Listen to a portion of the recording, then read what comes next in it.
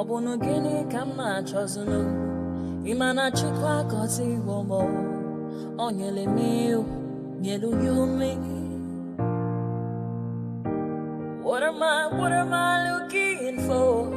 See my God, he don't bless me, yo. He give you me, give me you. Obuni kife la chasha so Obuni kife me chasha me My baby, you know say you go love for me. Hey, yeah. I do go I could go When I call your name Shakara for me. Oh, Roma, I will be your Romeo. You go be my Julie. Roma, I will be your Romeo. You go be my Julia. Oh, give me your love and I'll go run away. Show me your love and I'll go use you play. Carry me, go me, I go follow you way. Follow you, they go.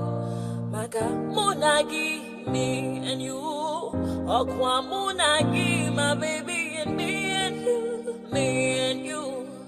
Okwa munagi, my baby, Obuzi kife la chasha so Obuni kife la chasha me, my baby, you know say you go love me.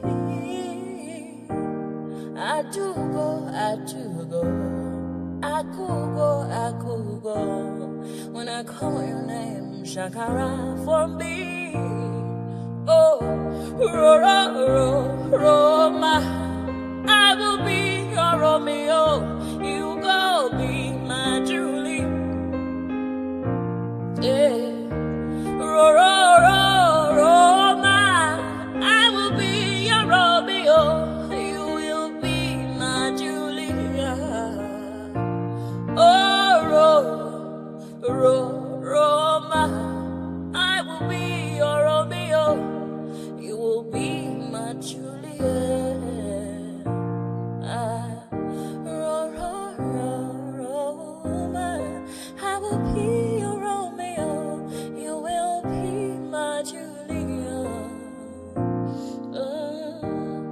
Obuzi kife la chasha so Obuzi kife me chasha me. My baby, you know say you gon' love me. I do go I could go When I call you Shakara for me. Roma, I will be your Romeo. You will be my Julia.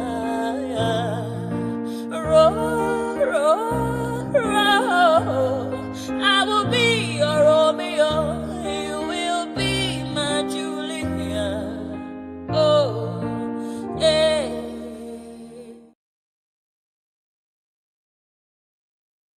Ayandaba.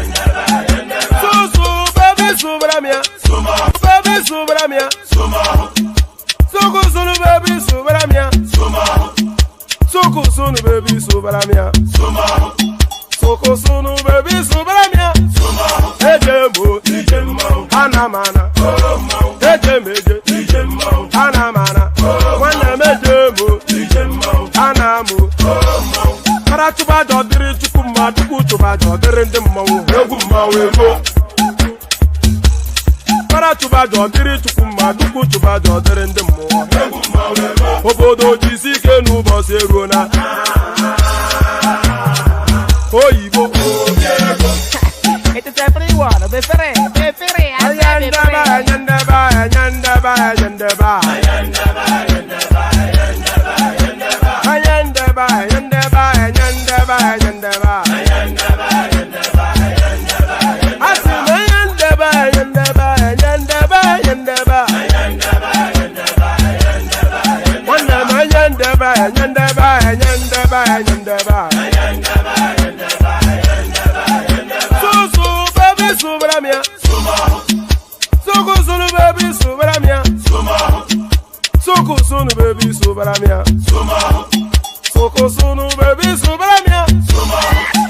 Ladies and gentlemen, sometimes you just have to act like you are drunk, like you are crazy. Confuse your enemies, confuse them. We mo. Yeah, we mo. Oboda sanya we mo. No basani ka panto mo. Iye die bugeme. Okwitara kara mi nguru ma mi ga kuru mu gwo ya baby mo. Abe Maria. Why feeling? Ayandaba.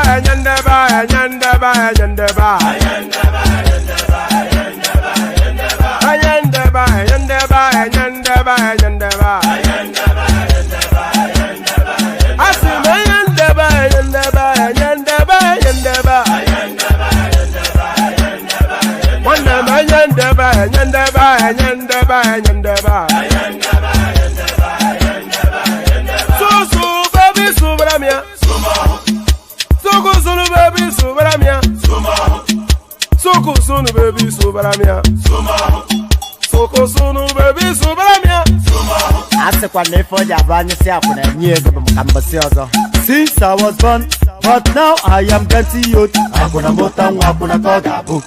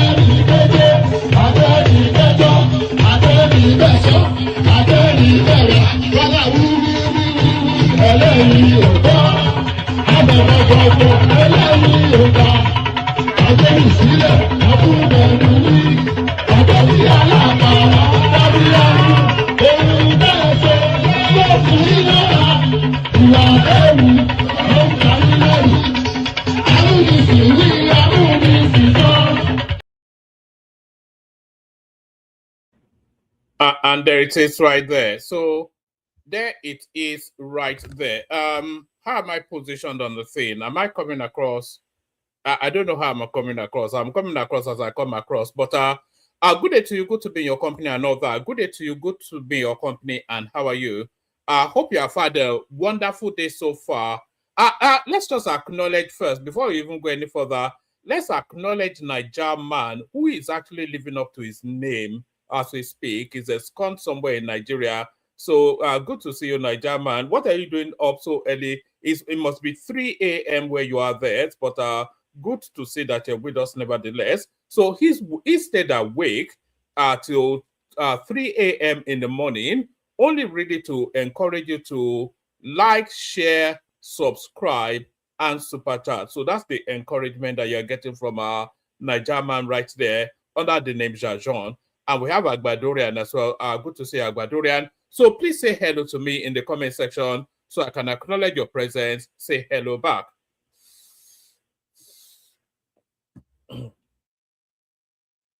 Pardon me. So yes, say hello.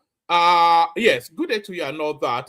The protocol remains the same, just exactly as it's been described by Niger man right there.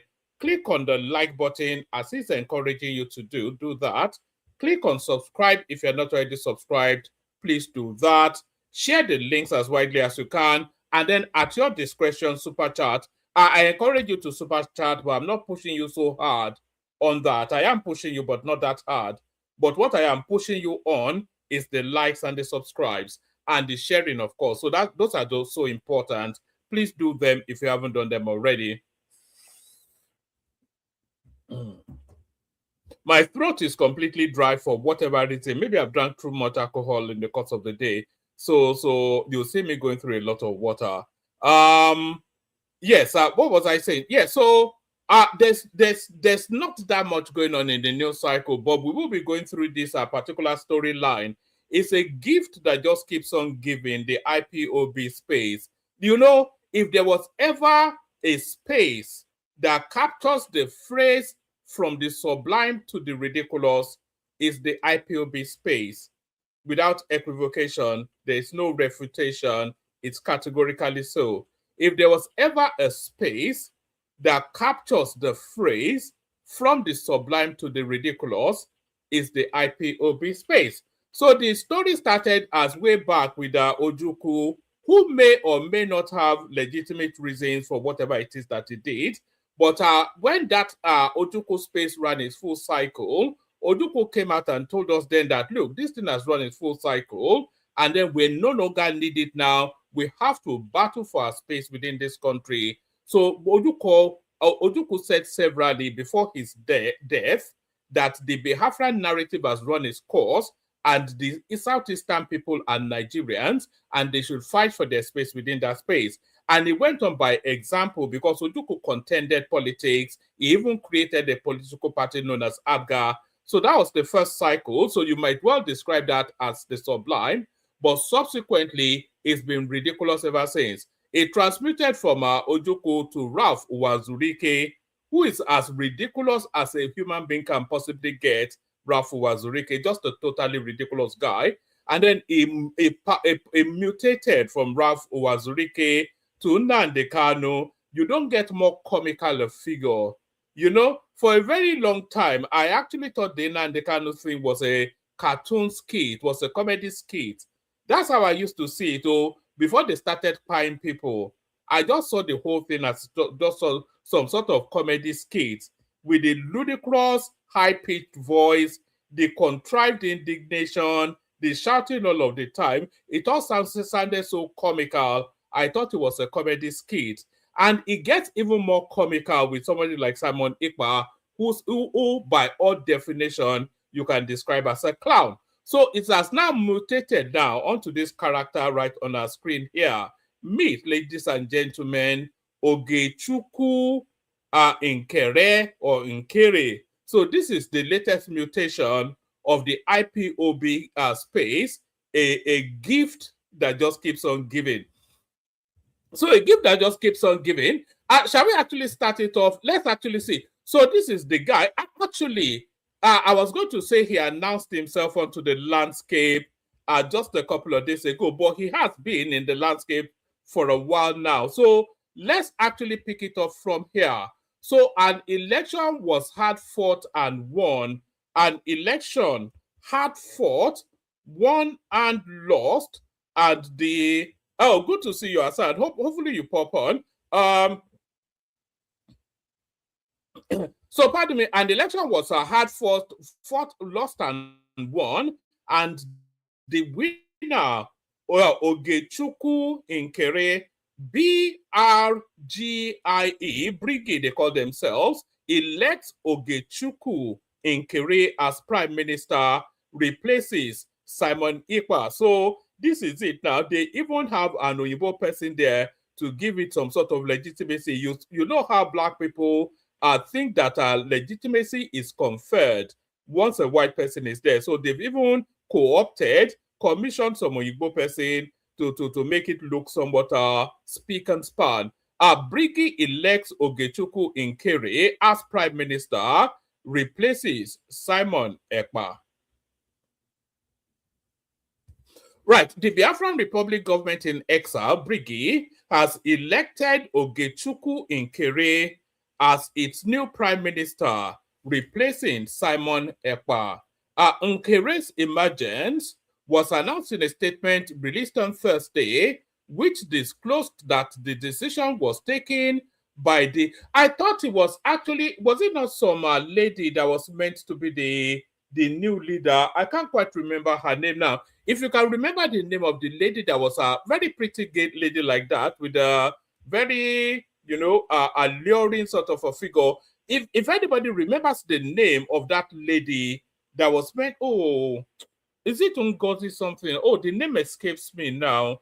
I will remember the name, but it was meant to be a lady, but it looks as though they have now elected this guy according to their bulletin coming out. The Biafra Republic in the Biafra Republic government in exile has elected Ogechukwu Nkere as its new prime minister, replacing Simon Ekpa.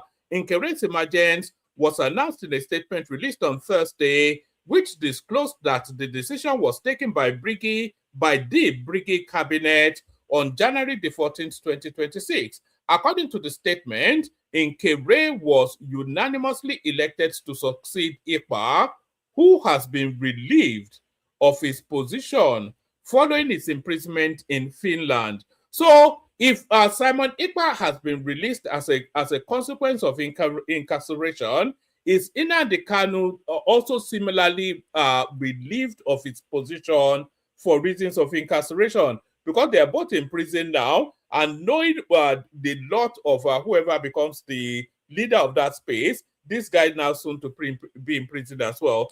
According to the statement, Nkere was unanimously elected to succeed Ekpa, who has been relieved of his position following his imprisonment in Finland. Ogechukwu Nkere was unanimously elected by the cabinet of the Biafra Republic government in exile to serve as prime minister, succeeding Simon Ekpa Ogechukwu, who was relieved of his position by the cabinet. The statement reads, before his formal appointment, Nkere had been serving as acting prime minister since December 2024. After Ekpa was detained in Finland, he previously held the position of Brigade Minister of Finance and also served as the group's long-standing representative in Washington, D.C. Whilst in the United States, Nkere reportedly engaged with several U.S. government officials, including Senator Ted Cruz and Speaker of the House Mike Johnson, in his role representing Brigade. So there it is. So there is his appointment right there, and he makes his announcement then onto the stage by taking on Charles Soludo frontally. So here he is now announcing himself to the space. So hopefully you can hear this. If you can't hear it, let me know. Then I'll play to you in the studio. Fellow Biafrans, good afternoon. From Biafra Republic government in exile headquarters here in United States of America, to my fellow citizens, especially the Anambras, the Anambra people.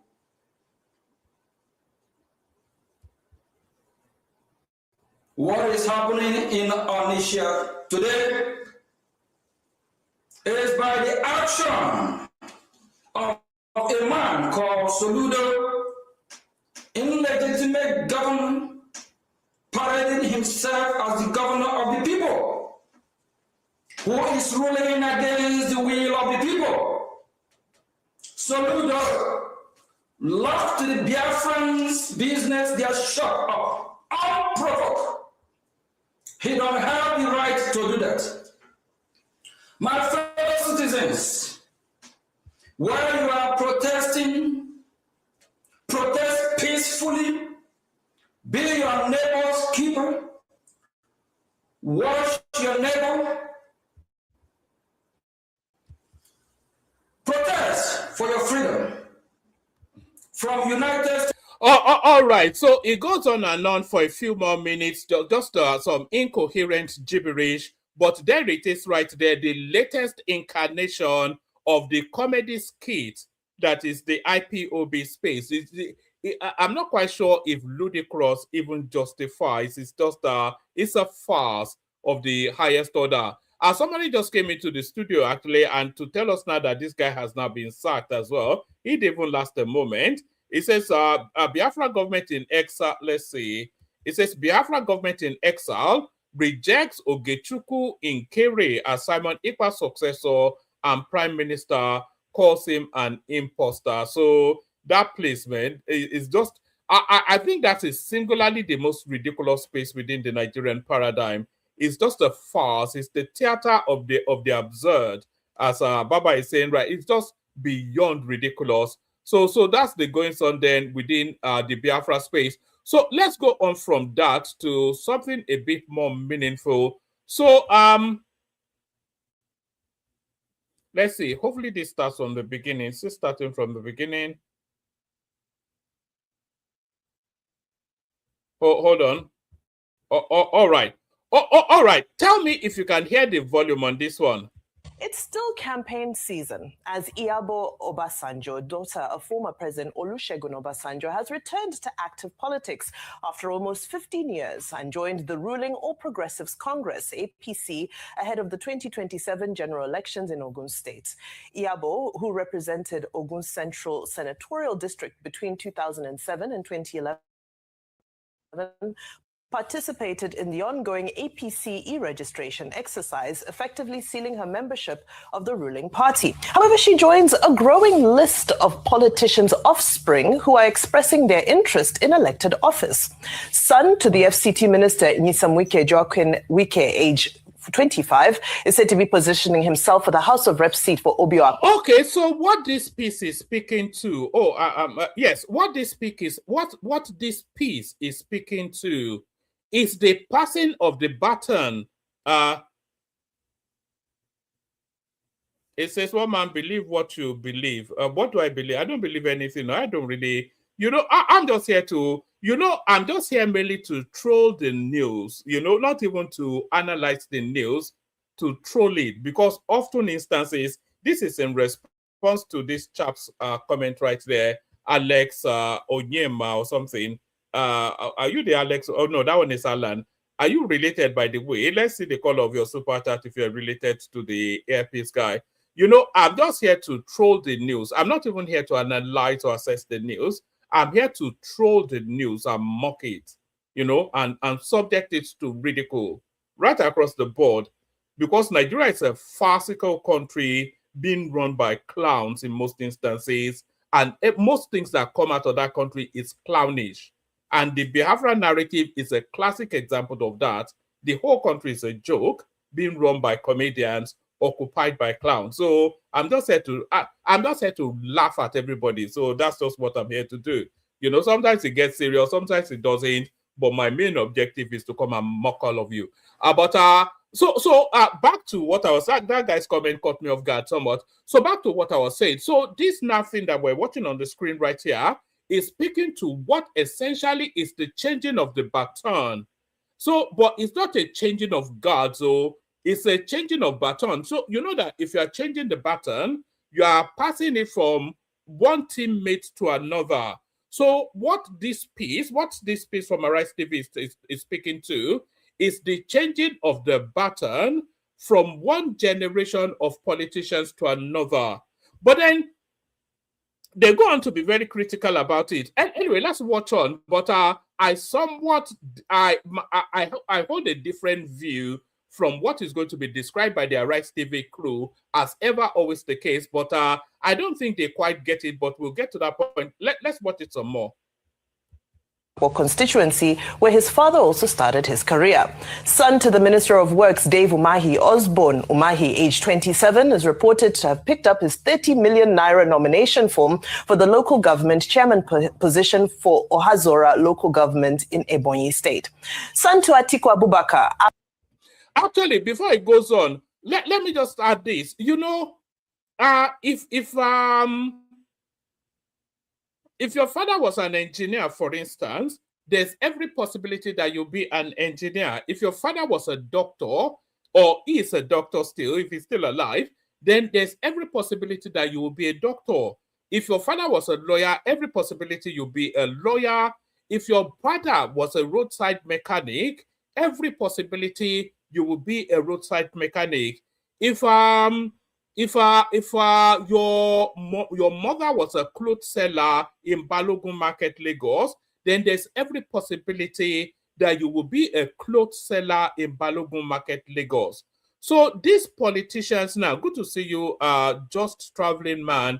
Good to see. People keep on saying hello to me in the comment section, so I can see that I have at least friends for. But if your father, similarly, if your father is a politician, then there's every possibility that you will be a politician. A good example is the Bush family in America. Every single member of that family is a politician of some sort. So this thing now, it's not anomalous, it's not strange or foreign, it's just the way things are. But the idea of Yemisi Wike's son taken to politics, age 25, going into the House of Representatives, I'm not quite sure. He's not yet there, but he's campaigning to go there, and we know that his father will buy him the seat. So I'm not quite sure how much I approve of that. What life skills does a 25-year-old have to go straight from university into parliament? So that's to direct the route. I think it's grooming. It wants to fast track him to the River State House. So you can see what Wike is playing at there. He wants to microcopy the Tinubu template. But Dave Umahi's son, who I think is in his 40s, taking up a registration form to be the chairman of his own local government area. I don't think you can quibble that too much. But all of their children are coming into frontline politics. This is what this piece is bringing to us. But let's listen on. Abba Abubakar, age 47, made headlines when he officially registered as a member of the ruling APC recently, although he's yet to express interest in vying for office. And of course, the first son, Sheyi Tinubu, age 40, who's also the founder and patron of the City Boy movement and is widely tipped to be preparing to run for office in Lagos State.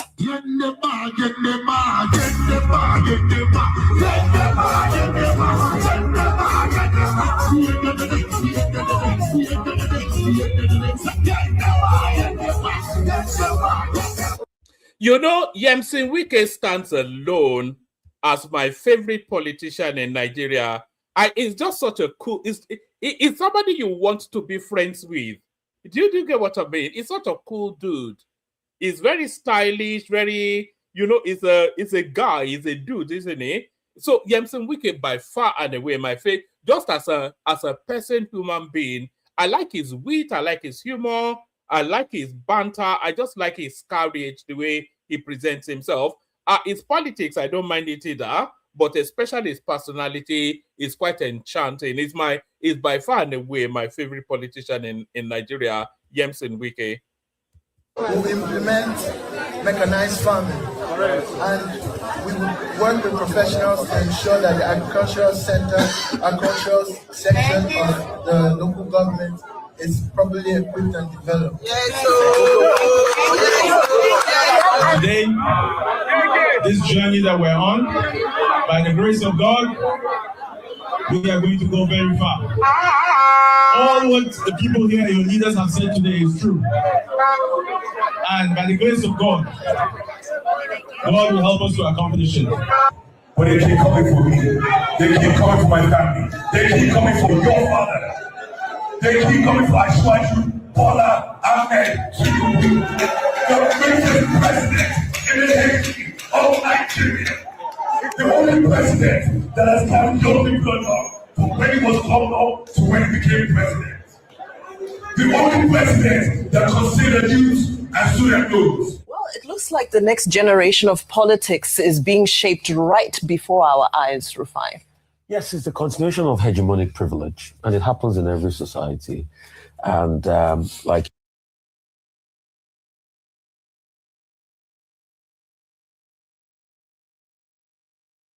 Oh, sorry, I was speaking, not realizing I was muted. I was saying I really hate the way Rufai cobbles words together. He thinks that it makes him sound clever, saying things like hegemonic privilege and all this highfalutin that he likes to pollute. You know, there is a succession. It's exactly like I've just said. It's not a prince succeeds a king. You know, a lawyer succeeds his lawyer father. We've already gone through that sequence. So it is not beyond the realms of how things sequence in life for the children of politicians to take to politics. So what does it even mean, hegemonic privilege? just random words cobbled together. You know, these are names of top politicians. One way or the other, they've put in their children. The President Obasanjo, so by the way, Yabo Obasanjo Bello served as a senator, you know, at some point. No, that was Yabo Obasanjo now, because then she was Yabo Obasanjo Bello, if my memory serves me right. She was a senator then. So the list goes on. I think Ibori's daughter also serves in the House of Reps, El Rufai. The list goes on, you know. And it's not going to end, except the people are determined to have a fair system that works for all. Name politics, even in the biggest economies like America, you have the Kennedys, you have the Bushes and all of that. Name politics gets a big leverage. But when you look at it, in this context in Nigeria, name politics in a country where people are struggling to pay kidnappers for ransom, in a country where 177 people have been kidnapped, nobody has been able to bring them home. We just report all of this. In a country that has largely failed. All right. So what is the correlation? What's the correlation? How does what he's saying correlate with the topic of discussion? How does the fact that Dave Umahi's son wants to be the chairman of his local government, how does that correlate with Nigeria's insecurity problem or crimes in the country? What's the correlation there? Is it his contention that they have to solve all of the problems of the country first in order then for them to encourage their it doesn't cohere, there's no coherence, there's no logical consistency between those two spaces. Their children succeeding them in politics, it has no bearing on the state of the country as it is at the moment, you know. So and you anyway, it's just I cannot abide that Rufai guy. It's probably singularly the most ludicrous. I can't say journalist. It's a shock joke. Do you remember an American DJ called Howard Stern? It reminds me very much of Howard Stern. It just says outlandish things to rile people up. That's just what Rufai does. It just says outlandish things to rile people up. It's the people. So when you ask them, why are they putting their children in there? It's just because they want their children to control the hegemony. And it's a control. Go back in history since 1960. Some families have started leading the country. They pass on to other families. Every year, a new family gets into the hegemony. And it's just a matter of time. But all of this is at the expense of the poorest of the poor. So how do we change it? We need to have a balancing. I think... Oh, so how is it at, you know, I cannot just, you know, it scrambles my brain sometimes when I hear some of these things. How is it at the expense of the poorest of the poor? Just, you know, let's apply our brains. Let's all engage in a brain exercise for the moment. Let's use Dave Umahi's son as an example. So he wants to be the chairman of his local government area, you know. So how is that at the expense of the poorest of the poor? So what price is the poorest of the poor paying for Dave Umahi's son to be the chairman of his local government area? What do they sacrifice for him to achieve that? You know, unless you are questioning his competence, and his competence has not been tested, so you cannot question something that's not quantified yet. So you don't know if it's going to be the best thing that's ever happened to Nigeria or the worst thing. So it's an unknown quantity. But how is that? It's just random nonsense. The fact that the sons of politicians, the children of politicians, are following in their father's footsteps, how is that at the expense of the poorest of the poor? There's totally no relationship between those two comments. It's daft. It's a daft thing to say. In fact, it's idiotic. Somebody wrote a book. I think it's Walter Schneider or Schnedlin. He wrote it. You see, there's the pretense again, Walter Schneider or Schnedlin. What is it? Is it Schneider or Schnedlin?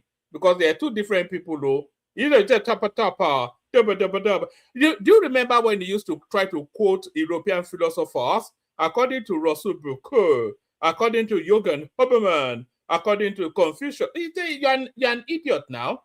You know, no matter whatever rehearsed lines you churn out, you will and always you are and always will be an idiot. Nigerians see this guy as an idiot. Rufai Oseni, outside of the obedient movement, which is his catchment area, the wider country sees him as nothing more than an idiot. Politicians go on the platform, on his platform, especially and more so to mock him. Do you remember how Fayose slaughtered him? Do you remember how Larry, even the right-hand man of Wike slaughtered him? They just go there to bounce his head on the wall. Yeah, according to Russell Brooker, idiot. He called it a great leveler. When is Nigerian political structure and societal strata going to have a great leveler? It will be with a people that truly wants their country to change. A people that does not respect the hegemony. A people that does not respect Babasokwe-cracy. A people that truly ask for accountability. But the big question is, are the people ready? The big question is, are the institutions ready? No. It's not only in politics. It's been done in judiciary. It's been done in every area of our lives. But except we break this hegemony. Oh, okay. So, I don't know what his father does, Rufai Oseni, but I don't like to disclose personal details about myself, but within my own family, I cannot think of. I think there's 6 of us. There's only one that somewhat deviates from what either of our parents does or did for a living, you know. So I suspect that is the experience. Faust, the bad boy, is Fanikayode's son is a lawyer, you know. So that's just the sequence of things. Your father is a doctor, he sends you to medical school. Your father is a politician, he puts you into politics. Your father is a meat seller, he puts you on the stall. So this is a hegemonic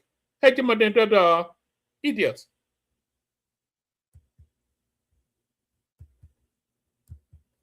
Or we limit it, Nigeria will never move forward. These people will say, because their fathers have served Nigeria, they too must serve Nigeria. So the colonization continues, the internal colonization, and Vimba is never going to stop. So, can I just give a quote by activist Aisha Yesufu that I think is very powerful and relevant to this story, which is that we're looking forward to a Nigeria where...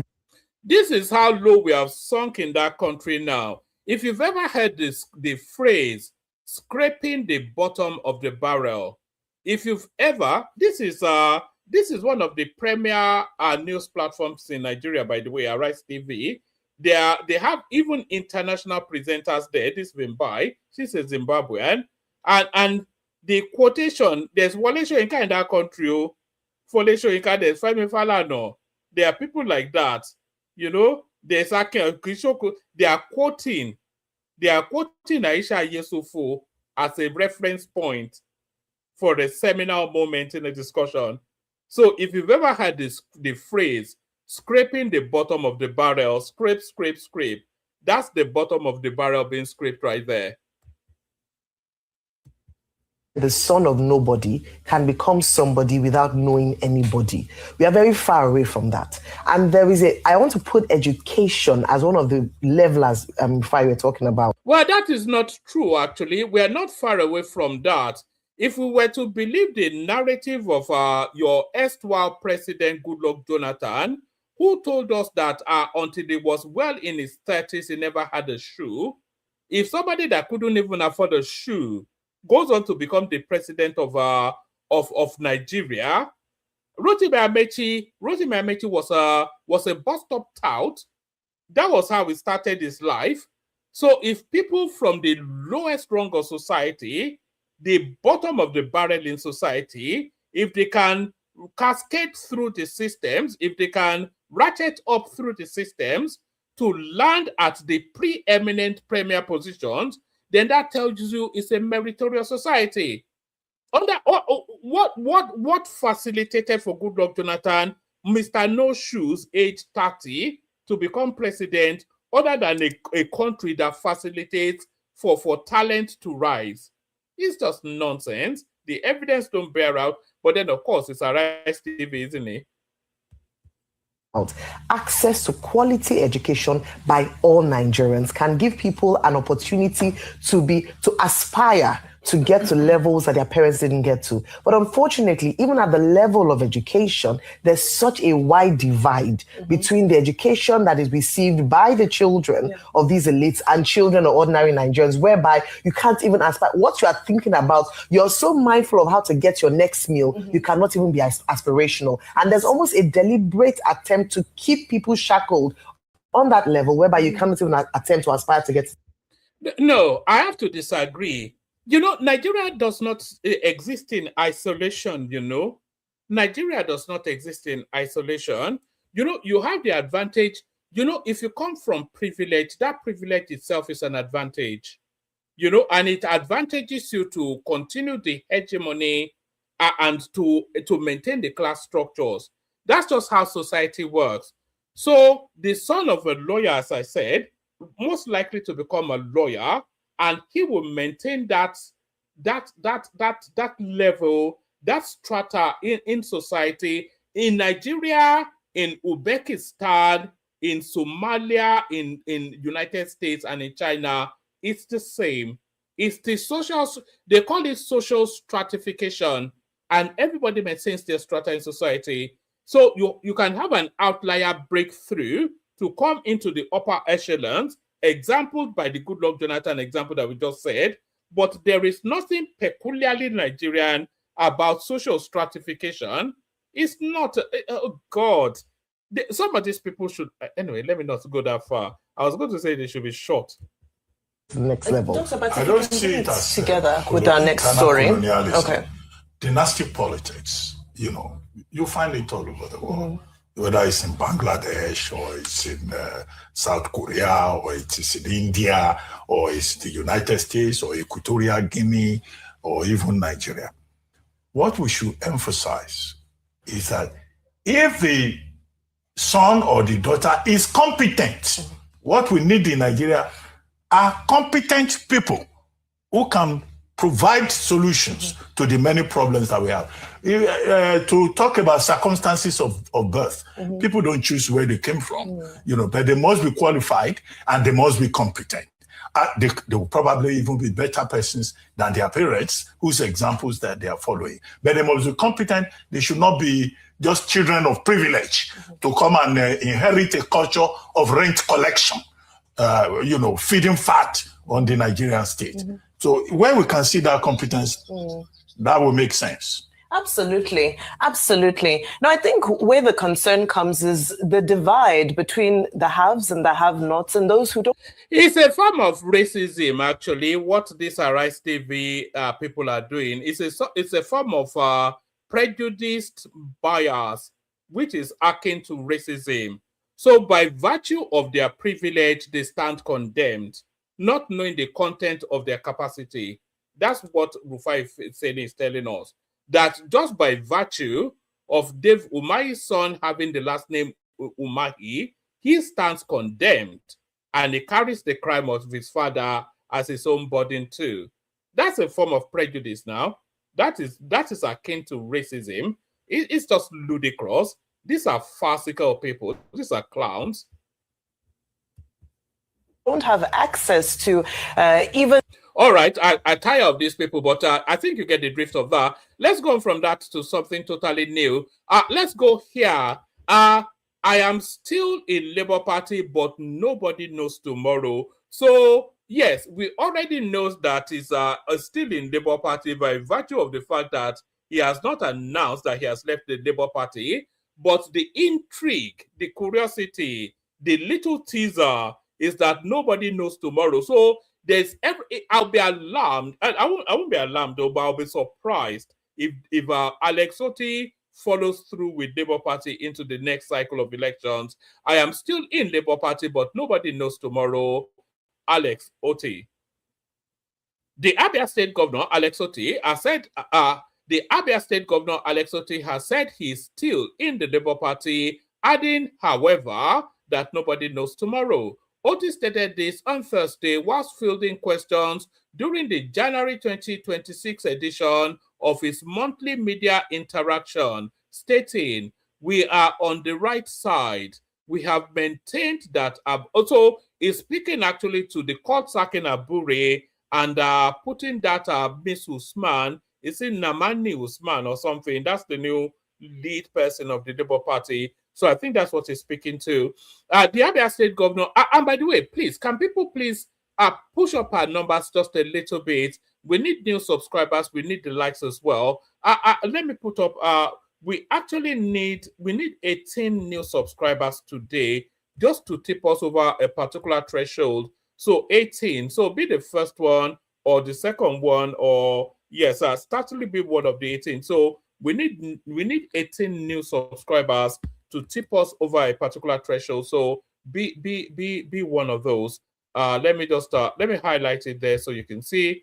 Yeah, so feel encouraged to do that. Like and subscribe. If you're not already subscribed, please do. And whilst you're subscribing, click on the like button as well.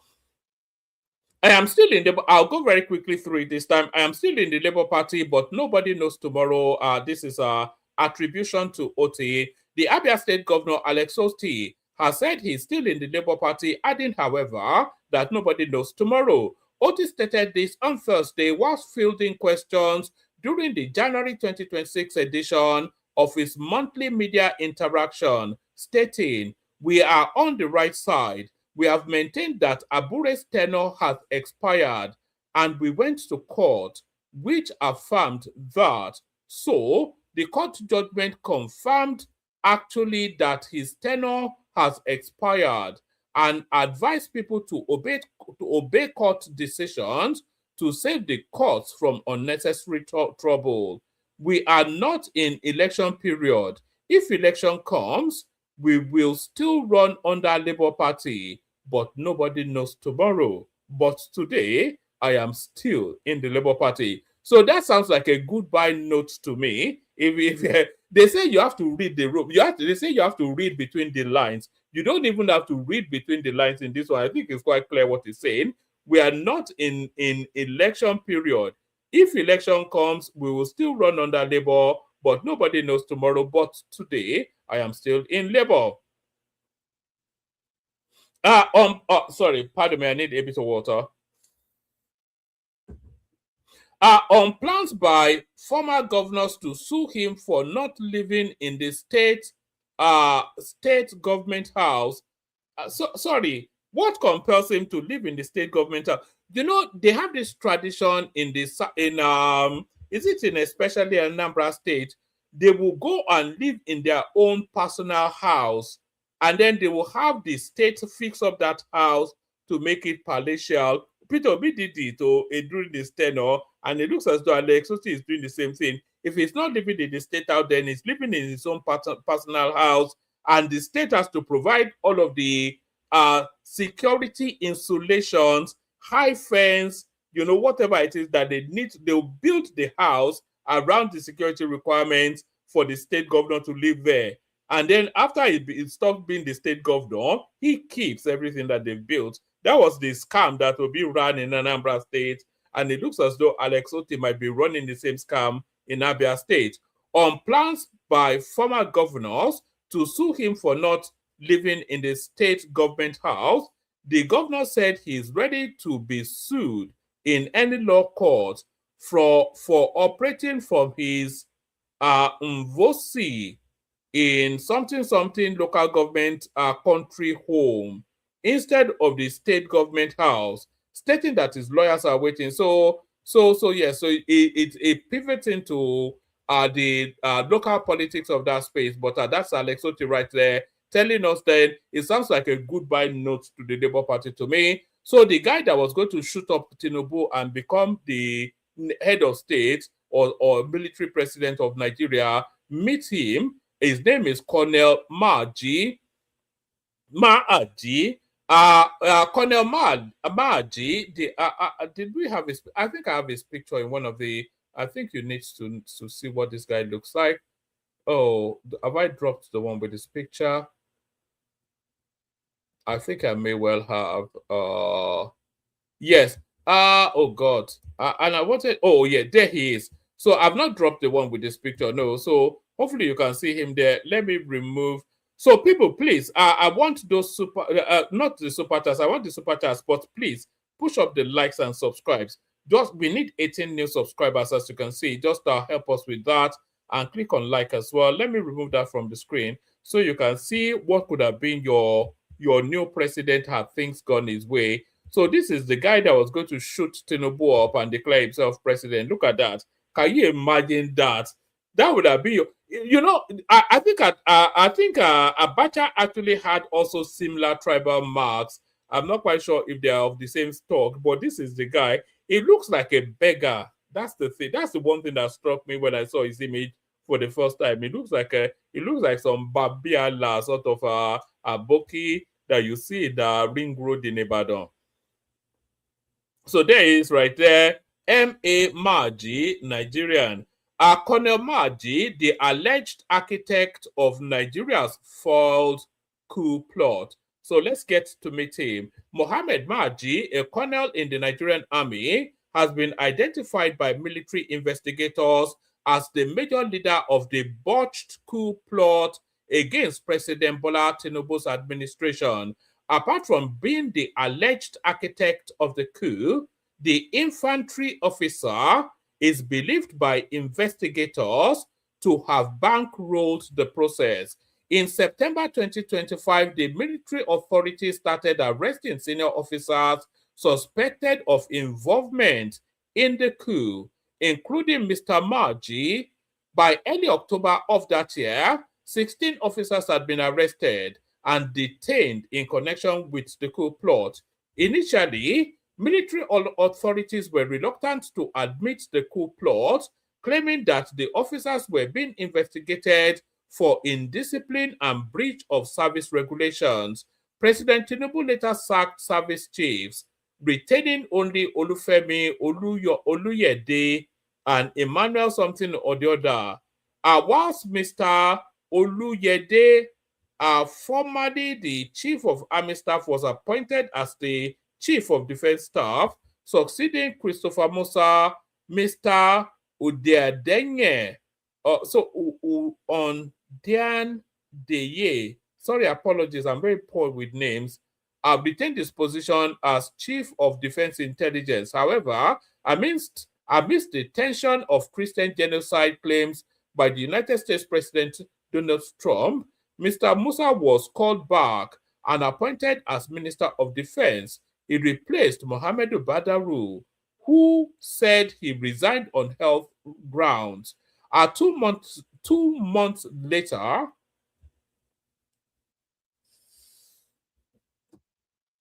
pardon me, 2 months later, the military confirmed the coup report, noting that the officers involved faced trial. Military sources spoke with correspondents, said investigators believe that Mr. Maji played a key role as a strategist in the coup plot, coordinating planning and logistics. Another source said Mr. Maji was strategic in his planning. So anyway, it goes round and out. So it's from Niger State, I think. Mr. Maji, whose service number is XYZ, was born on the 1st of March 1976. A Nupe native from Idati, local government area of Niger State.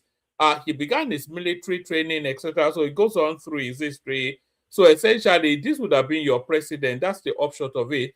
You know, they were actually saying that they were actually planning the coup for the inauguration day. As Buhari was handed over, they were just going to shoot.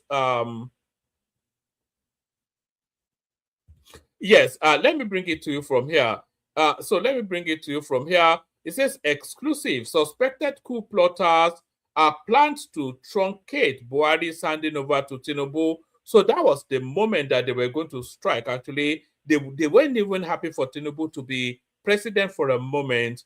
It says, as Nigerians prepared for the transfer of power on the 29th of May 2023, a group of military officers were quietly plotting to overthrow the country's democracy and assassinate key political figures.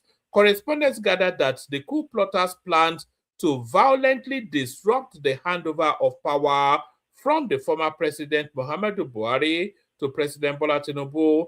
Sources said the failed plot was allegedly masterminded by Al-Hassan Maji, a colonel with service number XYZ, born on the 1st of March 1976. The Nupe native from Niger State started, they go through, it says the coup was initially scheduled for the 29th of May 2023 during the presidential inauguration. However, the plan was suspended due to insufficient funds and inadequate logistical arrangements, as sources said. So there it is right there. If Tinubu makes it through his own 8-year term, it will be a miracle. I don't think the Fulanis I don't think they can handle Tinubu for 8 years. So Ludo shuts down Onitsha market for observing IPOB sit-at-home directive. So that was what the new IPOB chief was riding against. How Tinubu saw, okay, so I think we've already just gone through that. All right. All right, so that's what we have. If anybody wants to come in. I'll send the link into the comment section. If you want to share thoughts about this or any other topic of your choosing, then just come in. And whilst you're doing that, please make sure you're liking and subscribing and all that funky stuff. So that's the link to the comment section. You can come in. What clips do I have for you? Oh, I've got these. Anthony Joshua has come out to speak, and this is what he has to say. How's it going, everyone? I trust you're all well. I hope you're all well. So, I'm here in front of a camera. Unfortunately, I'm not speaking to all of you people live. If you know my character, I'll much prefer to do that, but there's what I want, and then there's reality. So this is the best way I could reach out to all of you far and wide, worldwide, who are showing so much love, care, support through that tragic, traumatic time where we lost Lats and Sina in Nigeria. Look, the last time I spoke to you guys was in Miami. You know, we had so many plans to wrap up 2025, and we were on a mission. We went back home, went to see our families, and everything just got flipped upside on its head. And yeah, it's God's the best planner. We can't plan. We can plan to the best of our capabilities, but you know, that was such an unforeseen circumstance that was out of all of our controls. And not only did I'm not even want to talk about myself, not only did their parents, their uncles, their cousins, their friends, and myself lose like two great men. We lost people that we dearly care about and that have been like major players in all of our lives, major players in all of our lives. It's tough, it's really tough. Like, I'm not gonna sit here and show all of my emotions. I know in today's day and age, it's easy to microanalyze people and, you know, pass judgment, but, you know, I know what I feel, and that's all that matters to me. I know what my duty is. You know, they're my brothers, they're my friends, first and foremost. Then we became business partners, we became hustlers, we became lieutenants, we became generals, we became everything. We became housemates, we were living together. Do you know what I mean?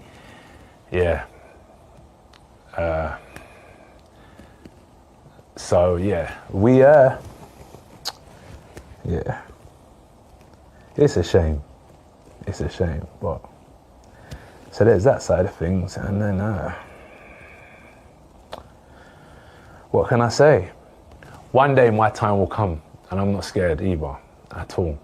It's actually comforting knowing that I've got two brothers on the other side. You know, I've lost people before, but I don't think I've lost people like that, my left and my right, you know. Throughout this like journey that I've been on, you know, it's not easy, but I didn't even realize that I'm the big guy, you know what I mean? But I was walking with giants, man, that kept me protected, kept me shielded. But the mission must go on. I understand my duty. I understand, like, what they wanted to do for their families. So what my goal is to continue to help them achieve their goals. Even though they may not be here in the physical, when I pray at night, when I pray in the morning, I know spiritually they're going to aid me through, because it's not just physical strength that will get me through. It's going to take a lot of strength from the higher power. So I'm going to definitely be saying my prayers, and I'm going to help them fulfill their dreams for their families. Not only me, there's a whole team of us, the whole brotherhood, a whole sisterhood that will be helping fulfill their legacy and fulfill their dreams. But I know in my corner of the world, I know what I'm going to be doing, and I know what we're going to do to continue their, I don't want to say legacy, because I had a lot of those questions during my fight in Miami.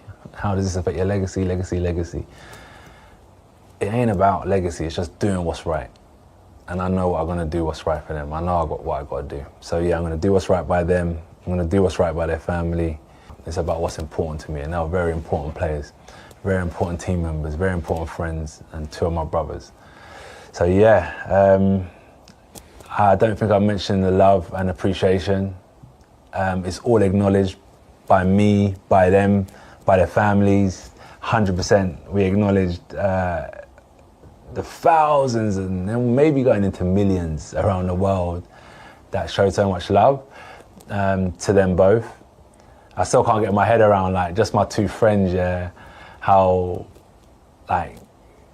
popular, like, that's mad to me, because we just grew up like together, and then I'm like, wow, how, you know? Because I've known them as my friends, but they've built such strong characters over the years. So they must have really spent time working on themselves and bettering themselves and becoming the men they were today. And I'm sure their parents 100% are proud of them, because I am.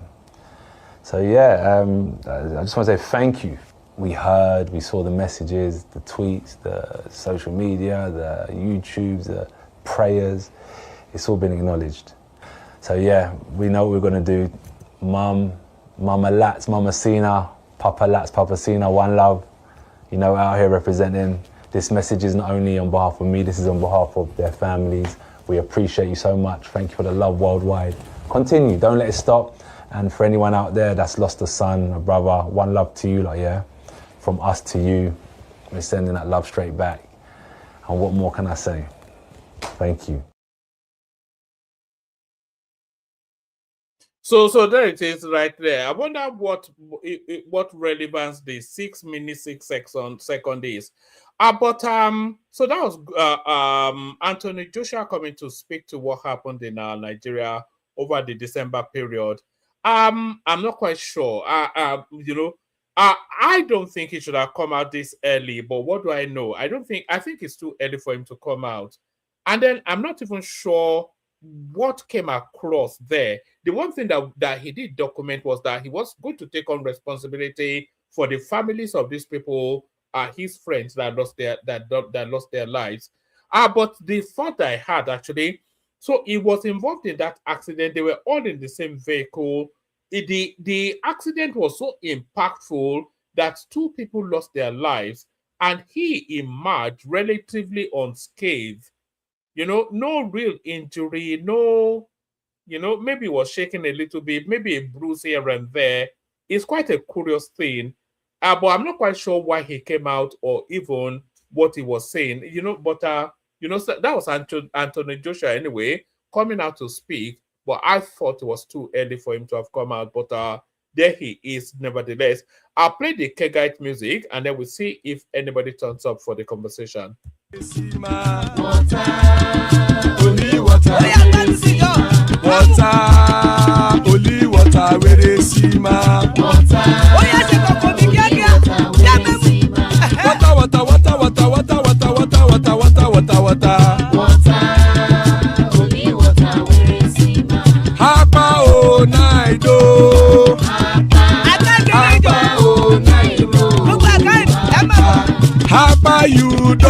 come o.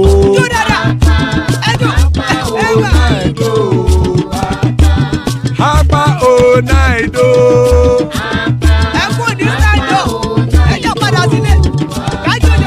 Oro kẹ̀kẹ́ ẹlẹ́mùrè o. Ilé sọ́díyà kẹ̀kẹ́ ẹlẹ́mùrè o. Bobby Master kẹ̀kẹ́ ẹlẹ́mùrè o. Chief Wáìlà tí kẹ̀kẹ́ ẹlẹ́mùrè o. Eruku lẹ̀lẹ̀ ẹlẹ́mùdé. Eruku lẹ̀lẹ̀ ẹgbẹ́ ẹlẹ́mùdódò jàre o. Eruku lẹ̀lẹ̀ Ghana ti dé ẹgbẹ́ bọ́dì o. Ọmọ ẹlẹ́yẹ ẹyẹ o ó dilé o. Olúyẹ̀lá ẹyẹ o ó dilé o. Petrosonana ẹyẹ o ó dilé o. Petrosodunke ẹyẹ rẹ̀ ó dilé o. Ẹlẹ́kọ̀ ọ̀run mú ìní o.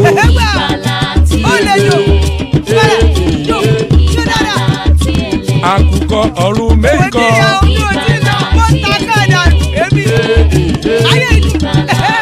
Ikú kò ní ríwà gbéṣe o.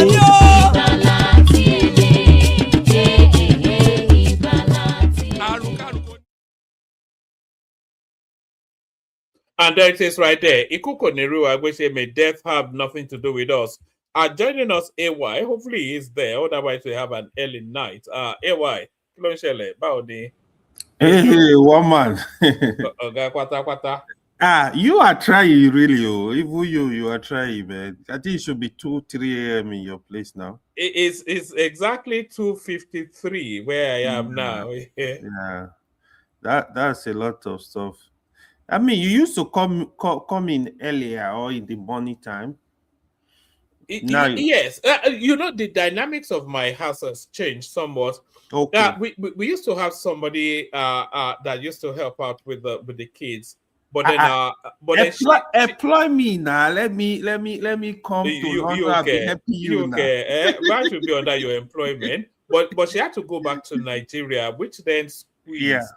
Squeezed the dynamics of us. So until we rebalance it, then of course the house has to be quiet before I'm able to come out. So, that's why living in Nigeria is good, man.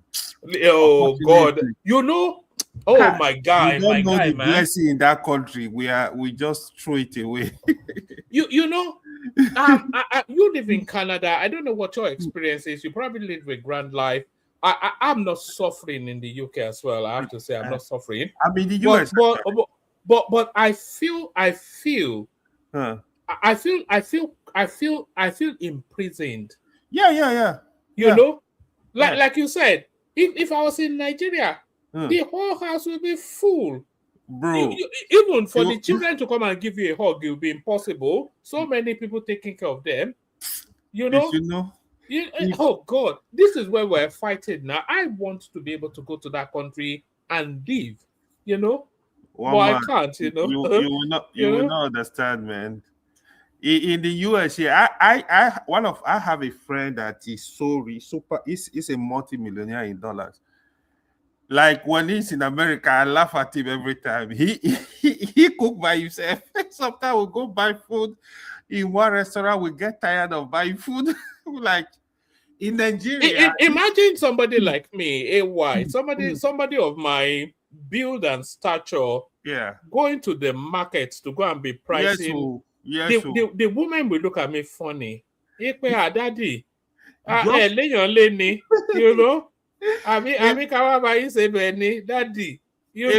a friend of mine. But I do all the shopping. Nobody, if I'm shopping, everybody else is shopping.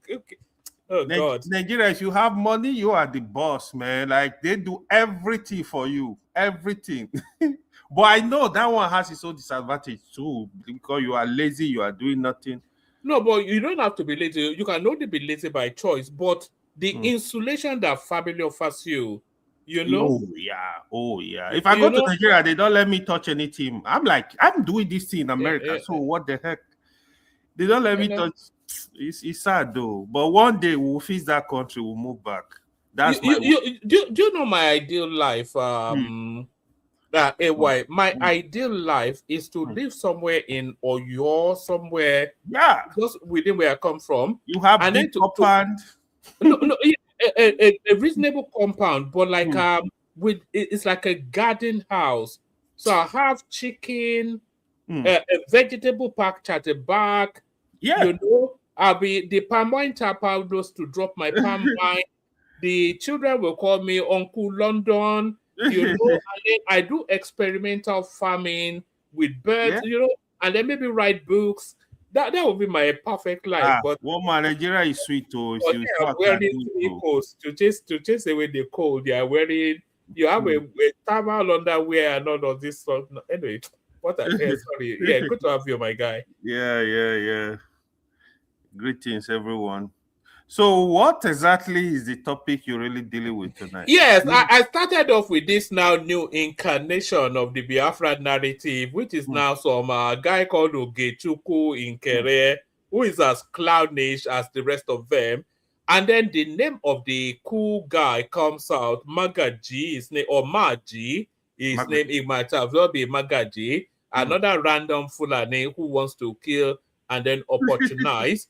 You know, so and then we're talking about the succession plans because the new wave of the old names are coming back into mainstream politics.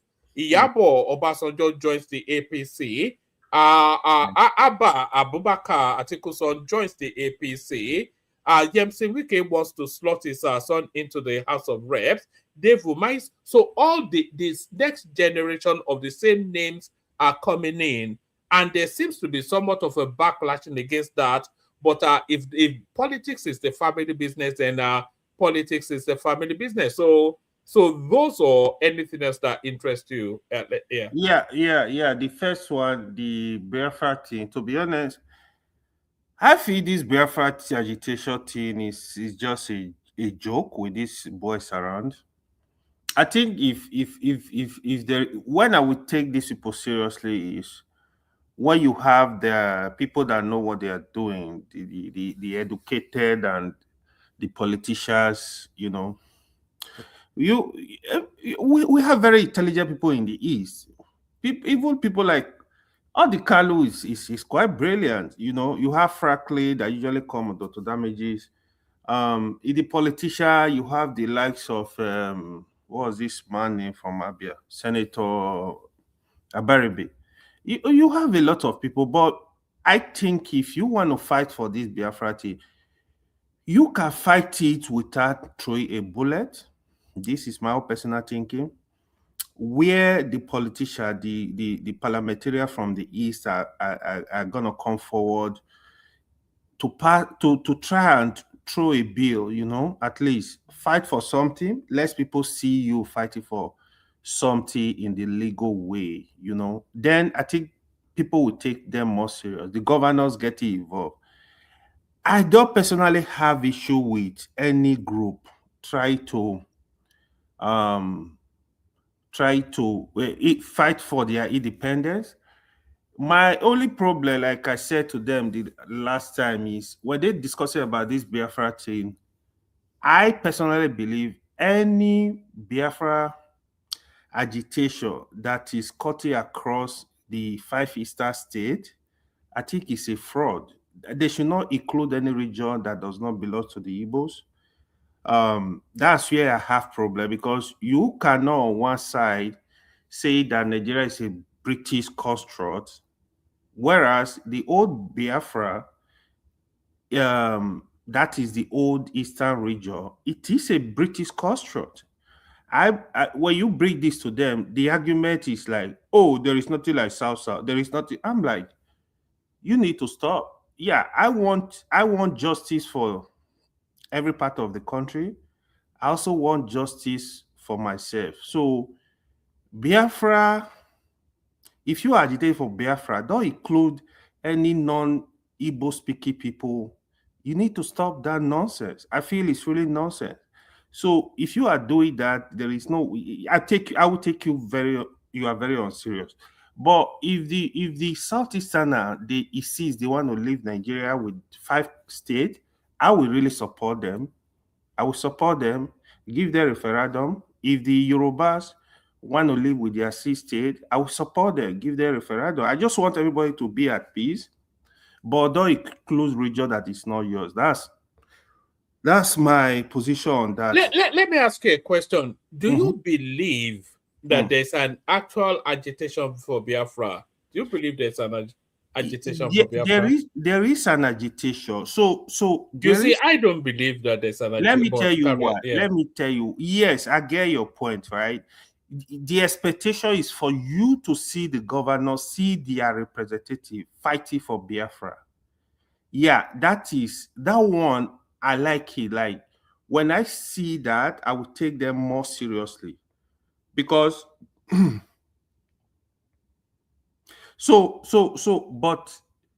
right now the way they're doing it's making them look unserious. You know, it's making them look unserious. I want to see at least go to the Senate, go to the rep, and actually fight for demand for a referendum. You know, at least have the discussion. Let's know that okay, they are even serious in agitating for this cause. But right now, what you see is just some non-state actors going online, just running their mouth. You know, that's what you see. Why? There's a particular phrase that comes out of Warri. That is, I'm not sure if you've ever heard it before. They call it Guy Man. Have you heard it before? Yeah, Guy Man. Yeah, of course. All right. Okay. So you see this whole Biafra thing. I've never for 1 second taken it seriously. If you look at the actors that are agitating, look at Nnamdi Kanu. We know his history now. He was an estate agent selling 2x4 in London, and then he was fighting for Northern women. We saw him at the Nigerian embassy in London, and then he wanted a confederation, and then how the money is going is how they bring him in. They float was that. So Nnamdi Kanu is just a nonsense guy now, but even more nonsensical is Simon Ekpa. Yeah, who on this planet would look at Simon Ekpa and say that he stands for anything meaningful or something? He's just a chancer now. He's a guy man now. Yeah. So these are just, I can never take it. They're just too, they're just a completely ridiculous bunch. Yeah, they were making money from this agitation. The lack of service, Simon Ekpa. That is why you see them. They are also fighting for who become the so-called prime minister of Biafra Ineza. Their interest is just to look for money. They're looking for money. That is, if you really want to fight for this cause, if 5 Eastern governors can come up, have a press conference, demand for referendum, at least let's start from there. Let the House of Rep members, the senators from the East, demand for referendum. Let's have the discussion. I would really love to have the discussion. I want every region to have their independence, but this is not the way to go. In all honesty, you know the people actually agitating for Biafra. Do you know who they are? What do you mean they are? Like they are the from the people East. that are actually agitating for Biafra are the Yorubas. Yoruba nation says because the Yorubas don't want Yoruba nation. They want Biafra. Do you know why? Why? Because they want the Igbos out. They do. They want them out of their region. They want them to get lost and clear off. When you want to have the discussion on Dr. Damages, you see people, they just get emotional, unnecessary, because they will never let you. They don't want to hear anything. They just behaving like kids, a lot of them. Because if you really want to have this conversation, right? Nigeria can have conversation. There is nothing wrong with that. I'm telling them, if you really want Nigeria to have peace, you want to really separate Nigeria, you have to break it into 6. First of all, there is no minority group in Nigeria that should be merged with any majority group. Yoruba can go, Igbo can go, Hausa Fulani can go. The minority in the north, let them have their station. The minority in the south, let them have their station. This is my own personal belief. But when they are speaking, you hear stuff like there is nothing like South region is even larger than your region. They have 6 states in the South. So I'm telling them, I just believe they just behave like kids most time on that spot. You see, okay, how can you? I asked them, why are you not doing sit at home in Rivers? Go to Rivers, go to Delta, go to Edo, go and do sit at home and see if they will not slaughter you. So it doesn't make sense to me. I think Woman, can I ask you and your guest a question? Yeah, there are only 4 of us here now. It's not my guest, so he's AY now. You know him, he's your friend. Go ahead. Yes. Yeah, so first of all, that's rational mind. Rational mind. Mm-hmm. So you one man, yes. So to you one man, who are these Yorubas that said that you just concoct on your own? I don't know where you get into something. Who are these Yorubas that wanted the Igbos out, that wanted them to have their Biafra? Who are these Yorubas? That's for you. And then our friend, you're talking about the Biafrans, the IPOBs. They seem to be like wanting to get lands that are not formally part, that was not once part of their lands. Now, according to the 1960 map, before the whole crap that came in with the military, what was the size of that region before the military created the 12 states? What was the size? Okay. Now, hold on. Who are these ethnic groups that are non-Igbos, but that were part of the old Eastern region? So that's the question I want to ask you. Okay, so I'm going to. First of all, answer that question for me. Then your guest can answer the second question, please. He's not a guest any more than you are. He's one of the stakeholders of the platform. He's OG. Look, rational mind. Look. We all know. If we want to do a poll, actually, I think you'll find overwhelmingly the Yorubas are fed up with the excesses that they're getting from their southeastern cousins, and they're calling time on their welcomeness in Yoruba land. Who are these? And if you're on the social media, it's quite clear and glaring. No, I'm asking you, who are these Yorubas you're talking about? Who are these Yorubas you're talking about? The middle class Yorubas, which is the most worrying. Middle what? The middle class Yorubas. Oh, come on, what man? It's okay. Let me just let you it's all over social media. I think everybody has picked it up. You may not have, but everybody has picked it up. You see. Okay, let me let the AY flow. Okay, let me help you. Let me help you with that. One more, please. Give me some minutes. So, in Nigeria, right? The first thing British did was the joining the North and the South together. That was the first thing. That was a British construct. Then they divided the South into 2, attaching minority, what you call the Bede state, Edo and Delta, to the Southwest, to the Yorubas. They attached the other minority, the Ibibio, Efiok, Ijo, and to the Southeast. So the old Southeast was a British construct. The only region Nigeria ever created was the Midwest. So now the agitation of the IPOB and the Biafra, for example, is that Nigeria was put together by the British. So we need to go. You need to give us our country.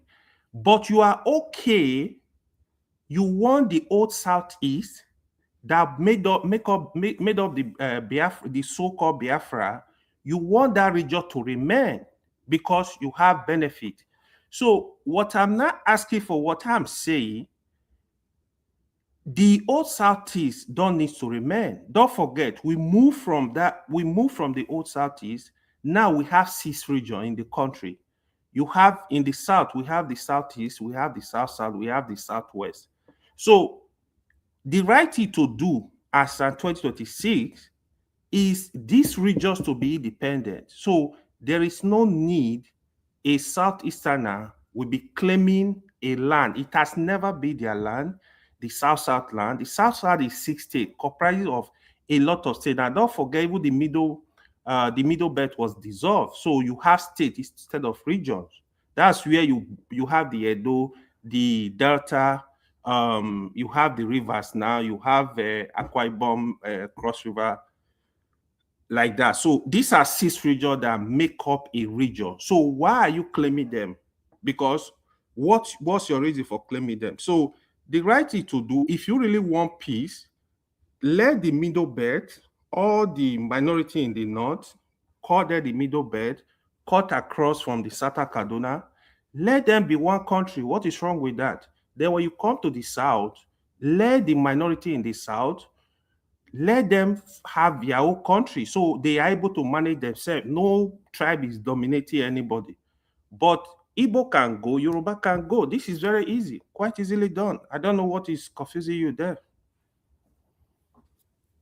You know, I endorse your response, AY. People look at Nigeria from independence, like independence was ground zero, or the colonial intersection, like that was ground zero. Nigeria predates the European experience now, and all of these cultures predate those experiences as well. They were established cultures before they were forced into something that they did not have a buy-in into. And the Equere man has been an Equere man for 500, 1,000 years. So, and he has never considered himself Igbo. So the fact that the Europeans created a region just don't then make them Igbo. These people want to claim Ondo, they want to claim Benue. Yeah. Because maybe they even want to claim, maybe they want to claim Oyo-Alaafin, I don't know. Let me tell you the truth. Let me tell you. If there is any region that can lay claim to a place, it's supposed to be Yoruba. Because if you look at Kwara, there is no reason why Kwara should be in the north. Even based on the demography, there is no reason why Kwara should be in the north. Kwara should be a Yoruba state. You don't get to hear Yoruba claiming those regions. If you go to Kogi's west is all Yoruba. That whole place they are Yoruba speaking people. So you don't get to hear the Yoruba claiming this region. So you gotta be fair. You want justice, you gotta give justice. You gotta be fair to everybody, let everybody live in peace. So those that want to leave, I mean, you can leave. In my opinion, let people have referendum if they want to have referendum.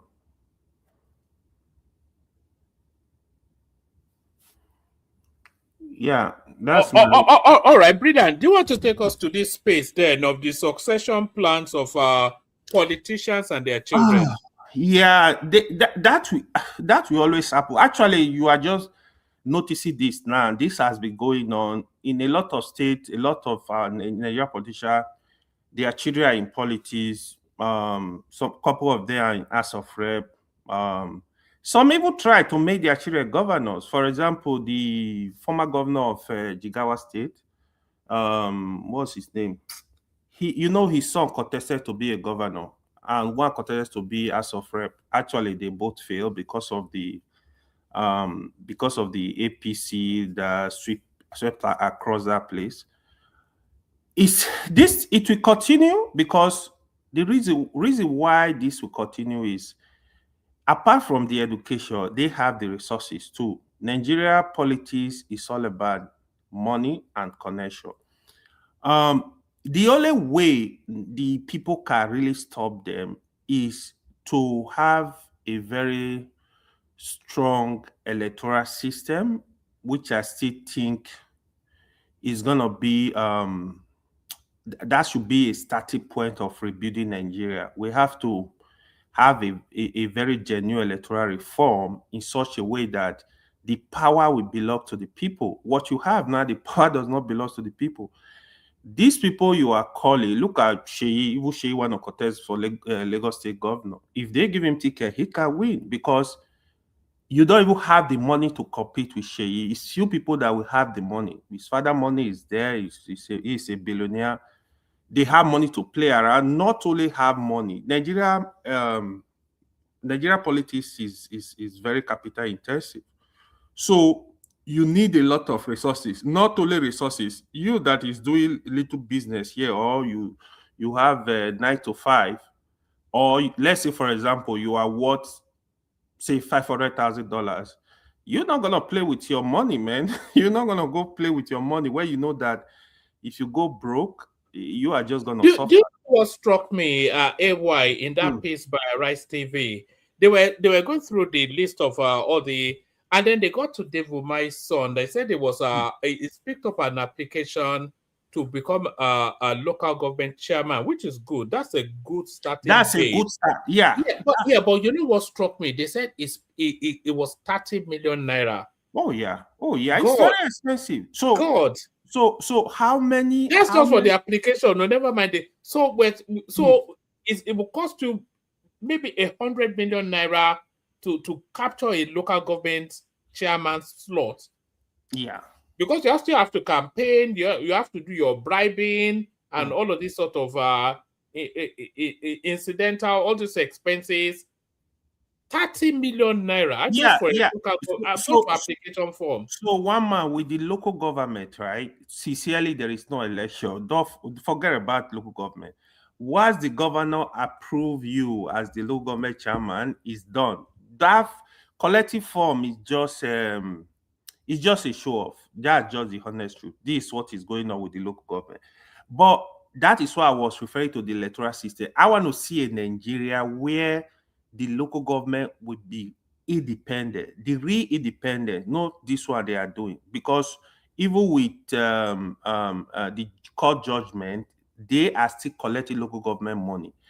So if you have a system that will also checkmate the local government chairman, one area I think we can develop very fast is through the local government.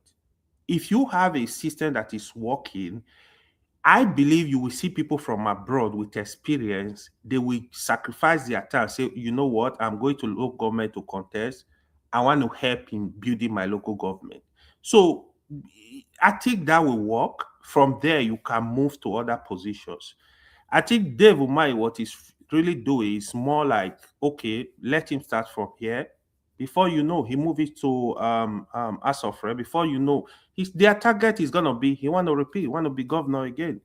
So these things happen, but it's just sad. It's difficult to fight with them because they have the resources. Trust me, they do. And you know there is poverty in the country. So when you give people money, they are gonna follow you. Trust me, they are gonna follow you. They have money to play with. What about Wike pushing his 25-year-old son into the House of Reps? If that guy if he's really courtesy for us as of rep, that is a big disappointment. That guy does not have any single experience. He did his graduation just last year.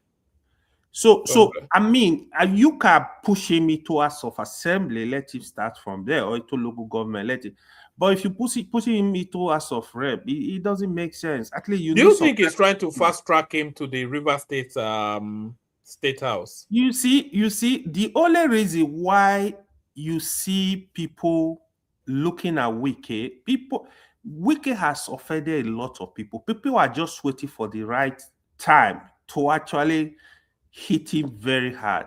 Wike does not know that. The only thing that is covering Wike now is Tinubu. If Tinubu release Wike is not making money. Wike will not be able to do politics in Rivers because he has stepped on too many toes.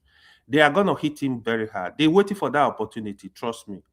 So that day will come. Is the children, they might actually suffer it. They are going to deal with him because he has offended too many people. He thinks power is forever. He doesn't know power is just temporary. This is where I think he's getting it very wrong. All right, brilliant. AY, Hassan is in Lagos, so which will put him at about 4:20 a.m. So Hassan is here? Hassan is here, yes. Oh, okay. Maybe he's falling asleep, who knows? He usually interjects. So let's see if we can tease Hassan into a comment.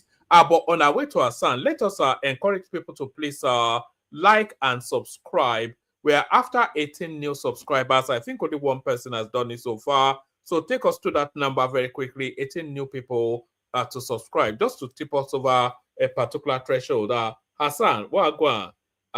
So no Megida.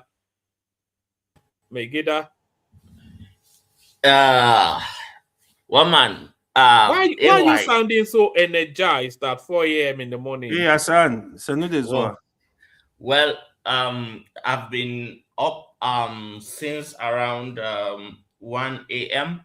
Had my bath. I am working on some documents. I'm reading up on some stuff. Hey, why you? Hassan, you are in Lagos?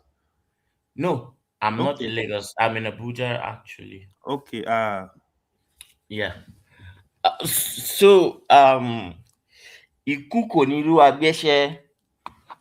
But you say Ikuko nilu agbese. This Maji guy, he was intending Iku for Tinubu now. You know what really for Kashim too. It's Tinubu do you that you know me is Kashim that I know. Yes, so and Fabio wanted Tinubu, to wipe them all let out. me deal with my Kashim. No, but before you deal with him, what actually surprised me was that they were actually meaning to strike when Buhari handed over. So what would have been their justification for that? When Buhari handed over, when Buhari handed over, how? Yes, let me show you. The original plan was to carry out that coup on the inauguration day. It was Labour Party people that were, singing that song, if you remember. How do you mean? Didn't you hear when Dati and Obi were saying the military should do the Tinubu should yeah, but that was latterly now. Look at this one. It says suspected coup plotters plans to truncate Buhari's handing over to Tinubu. So it was at that inauguration ceremony that they were planning it's within that space now. After announcing Tinubu, before handing over, that was when they ratcheted up this rhetoric. I want you to see that connection. You don't see it. Okay. No, I see it now. So they were going to use the obedience refusing to accept. One man, you'll be surprised when the civilian names begin to come out.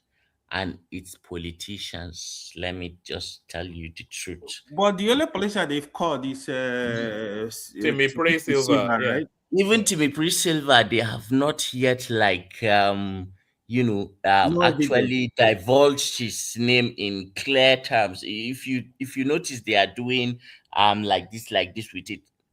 So as far as the people wearing uniform, there are rules of engagement and the military code of conduct and their court martialing and all that is already set in stone. But I heard people say that yesterday. I don't think they are going to try them in the civil court.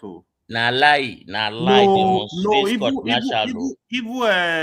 Femi Falana is I don't want to hear anything now. Firing squad. See, no. This one will be different. Just watch. You will see. No, we have laws now. They are not civilians now.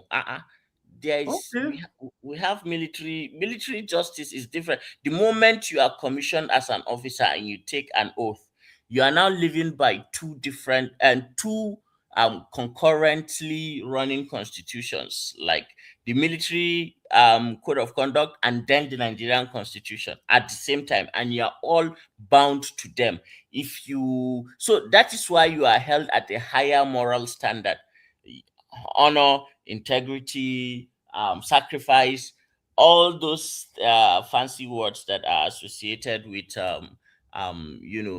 serving, especially in the military, apply to you. So the standard, especially if you are a commissioned officer, and most of them are commissioned officer, they are not from the rank and file. So okay. Yes. So let me just tell you this, okay? There has been mutinies in the GOC 7 division in Nigerian Army. At the last count, within the last 12 years, there has been 16 separate incidents of mutiny. And out of all those 16 separate incidents, like 9 of them were convicted for mutiny, and some served life imprisonment. Some were sentenced to death by hanging, and then I don't know what happened to the. Some were given clemency and released. But then I heard on very very reliable ground that some of them were actually hanged. Yes, they were actually hanged, but and they are not going to publicize it, and all that. It is essential to make an example of them. The whole country depends on it. What's the benefit of punishment, law and punishment, if it is not executed? Punishment serves as a deterrence for future crime. So it is important. If we begin to overlook these things, then we are sowing the seed of them. But what about the political window though? This particular window we're under now. One man, we can delay, we can delay, and that is one of the reasons why you are not hearing the politicians names actually do you have anybody you are thinking is involved? And why would I say that online, even if They said a retired general was one of the main sponsors, but they didn't name him. More all those men, so they really wanted to fight like this. one man, the retired general. It was meant to be a bloodfest, It was going to be. They were going to take down Tinubu, Shetima, Akpabio, Abbas, and everybody else, and all the service chiefs. They're just going to wipe them all out. Who will assemble that day? It is the whole apparatus of the Nigerian government, judiciary, legislature, and the executive, all in one. Do you know the magnitude of that? My God. We actually survived. We just I don't know. It's a miracle that there's something about Nigeria, that there is God's hand in it, and I seriously believe that the mere fact that we are dodging these bullets. This, I will not even say bullets. I will say right now is RPG. No, I will not say it's ICBMs that we've been dodging for us to survive. I think God has planned something good for Nigeria, and that is why no matter the odds, somehow we tend to prevail. But let me say this: those military guys do not have the finances to actually execute. They were sponsored. And another thing too that is making the government cautious is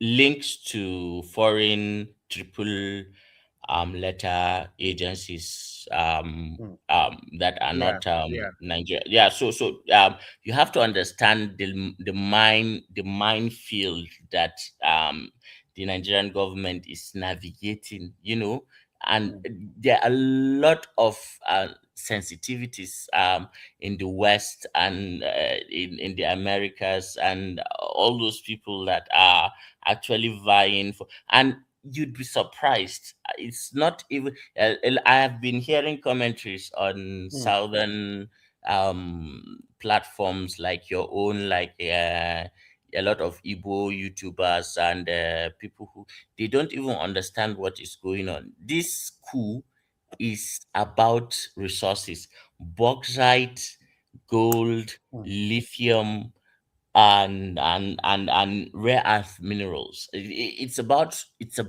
that. You don't let anybody deceive you. Yeah. They will not come out and say it, but at the core of it, that is what it is. It's not even about what people are even actually. Why were they denying it initially? So I was in Abuja when this thing Yes, happened, right? In fact, as a matter of fact, we drove past Aso Rock. When you see the military in that area, Guards almost brigade. everywhere was mapped.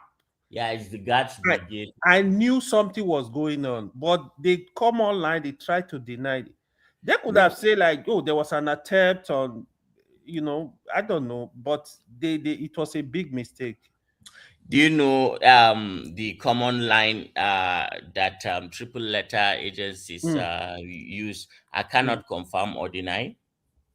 Yeah, right. Plausible right. deniability. So Wow. you have to understand that this is not just a police operation where they'll just come and say, and especially the Nigerian police. But all the listed names are northerners, though. Yeah, look, if you wear that uniform, you deserve every disgrace and dishonor that you can get. You have to understand that, one man. So how do they think you would have panned out without triggering a response from the south, especially Yoruba land? They are not looking at the south, they are looking at their handlers from the three-letter agencies. You don't understand. If they were not I think one man is not getting that, man. One man is too myopic. I had him and Baba, and they are just thinking too narrowly. They can't expand to see that Nigeria is not that they are southwest and that they are Yoruba economy of Lagos that they think is the all and be all and Eden and paradise and all that. Nigeria is beyond that too. And look at the level of countries that are having interest over Nigeria: UAE, Turkey, United States, China, Russia. Let me not just say too much. Yeah, there is a lot of interest, but I feel. Go ahead. So even at this point, the federal government are also messing up big time in terms of these resources, right? Because the resources from the crude oil, we are not getting 50% of it. Now you have gold in the north, you have gold in Osun State, you have other mineral resources in Nasarawa and in other areas, even in Kaduna.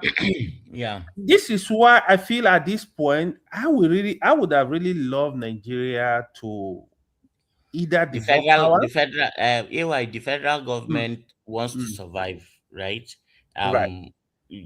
So some Tomahawks missile, those Tomahawks missiles were not for Christians. Of course. We know. But the one man and his people and their usual agenda of hating Muslims and all that, were happy jubilating and all that. They don't mind one man, no.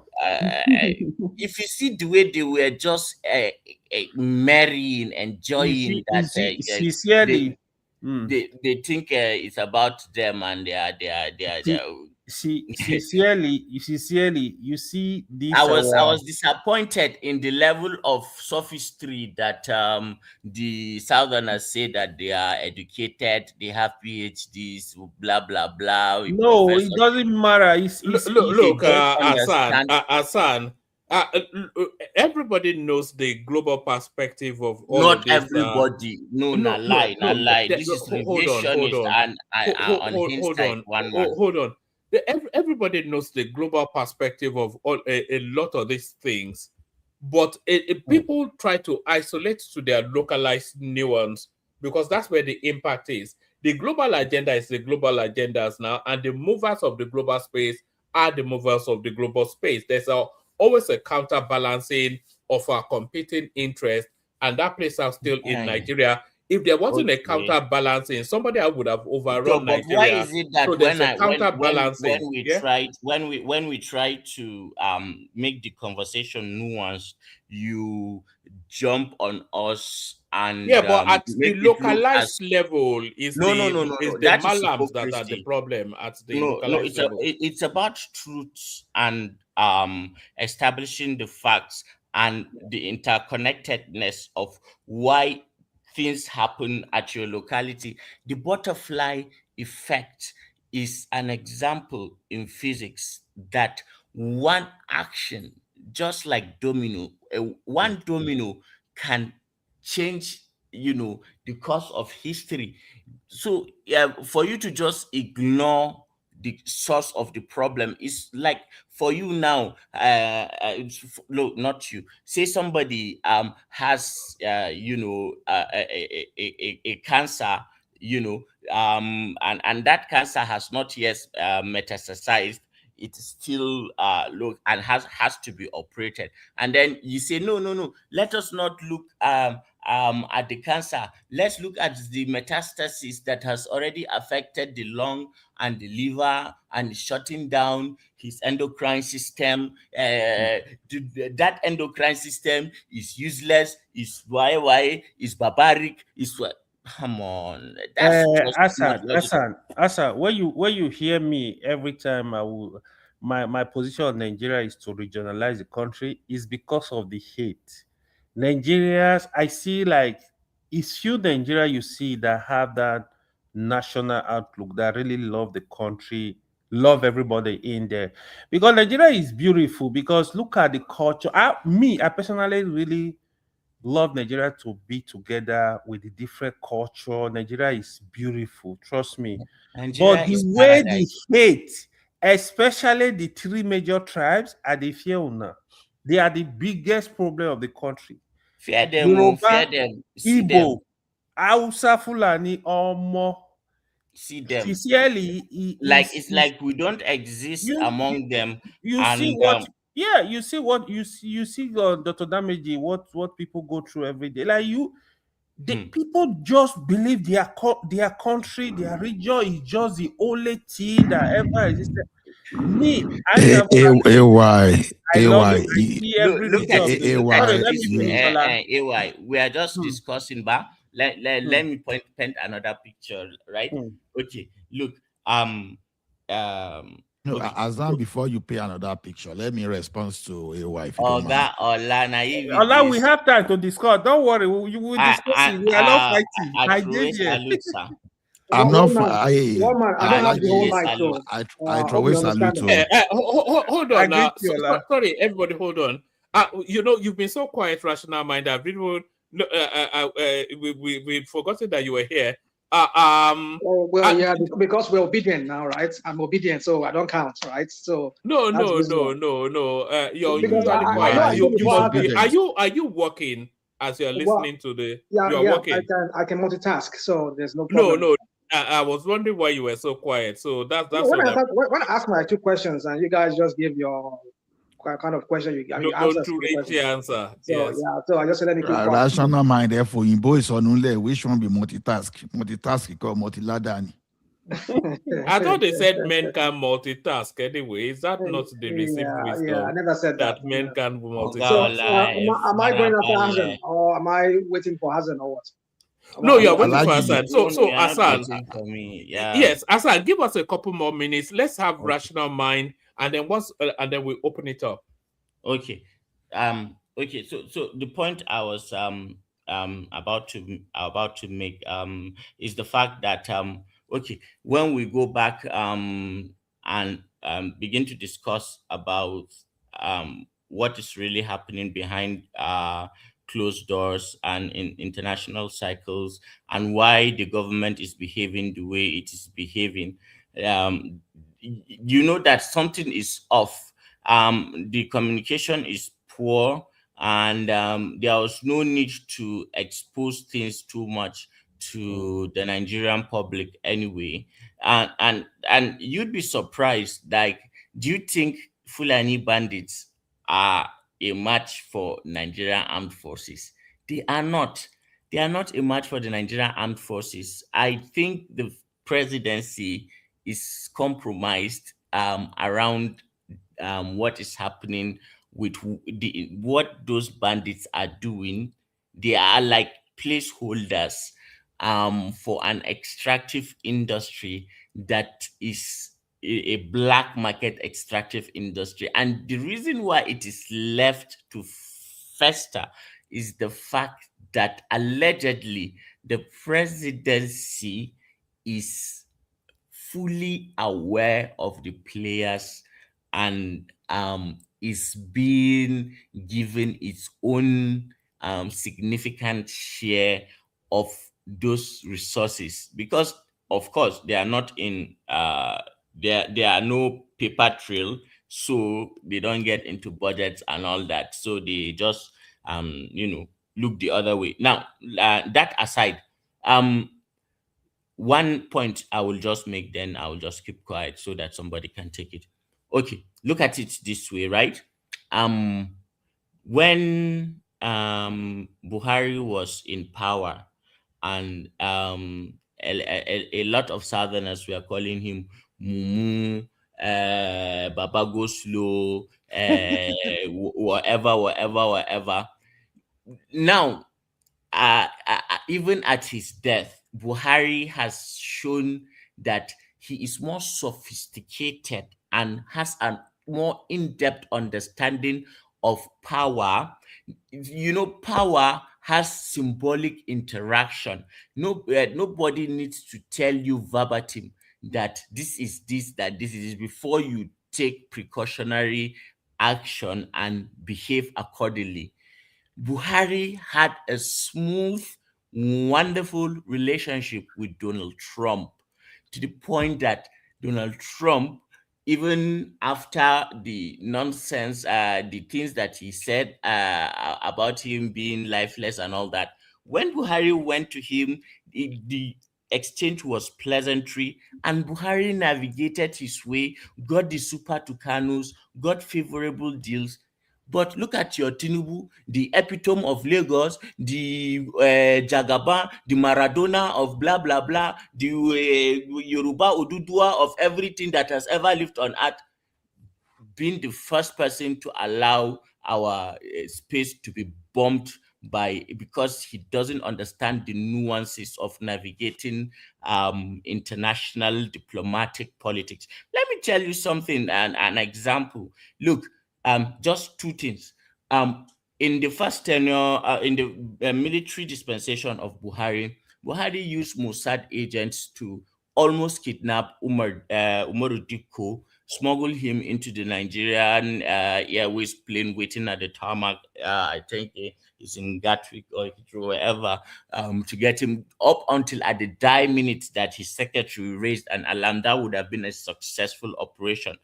And Buhari actually got Nnamdi Kanu, not in Nigeria. He had him set up, got him, and brought him back to Nigeria. Do you think your Tinubu can navigate that?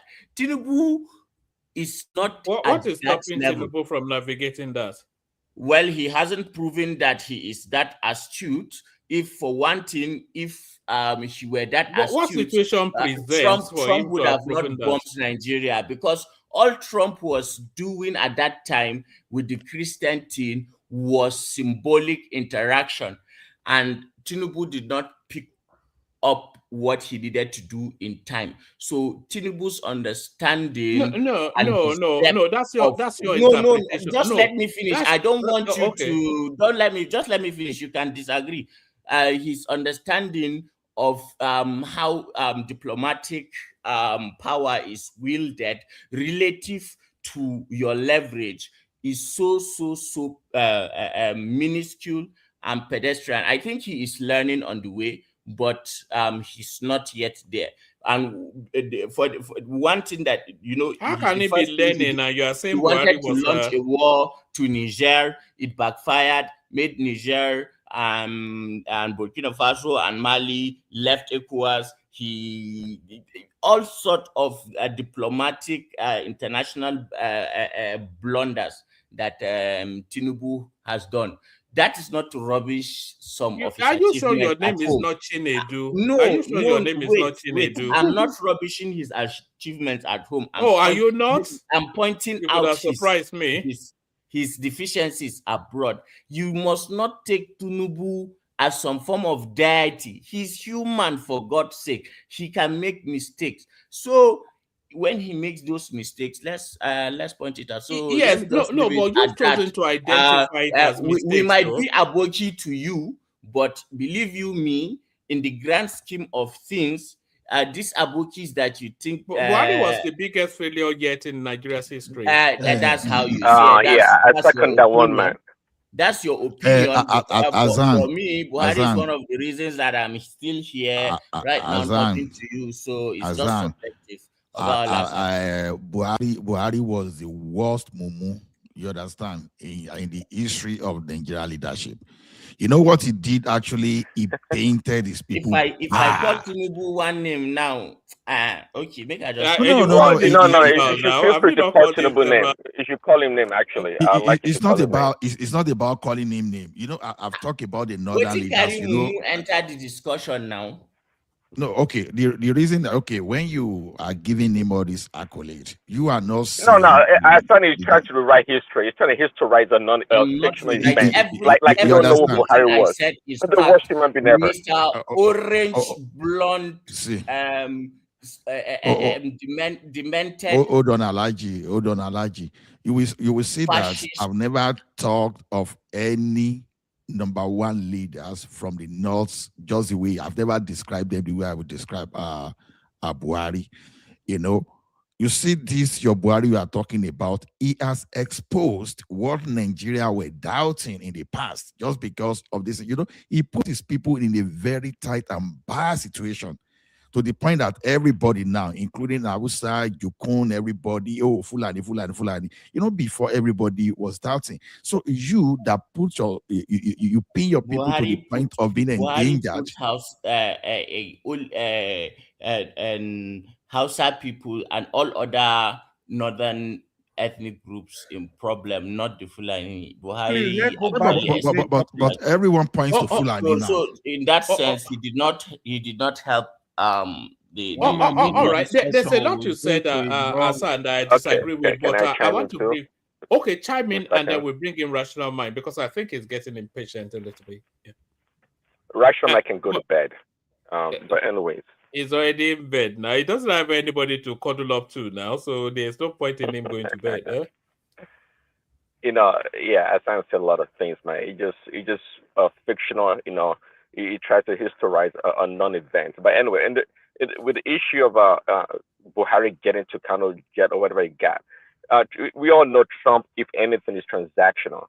The way he described Buhari, like you know, I'm not even going to go there, but to pretend like Buhari had a diplomatic or diplomacy in his way he interacted with Trump or any other leader for that matter is just comical. Trump will sell you any damn thing. Okay, it's all about money. The question is, if he was so diplomatic and so great in negotiation, did he get those to come to jet for free? Well, that would be news. If that would have been news, actually, that would be quite impressive. But they paid for it. Am I mistaken here? So trying to just meander and say Buhari is this and that is come on. We all know who Buhari was. That was a spineless leader. No vision, no nothing. And I knew it was going to be a failure anyways, because even Trump when it came to described him as a retard. So when it came to power the first time, hold on, we're talking. Relax. When it came to power the first time, you know, it came at the barrel of a bullet. Since you guys are complaining about Buhari and Tinubu, should we try Peter Obi this time? Hold on, guys. When it came to power the first time around, when it came to power the first time around, it came by the barrel of the bullet. See, can I talk now? AY, you are just committing a treasonable offense. Which would be? I beg. All right, Rational Mind. I want to hear your point, because this Americana Trumpist, I know they understand within the talk. I beg, I want to hear your own. I know see I go land. Well, of course you're not going to understand, because I'm not even talking to you anyway, because you barely make any common sense anyway. talking about Buhari. Anyone that comes around trying to defend Buhari like that dead animal. Anyway, I don't want to go there. For all of his level of intellect. I'm not about harming him. You know, I don't care wherever if you insult me. I can care less about that. Please, but trying to paint, you know, a hopeless human being for our leader as something that we all don't know. I mean, come on, why are you trying to make a fool out of anyways? Buhari was listen. Buhari was singularly the most retrograde step that country has made from independence. Buhari is the reason why Nigeria still exists. It is the worst. Right. You're right. Move the conversation. But you know, see, I'm an equal opportunity offender, by the way. I don't give a damn who talks about Trump. And yet I don't care who talks about Trump. You want to talk about the circumstances. Fine, be quiet. If you talk, let me talk. I beg. I got 2 seconds. I got 2 seconds before Rational comes in. Okay. No, Prince Daddy. Is it not interesting for him to say why Nigeria why Buhari let Nigeria exist? If no, I don't want to expand that because I want to bring rational mind in. I think it's been saying. We'll discuss it later. Man, let me remind you. I did see you play the tape of Peter Obi in Abuja. You mean doing his something he's for campaigning for his guy in Abuja.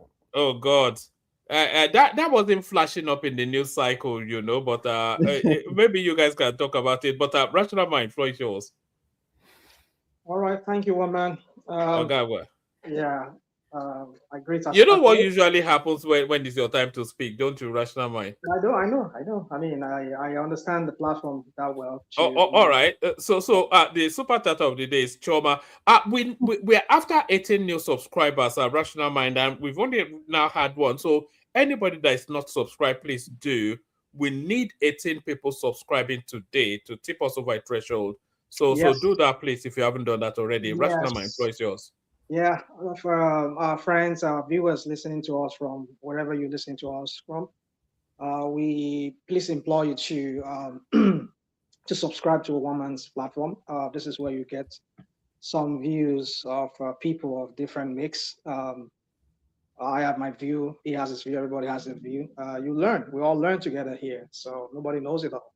So we please beg you to hit that subscribe button and also like. And when you do that, sometimes it helps to propel the algorithm so as to notify more people on YouTube. Yeah, having said that, woman, I want to take you because when you were having your talk with this friend AY at the beginning, and I was just wondering, I mean, when was the last time? Well, you don't have to answer if you don't want to answer, but I will ask the question. When was the last time you were in Nigeria? About 5-6 years ago, thereabout. Okay.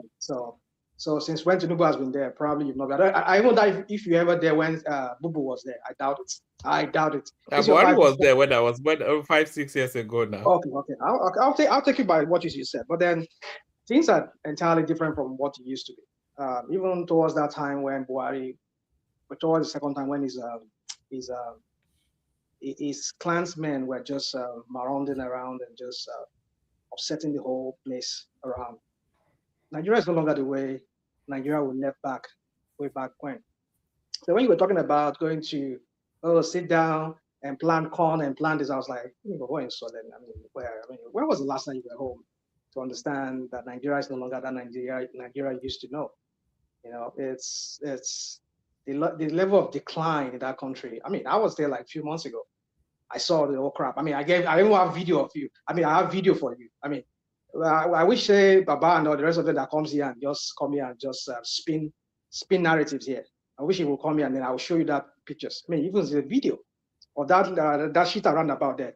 Go and see the heap of refuse that they dumped there. I was like, I even made a video when I was coming from the airport. I was like, my goodness. Is this in Lagos? I mean, look at the whole of Adino Obusoya was just all in darkness. I was like, what are you people talking about? We have some people come here and they start talking about Lagos, like Lagos is some kind of like Kuala Lumpur. I mean, where is this? Like Tokyo or whatever. I'm like, is this not the Lagos they're talking about? I mean, but then you say you want to go to Nigeria, you want to go and sit down in your embassy. I mean, where's the place there?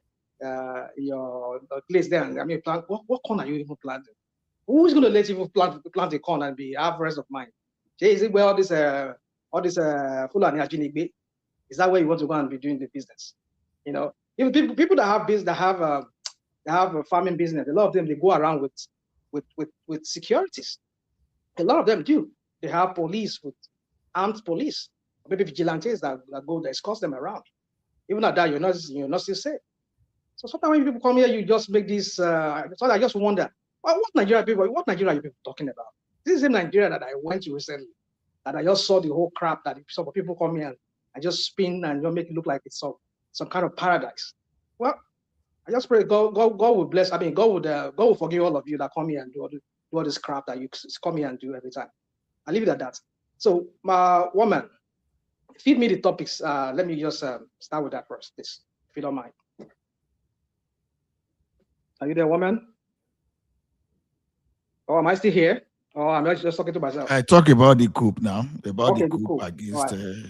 So yeah. You see, I think they've said a lot about that coup. The coup thing, when Sahara reporters broke that news, some Ronukus, they were here. So some partified maniacs, they were here, and they were like, it's a lie. There's nothing like that.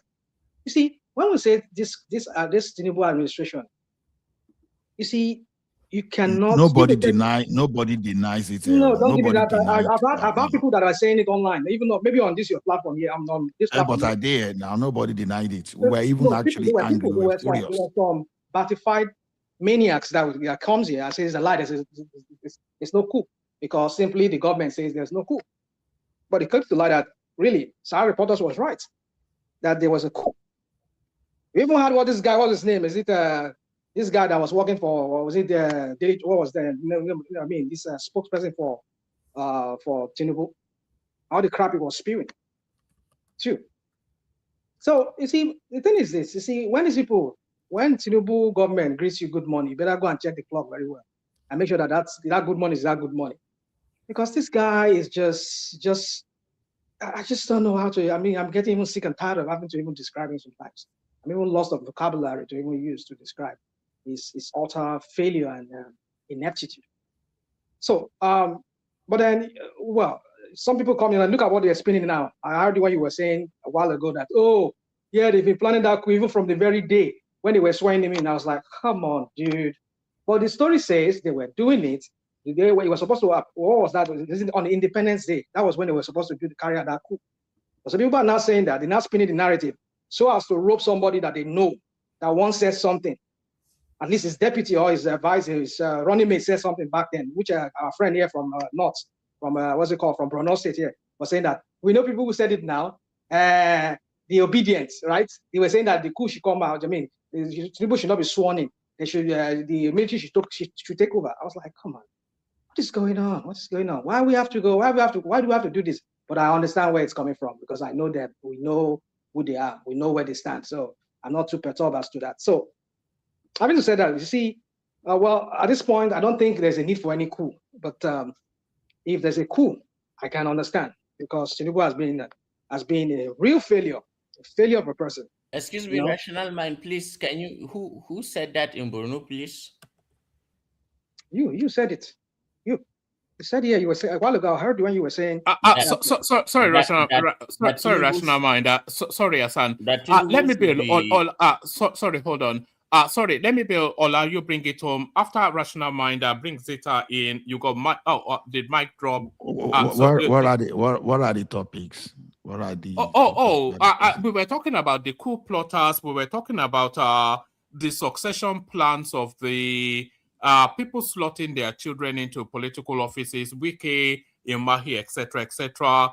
And then we're talking about this new champion of the Biafran narrative, a guy that calls himself Ogechukwu Nkere, who is now the new Simon Ekpa. So we're just talking about how comical it all is. But whatever you guys want to, you guys know how to handle one it. Man, I really need to learn Igbo. It's like I can pass as an Igbo man. I need to make some dollars. You want to enter that space. Everybody is just taking turns to collect money from this. Hey, the gullibles. be Arewa Prime Minister. Start agitating after all. All right. Shortcut, waiting I go. Yes, shortcut now. Tell them you are. Oh yeah, Rational my fire on. So thanks. Woman, good night. Rational man, clarify for me. Sorry for cutting you short. You said I said Tinubu should be ousted. No, I said you said that we know where did those when you said there was a coup there was this coup attempt, and then you said something about we know people that were championing that there should be coup. I think when one man put word into your mouth saying that they said they've been planning that coup since even from the inauguration of Tinubu. That was when they supposed to plan that coup. That was a fact now. I don't know what fact is that. LP people said it. I don't know whether it's only me that heard so it. Who are the LP who said it? Who was the person who said it? Is it not your clan man that said it? So is it not Dati that my clan man? Dati Baba man. Yeah, is it not from the north? So did you hear? We were once neighbors. Did you hear it from Peter? It's not my clan man. Not in any way. Yo, come on, it's a full animal like yourself. Maybe his mom or whatever is Fulani. Maybe his dad is from Mauritania. But if Mauritanians there's also nothing bad in being Fulani, but I'm not Fulani. But it's okay. Well, I'm just saying that it's from the north. Either you are Fulani or not Fulani. But the point is, I'm just trying to make it because there are also stereotypes attached to you. He said it. So you people did not say anything. But now you can go back to it now. Now you can now rope Peter Obi into it now because Peter Obi happens to be the deputy of Peter. Come on, guys, what are we doing sometimes? But it's okay. We know because some of us, people like myself too, who never really wish Tinubu to be sworn in. You can also rope me in and say, you said you wanted a coup. I never said a coup. Well, I wanted because you are not Yoruba now. That's why. I hear you. Thank you. So what do you Yoruba? You're more Yoruba than me, right? Because you support who doesn't know? Who doesn't know that? Because you support your Tinubu, that makes you more Yoruba than me, right? No, you cannot be more Yoruba than any You can never be Yoruba more than any Ekiti man. So what are you talking about? You can never be Yoruba more than any Ekiti man. Wow. All right, let me just go. I know what they do here. They just want to shut me down. So I won't say anything I want to say. But it's okay. Let me go to the coup. Because your origin is mysterious. You are mysterious. Of course now. Because we don't come here. We don't throw our Yoruba badge around like some of you do here. Like I see the rest of us who were born Yoruba, full-blooded, telling us that we're not Yoruba because everybody understand my own Yoruba name. No, they don't understand my Yoruba. Yoruba name. Can you just give me just give me the okay. I'm not here for that your Yoruba contest. I'm not here to do your Yoruba contest. So anyway, let me go straight to the point. So the point I'm trying to make here is that why were these people planning coup? I'm not saying they're justified. But you see, there are so many things where we can spin this whole thing around because the whole thing going around West Africa and the Sahel and all of that could be another thing. Who knows? Maybe the Sahelians, those military guys in the Sahel, they see Tinubu as a threat because if they could not topple Tinubu, there's still a possibility because look at the attempt they made on this guy's life in what's it called in Burkina Faso. So with Tinubu still there, it means this is a rapprochement with France. That again is a threat to the Sahelian states because if France wants to use anything as a launch pad into the Sahel, it will be through Nigeria probably. So that's why they see him as a threat. Maybe that those people, like some people were throwing out the whole thing, say maybe there's a foreign influence. Possibly, it could be. But all these things are just speculations. But you see, if a leader, if he performs very well, I tell you, most of the people they will stand for him. But Tinubu has not done anything. All we've seen is just his criminality in Aso Rock. I said this guy's a criminal. This guy is an immoral person. And we see that immorality being perpetrated with that office. That office is no longer. But this is usual narrative now. No, you say what? Narrative. These usual narratives from you. Yeah. What narrative are you talking about? No, Tinubu is a corrupt man. He's a useless man. All those things. He's just the usual. You know, it's like when Don't a do that robot the is usual. playing. Yeah, let it be the usual. That's my usual, right? So He's that's still my robotic for even the for the yeah. YouTube You can go on. algorithm. You can go on and describe it however you want to describe it, right? So when you come here and you do your ingbati with Tinubu, that's not a robotic, right? When you repeat the same, you just regurgitate the same thing that you people talk in your Tinubu batified group, and then you come here and you just regurgitate that. It's not a robotic, right? So when I speak, it's not robotic. You see, you people don't have. You see, when you want to attack people, you just attack personality. You attack what people have to say, but you don't attack the idea. Tackle the idea. Let's discuss that idea. I mean, I don't know what you people do sometimes, and that is why you see we don't even know what to believe about this guy. Hey, you look at it the other day. You were championing this tax law. I saw one man on one other platform when he was giving them tough time there. He came there. He was just grandstanding there. I saw one man was like, was it damages? He was like saying, you people should swallow it. Blah blah blah. It's Tinubu's tax law will stand. It will stand. And then I come to light that really there's truly a lot of falsified sections in that already. I've been seeing a lot of people have been complaining about their money being deducted. People money has been being zapped here, like right, left, and center. In a fraudulent. You see, this guy, everything about this guy is a fraud. From his certificates, he got into Aso Rock. It's all fraudulent.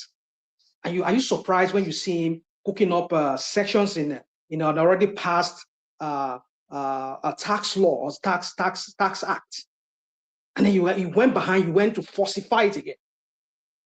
I mean, I don't get it. I don't get it. Is this kind of leader you want? I mean, you wonder why the country itself is immoral, where people everywhere are just desperate. They don't even mind to even walk all over you just to make their own way. I mean, it's just. I mean, and you want to bring it. How do you build a society like that? When people come like myself come here, I regurgitate the same thing I've been talking about every year in, year out. Somebody will tell me I'm sounding robotic. Why would I sound robotic? Because it's the same problem. The same problem we spoke about 2 years ago when this guy got in there. The same problem we're talking about since today. In fact, it's even getting worse. They're telling me I'm sounding robotic. Yes, I'm sounding robotic. I leave it at that. So my point is just that if he does what is good, probably there will not be any need for any coup. The reason why those Sahelian states have those coups happen was because they have corrupt leaders there. I'm not saying their own, the so-called guys that are there now too, they're better off, but at least from what we've been hearing of what they've been doing, at least they've been doing something for their people, and their people are happy. So for me, it's just now on the issue of Wiki and other people that are making their sons. Are we surprised? I mean, was it not somebody that was telling us when this guy, or your man, this man from Ibadan, what's his name? Former CJN, Chief Judge of Nigeria. What's his name? Ariwola. When somebody was saying, oh, sorry, it was another Supreme Judge called George. When he was giving his farewell speech, he was telling us that what was that? That may God bless that man, that judge. I mean, he said when he was giving his farewell, he said these judges, they've been putting their girlfriends, their children, their wives, and whatever into this. I mean, we saw that. We saw many of them. Wike's wife is a judge. I mean, now he's trying to put his own son now to become another. I mean, Erufai there, he has his own kids there.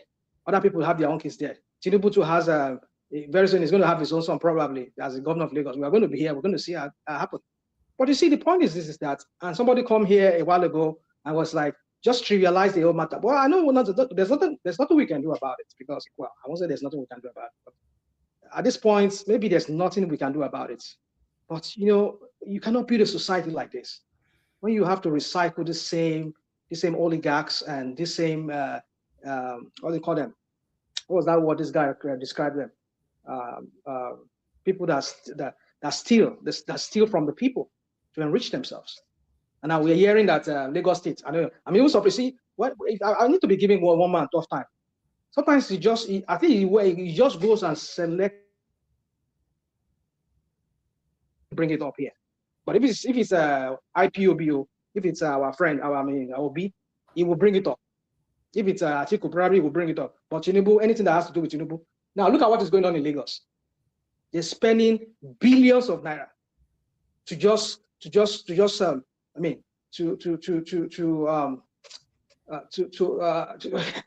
what's the English word I'm looking at? I'm just running out of English word now, vocabulary. Just to prop up the life of this overfed pigs in politicians. I mean, we are not talking about that. When there are several schools, public schools that need help, that need classrooms. I mean, there are some classrooms. When I went to Lagos, I saw some classrooms inside Kanu. Classrooms inside Kanu in Lagos there. Go to Ajegule there. Go to what's it called? Ijora there and those areas there where that I visited because I have people there. I went there. Go and see. And these are money they could use for development. But no, they will never do that. They would rather use it to promote their own lives. And then we are here, somebody will come here and you'll be promoting Tinubu as if he has done something great. I mean, that kind of a person needs to wipe out so that we can have a reset in that country. If Tinubu does not go, we can never have a reset in that country. No, but do you believe in the principle of comparison, and you compare to where you are coming from, and you look at the principle of incremental?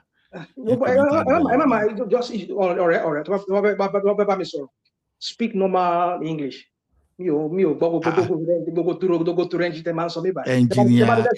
rational mind. High sounding words. Just to make it look like engineer rational mind. I know, understand grammar like you now. I'm just using simple language. Do you believe in the principle of comparing? You know where you are coming from, and you not compare where you are to where you are coming from. Yeah, let's compare. Let's go on. Okay. Where were we as the people, or where was Nigeria as a country? Nigeria was already technically bankrupt. The only thing is that they don't use the word bankruptcy for a country, right? But you know that if Nigeria was human being, as at the time Buhari was living, Nigeria was already bankrupt. Now, what was the characteristic of being bankrupt? You were using almost 100% of your revenue to service debt, right? Now, not only that, you were borrowing to make payments like subsidy, probably salary, and all those stuff. Now, this guy came, and when he came, he paid the debt, all those debt owed to the foreign airlines. Oga Ola, you intentionally remove context in this your discussion. Let's be just now. How much was the barrel of oil when Buhari came in? It's not a matter of okay. What does you hold on, What has barrel of oil got to do with using almost 100% of your revenue to service debt? What has barrel of oil got to do with that? What has barrel of oil got to do? Are you asking me that question? I want to 100%. 100%. I want to believe it's rhetorical because I don't think it's not rhetorical. It's not rhetorical. Okay. I will tell you. Okay, let me tell you the mismanagement.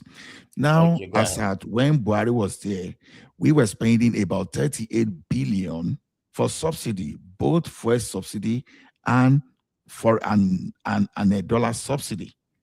You understand? So look at the waste you were spending. Is it Buhari that started it, or did he inherit that? Does that matter? Does that matter? Buhari abused the forest. No, under Buhari, the forest was abused. Totally seriously abused. Spending about 18 billion. No. You are telling me you just challenged my opinion. At his table only.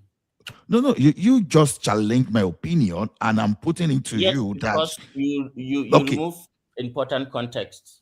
No. You reduce the failure of economy to only a dollar to naira exchange. I will now, just respond. I'm telling you that Tinubu is far more fiscally disciplined than Buhari. That is why we are not spending about 100. Is that not what I'm explaining? Is that not what I'm explaining? No, go on. Farabale, listen to me. We were using about $38 billion to subsidize forex and gasoline. You understand? And gasoline. Now, how is this man fiscally disciplined? Is it true that Nigeria will no longer spend that 20 billion for that gasoline, and he makes sure that Nigeria will no longer spend 18 billion to subsidize forex for those people that are looting it? You know, you sit down in your office, you get subsidized forex, and you sell to the market. People were just, it's as good as people dipping their hand into the treasury, and we are unable to pay the debt of that country. And so how do you justify that? So that one is not the cost of oil. It's not the cost of crude oil. It has nothing to do. It is a discipline, fiscal indiscipline and corruption. Very criminal, traceable. You know, some people, you know, through the economic process, they committed tracing against the country. Let me ask a question. What is the meaning of what is the difference between the fiscal indiscipline and corruption? Because hold on. Because you bundle the two words together as if some of us don't even understand what you're talking about. So what's the hold on now? What's that fiscal discipline, indiscipline by Buhari, and what's that corruption? I want you to differentiate both. Or if they mean the same, you know, corruption is a broad word. You understand? Corruption is a broad word, but fiscal indiscipline is specific. So when I say fiscal indiscipline, you understand, you were borrowing to subsidize. Nigeria was even printing money again. When what you needed to do was to stop the unholy subsidies you applied to forex. What you needed to do was to just to remove the subsidy attached to gasoline, so that you allow the local industry to develop and allow the market forces to just decide the pricing. So when you did all those stuff, and someone now is now giving credit, is now saying, okay, I should look at Buhari, that I'm not being fair to Buhari. Like, seriously? I know this is JSS2 ignorance. Ola, I think Azan is playing. You know, he can't be asking you to be making that comparison. Azan is just playing. So context now. Let's give it context. Was Buhari administration, was it corrupt? Yes, it was. Were they fiscally the worst since 1999? Were they fiscally incompetent? Indiscipline. Indiscipline, right? I'm trying to use the word. Oh my goodness. Absolutely. They were. Now let's come to Tinubu. You're talking about fiscal discipline. No, Tinubu is not fiscally disciplined. He found a way. Hold on. He was also, his administration is so corrupt. It's only when they leave there we'll find out the level of corruption and how were they. You see, one thing you need to understand about governance is that, which I don't know if you understand, which I know, I feel you should understand, because if you can explain the way you explain it, it shows maybe you have a level of understanding. When people are in power, like this one that is here in America, when he leaves, that's when we're going to know the monumental corruption. But right now, let's talk about what we see. Forget about when he leaves. For right now, we cannot say. Is it the way when Biden was there or whoever was there previously before him? Was this the same kind of level of corruption? Let's focus on Nigeria. Let's stay on Buhari. No, let's stay on Buhari versus. Hold on. No, I don't see the logic. I don't see the logic in Biden versus Trump. If you continue interrupting me like this, I don't go fit like that. Let me just go. I'll move straight to Nigeria. So it's only when they leave there that's when you find out. Now, Tinubu find a way around this all. Rather punish the people and make it look like I'm not corrupt. I'm fiscally disciplined. No, Tinubu is not fiscally disciplined, because we've seen the level of profligacy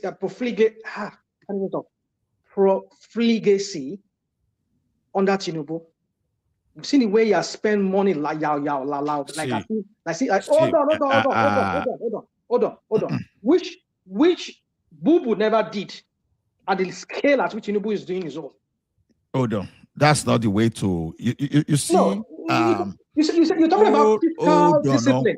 Uncle, Well, you want to give it your own spin. Wait. Some of the don't okay, go go just micro. After you, I will answer Oga Ola. Don't just go through unnecessarily micro. You understand? The point is this. You see, hold word I'm using describing things. Hold on. Come on. I've just told you. I told you. So okay. Buhari was grossly fiscally indisciplined to the point that we could not pay the airline that were doing businesses on our soil. They could not repatriate their money. Okay, assuming, hold on, sir. Messrs. Beware of Spinners brought 10 billion to do business in Nigeria. By the time you are not done with that business, you now wanted to repatriate your money. An institution will be saying, go and get your money from the black market, from the parallel market. When you knew how you brought your money, so it was just creating some kind of a shortage for you, and there was no you that were supposed to guarantee the representation of the investment. You could not. And what Tinubu did. You hold on. Come on, guy. Don't spread misinformation, because have you heard me before saying that spread misinformation? What are you talking about now? So this guy came, he cleared that backlog, he reduced. At what expense? You keep saying he cleared, like I said, he cleared the backlog. At what expense? What are you talking about? I said Nigeria was technically bankrupt, and you are not telling me that. Don't give me that Nigeria is technically bankrupt. Don't give me that. Hold on. No. Spinner. Hold on. Nigeria was technically bankrupt. Do you really understand? Ola, you know, we are here. We need to talk. Just allow rational mind to do whatever you want to do. And you cannot win this argument, please. You are just extending. Do you expect him to agree with you? Not true. He won't agree anyway. Somali are here to talk. AI is next, man. Put AI on and forget about right. Because I know what you people do. So my point is, let me just go. Round up so that we go to Madam. I'll round up. Don't worry. So you're talking about fiscal discipline and what all those things you're throwing around. At what expense? Nigerians are in penury. I was about giving you an example of myself and one of my business partners. We have money that we took to Nigeria, and we invested heavily into that business. And now for us to repatriate that money back here, we have to go and buy dollar, more naira to buy dollar, with less dollar than we took, more than like half of the dollar we took in there. And you're telling me that because mind you, like you gave me an example, we took in dollars there. For example, when? But please put dates so that we can be fair in our analysis. So that you don't have to figure out my. No. Put it, and then there's no credit. I just told you. Hold on. Tinubu was there. That has no time. Investment that has no time. I'm going to give you timeline. No. Investment that has no timeline. Tinubu was there. We moved money in there during Bubu. And now this business, for some reason, we're not able to do it because of the activities in Nigeria. Okay, let's just bring the money back. The money we took in there was not exactly the money we brought back, because we have to change that naira that we changed the money from, convert the money into dollars, and we got less than the dollar we took in. So how was that a Tinubu's market? Even if I'll answer your question. Because he devalued the naira. You don't need Alfred Iwani and economists to even explain to you that. Can even somebody say that they devalued naira? Do you know the difference between devaluation and depreciation? I can't. You understand? If you don't have the knowledge, you can't just come here and just be telling us. You are so confused. This is your APC. If you go and read about what devaluation means and depreciation means, then you know the difference. So you can't come here and be telling us that somebody devalued naira. Nobody devalued naira. The naira depreciated to that level. Depreciation is different from devaluation. Let me tell you. Let me educate you. Now? Let me educate you. Just give me one minute. Anybody, educate yourself. You is you. I'm not talking about every other person understands. You that doesn't understand. You are giving crap. You're saying crap in your mouth. You can say anything. I don't. It's your way. Now everybody talk crap now. It's only that makes sense. Quiet and learn a little bit. Just quiet. Let me finish. When you devalue, what are you doing? When you devalue a currency, what are you doing to that currency? Let me when you put I need doctor. Hey, more English. When you say depreciate and devalue, what's the difference? I don't know synonymous. You can see that you are exposing yourself more. You want to abuse me, but you are abusing yourself because people are listening to you and they know that you are exposing your ignorance. Oh, Magdo, depreciate. You see,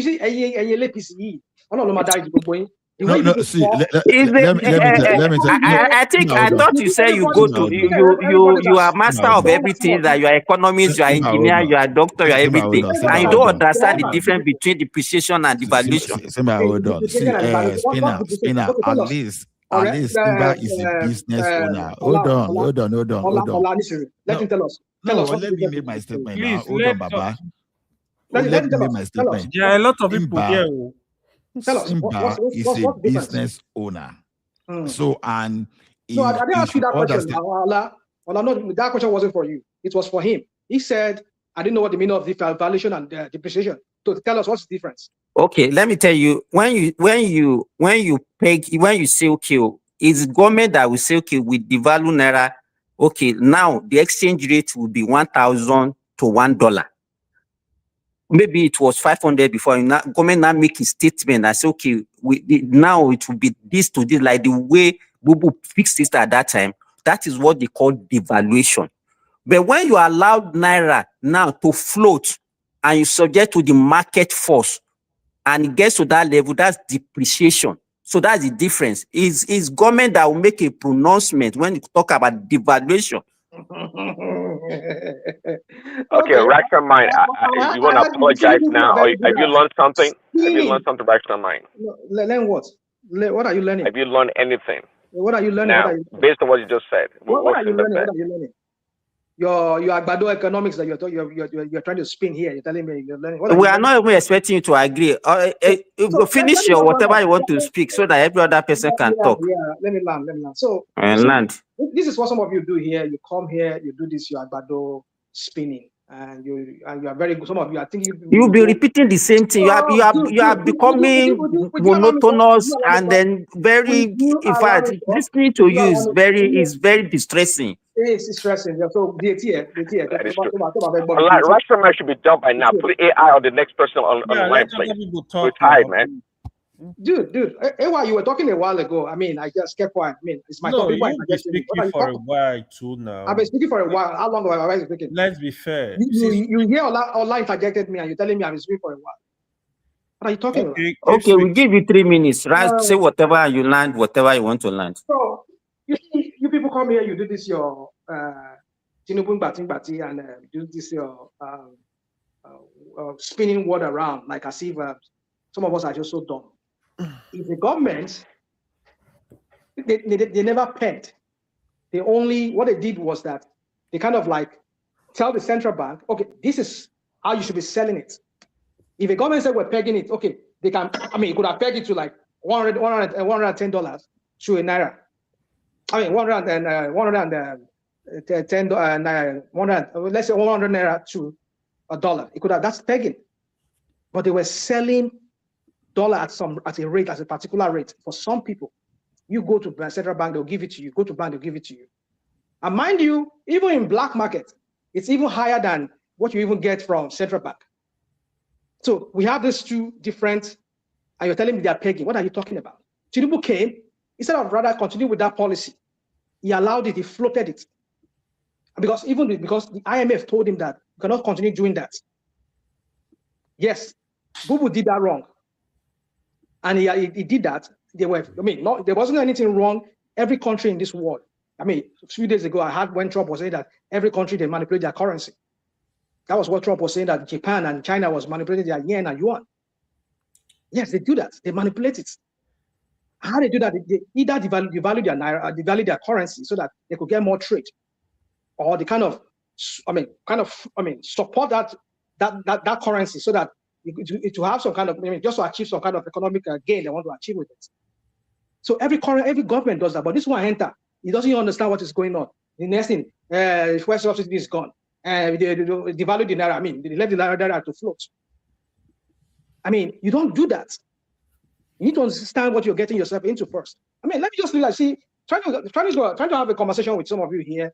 It causes headache because at the end of the day, you always want to use this your Agbado narrative. I leave it at that. It's okay. And anyway, thank you. Even though Simba explained to you, you failed to learn. Dude, don't do that with me. Don't do that with me. Hold on now. Hold on. Don't do that with me. You failed to learn. It told you that devaluation is deliberate. When you are talking of devaluation, you reduce the value, you fixed, you understand. You fixed that. He told you already. So he told you. So, and he explained what depreciation means, which is just it's market driven. You understand? Depreciation is market driven. It's not a deliberate effort. You understand? It's just a function of supply and demand. So someone explained to you, one thing is this: when someone is a businessman, sometimes even if it's his business, it's not more than 500 million. You don't have to have size of Dangote business before you recognize that. Let me tell you one thing, even Yalata that is properly doing is selling his pepper properly can even know better economics than what you just did this evening, National Mind. So thank you anyway for your contribution. It's the same formula now. It's the same formula. It's just at scale. That makes the difference, Oga. Like it's the same formula. Oga, I beg. You have this slow way of talking, but it pierces like Ola no go make a boo with that. Hey, God. What's slow as this spoken? What's slow as this spoken? What are you talking about? Let's leave this. Let's leave this. I beg. Madam A. Do an allergy. May I respond to Oga Ola just for a few minutes? Then I'll let you go. I don't think AI is even there because he will have come up if she's there. So continue. When she comes, we give her the floor. Okay, Oga Ola. You see, the thing I want you to pay attention to around Buhari, and the thing that why I think a lot of people are not doing justice to Buhari. First of all, let's establish something. You see, between 2015, when Buhari came into power, and 2022, that was around when he was getting ready to get out of power. Nigeria's economy, was subjected to some kind of I think it's even a compound shock like environment all through. Well, first of all, there were exogenous shocks. Global oil prices collapsed between 2014 and 2016. They collapsed. Now, add that to COVID-19.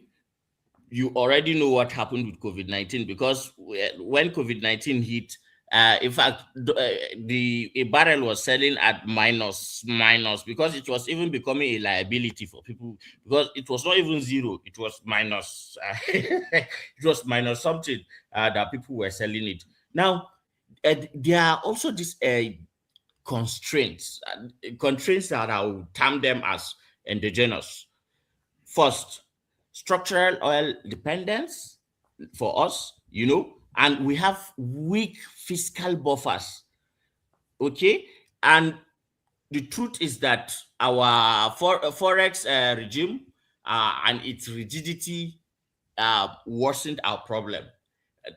In that, you may have a point, but the thing is that it is not Buhari that put that system in place, okay? So when we talk about all these things, so that result was it became a macro. It exposes us to a macroeconomic fragility. if I may say that, but not entirely an economic collapse. Now,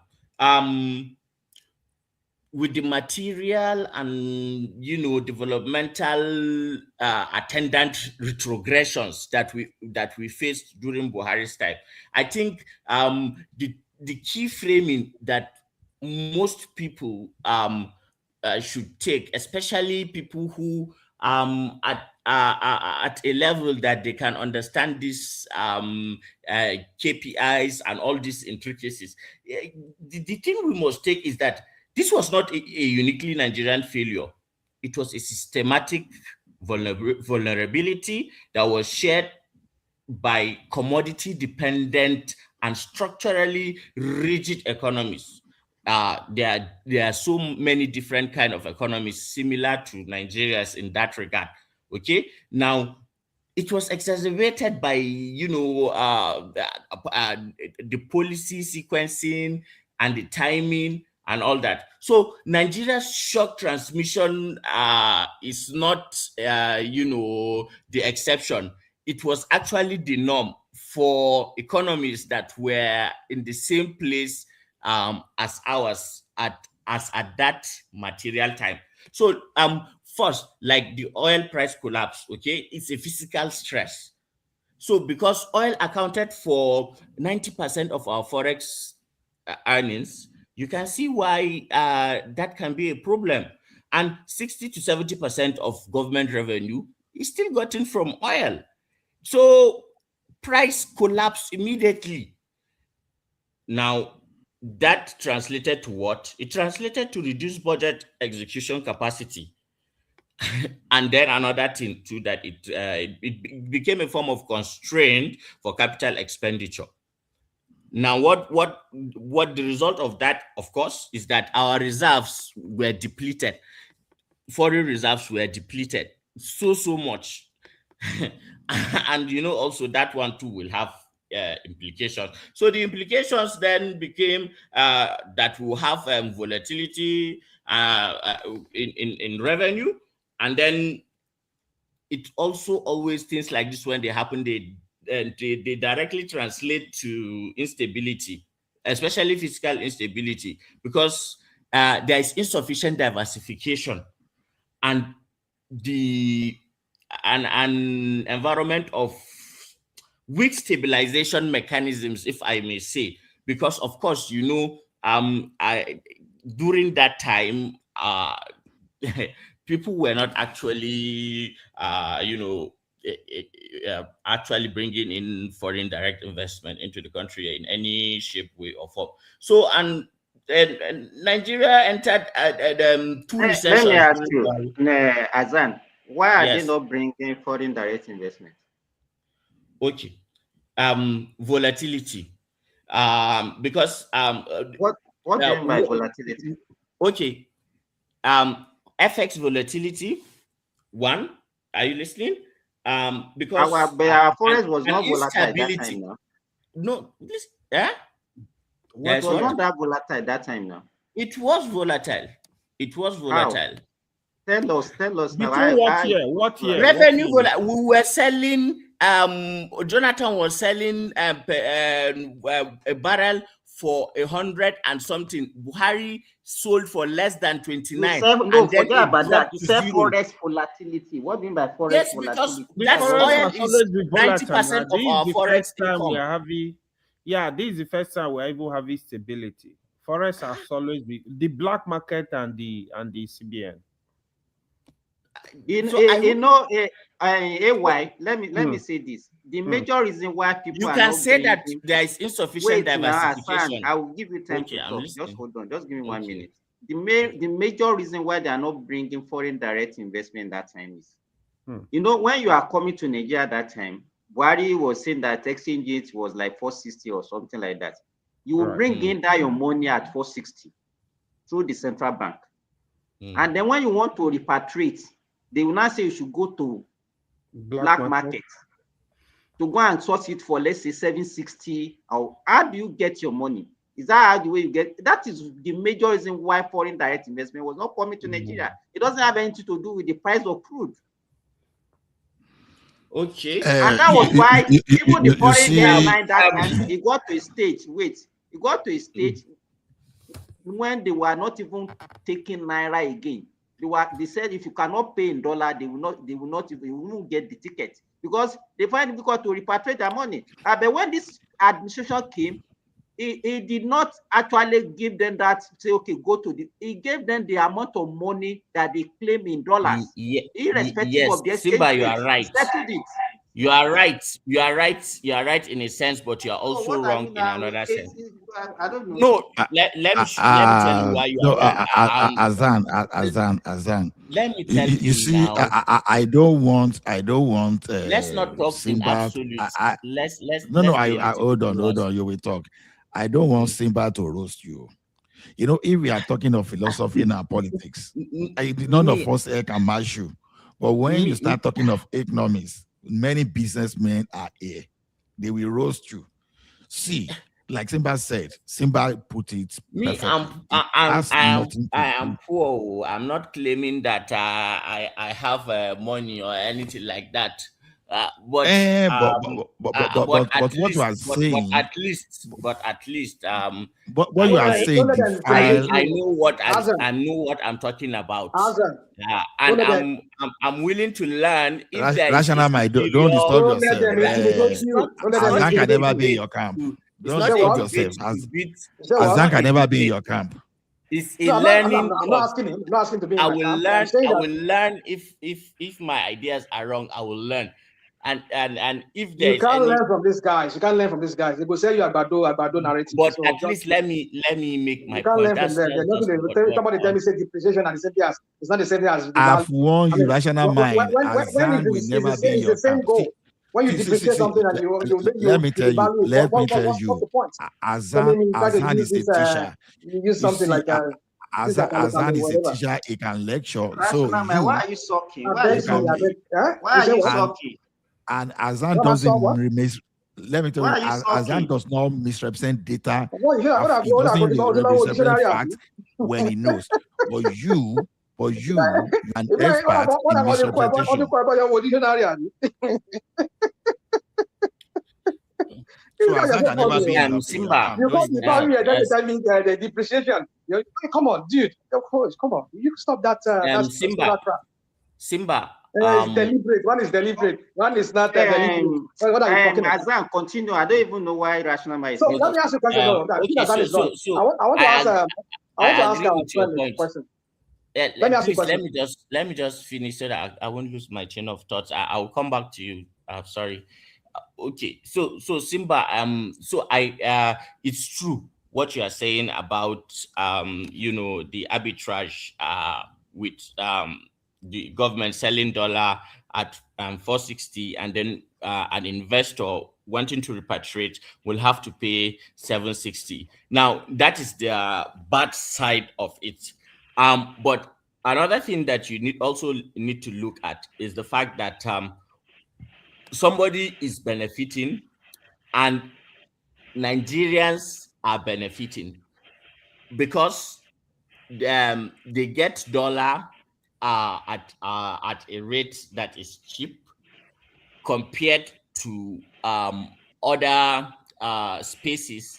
The ordinary Nigerian is protected to some level, and it's not so much exposed. So the ordinary person, not the business type like you, not the venture capitalists like you, not the multi-billionaires like you, may not see the sense in that, but the ordinary person who earns minimum wage and was buying rice at 25,000 naira before Tinubu came and it became 100 and something thousand naira, actually was the beneficiary.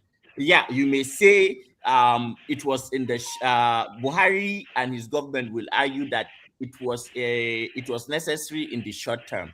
And let me tell you something, there was no government that did not do something during those emergencies to help the ordinary person. In fact, in the United States, they even dole out checks to to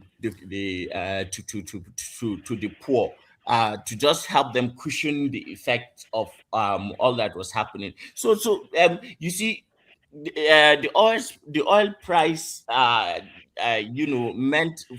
meant that there was for FX. So let's understand. When the price of a bag of rice went up, did the price of other commodities remain the same?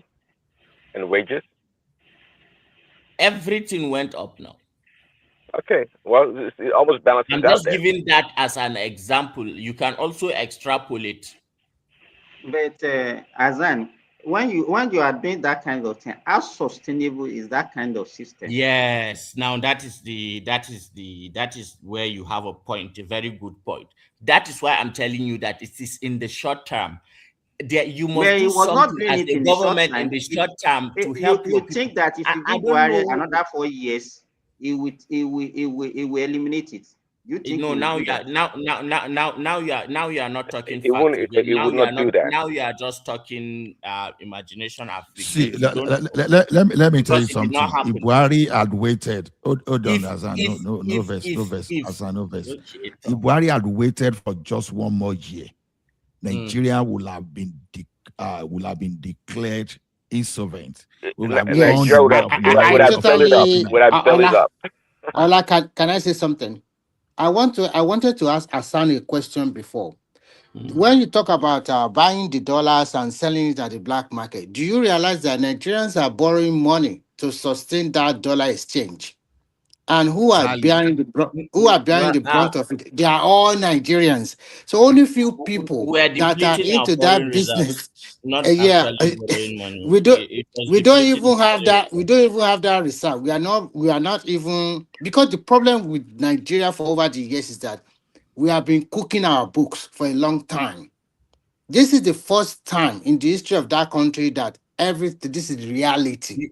This is reality. All those ones are just cooking books and borrowing money to sustain subsidies and something like that. How can you borrow money to sustain subsidy? Because you want your people, and the people are not even enjoying it. This is Remy, not Simba. Remy, sorry, Remy, and Ogawala. You give Tinubu all the benefit of the doubt, but somehow you cannot find it in you to give Buhari the benefit of the doubt. No, they just give the us key point. Let me finish. The key point that I'm saying. The key point is that the recession was not policy induced. It was a global contraction. Pre-existing weaknesses. Azan, Nigeria economy was already even in recession even before that event that you are even talking about, and it was due to the mismanagement of that economy from 2015. So see that you say we are not giving Tinubu, 2015 we are not giving 2015. How did there was no recession before. Jonathan did not undo. Did not leave. What do they call it? He did not get foreign loans. Okay, when you say we give Tinubu is flower, let me tell you one thing. I will not help you to. No, you didn't give. It's not about flowers. The benefit of doubt. Hold on now. I'm coming. It is your duty to find out the weakness of Tinubu and you push it to us. Then we can decide to defend or not to defend. But now we are exposing the atrocity of Buhari. So you are trying to defend, but your defense is not finding its foot in economic principle. That's the point we are talking about. So you were borrowing to subsidize. Hold on.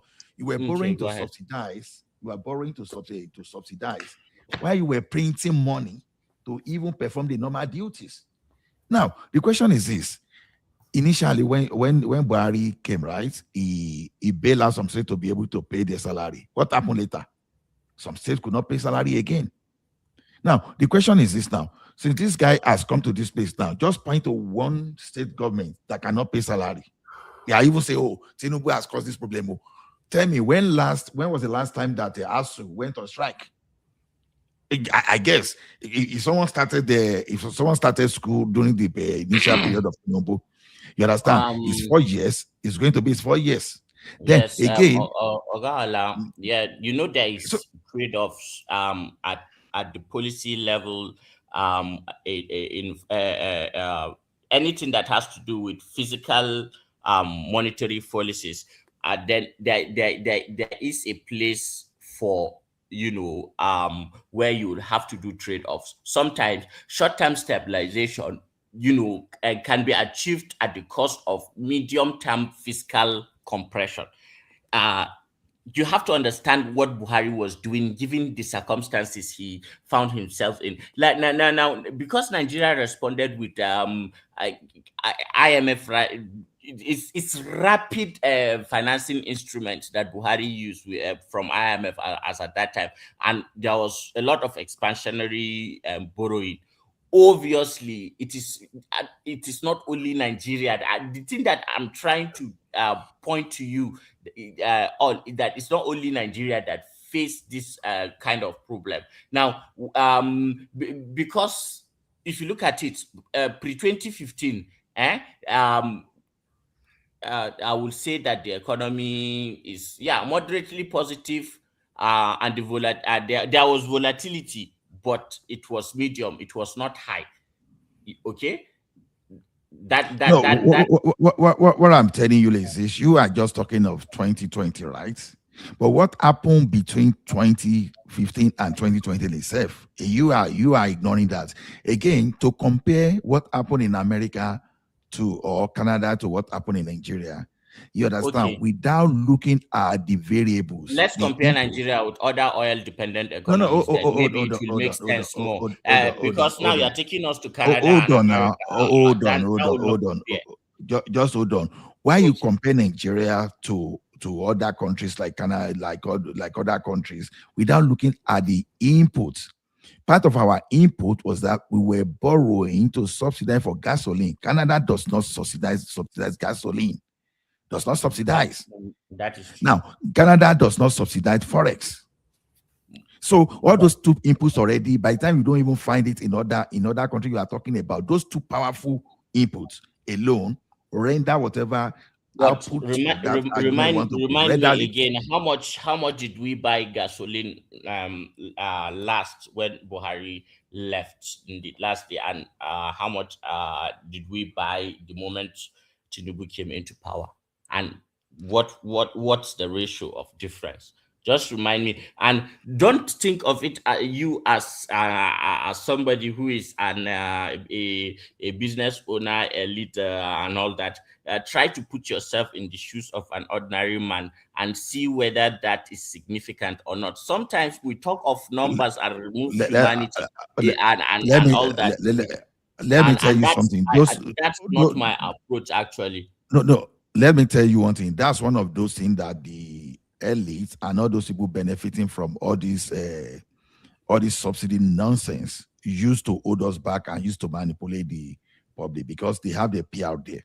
You see, one thing is this: you may decide to remove subsidy and just give the thing time for the economy to establish at a new point of equilibrium, to reach a new level of pricing for everything within the country. Now, you see, one thing is this: we say common people. Now, when you are bringing food, all those pepper, tomatoes, beans, and all those things from the north, are you using gasoline, or are you using diesel? Ask yourself a simple question: since when? When was the subsidy on diesel removed from that country? I think I saw back as 2007. Ask yourself question. Now, you are talking of poor common man. Are common man and poor people not supposed to be using kerosene? Now, when was subsidy? Now, tell me the year that subsidy was removed from kerosene. Now, ask yourself a question now. Why gasoline? At least the poor people you are talking about, they don't buy car. They don't buy car, whether we like it.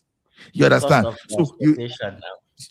So now, when you look at some kind of logic, you understand, diesel is very critical to production, even more than the gasoline you want to talk.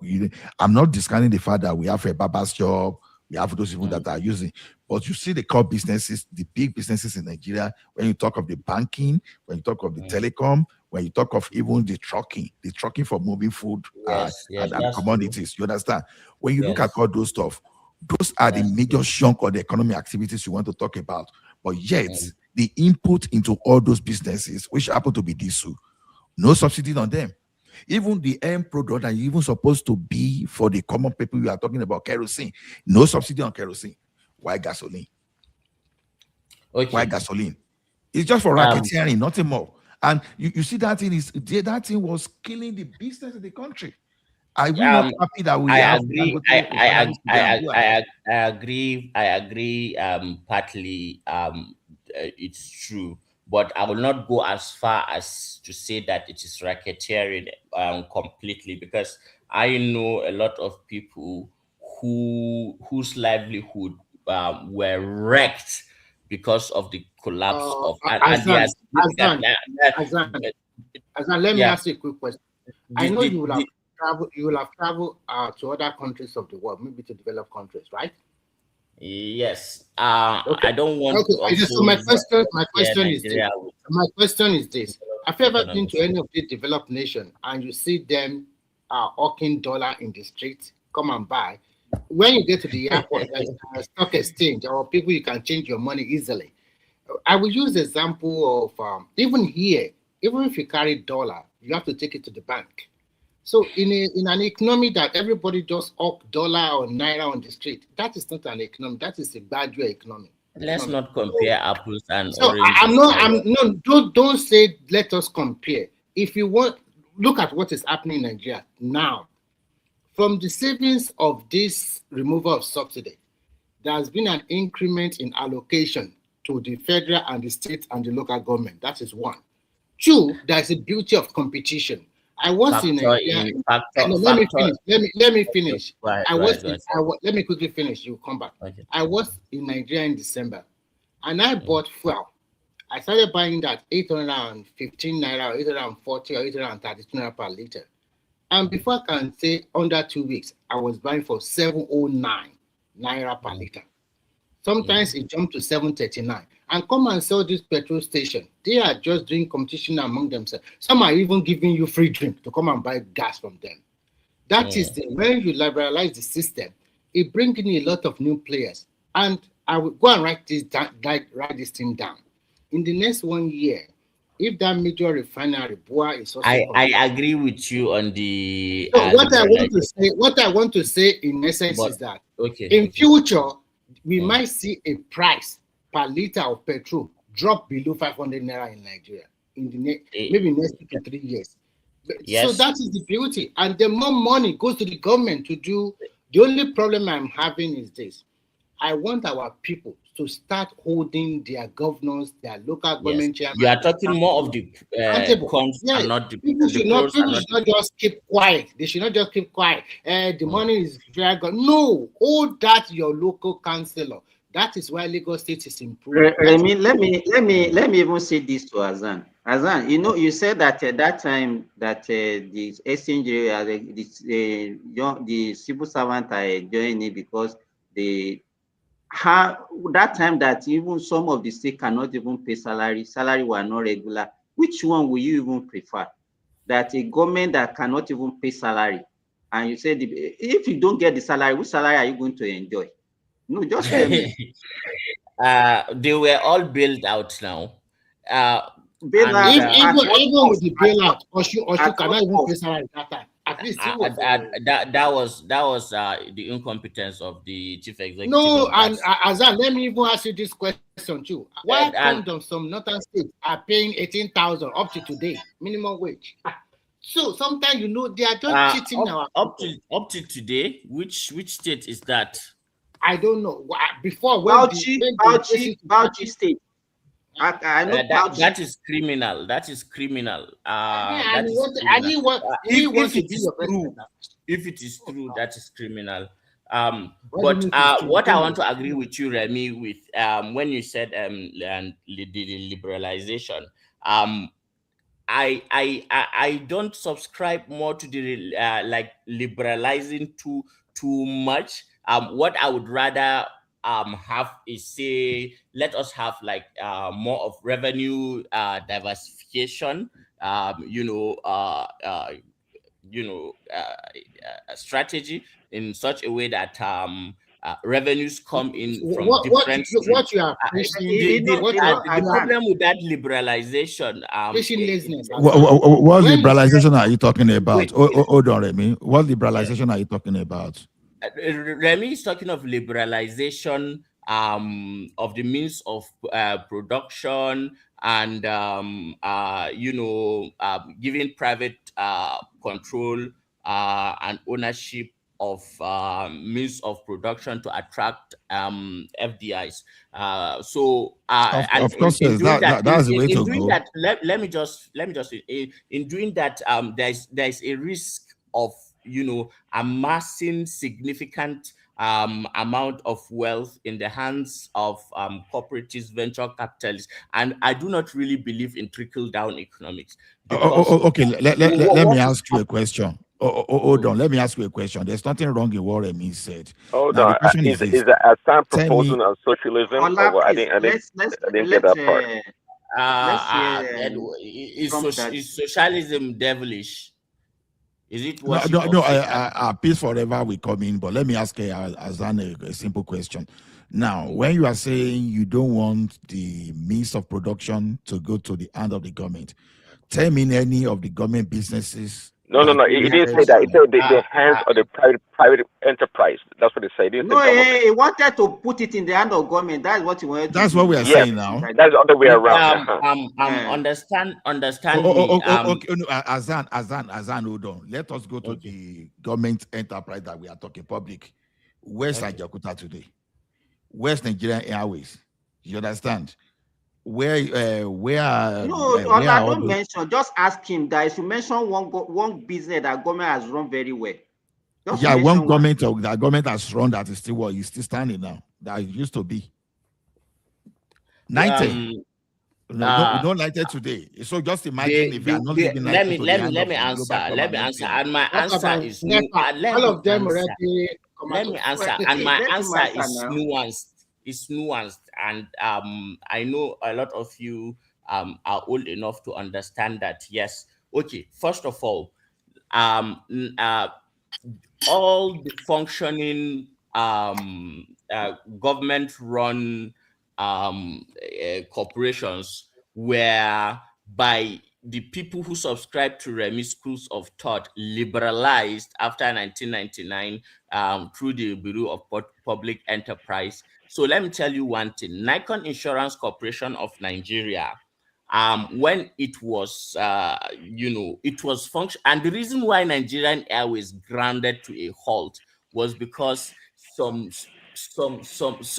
vultures from the West, from America and their friends, came and bought Nikon Insurance at a cheap. Do you know the pool of resources that was in Nikon Insurance at the time that it was sold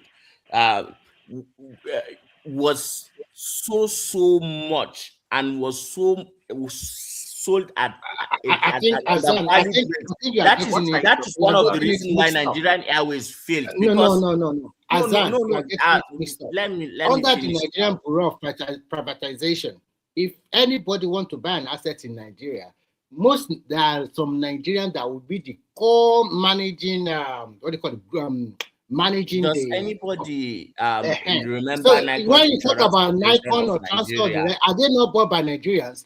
They are bought by Nigerians. So stop talking about all this. No. He said they were bought by foreigners like from America and whatnot. Which American bought it now? She should give us. That's what he said. No. So what Azan is mentioning here.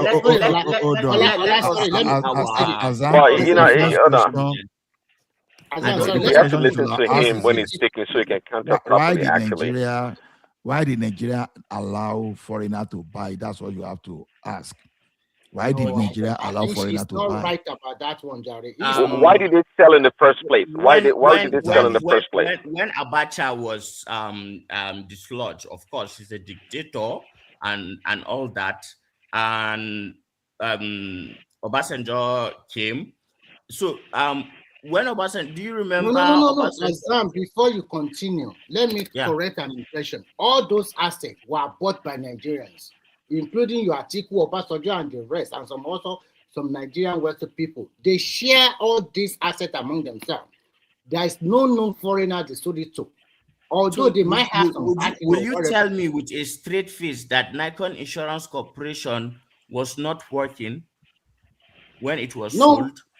You know, this is a government insurance something. If it's really working, why are they not in the system? The pool of funds. Now, out of Nikon Insurance came NDIC.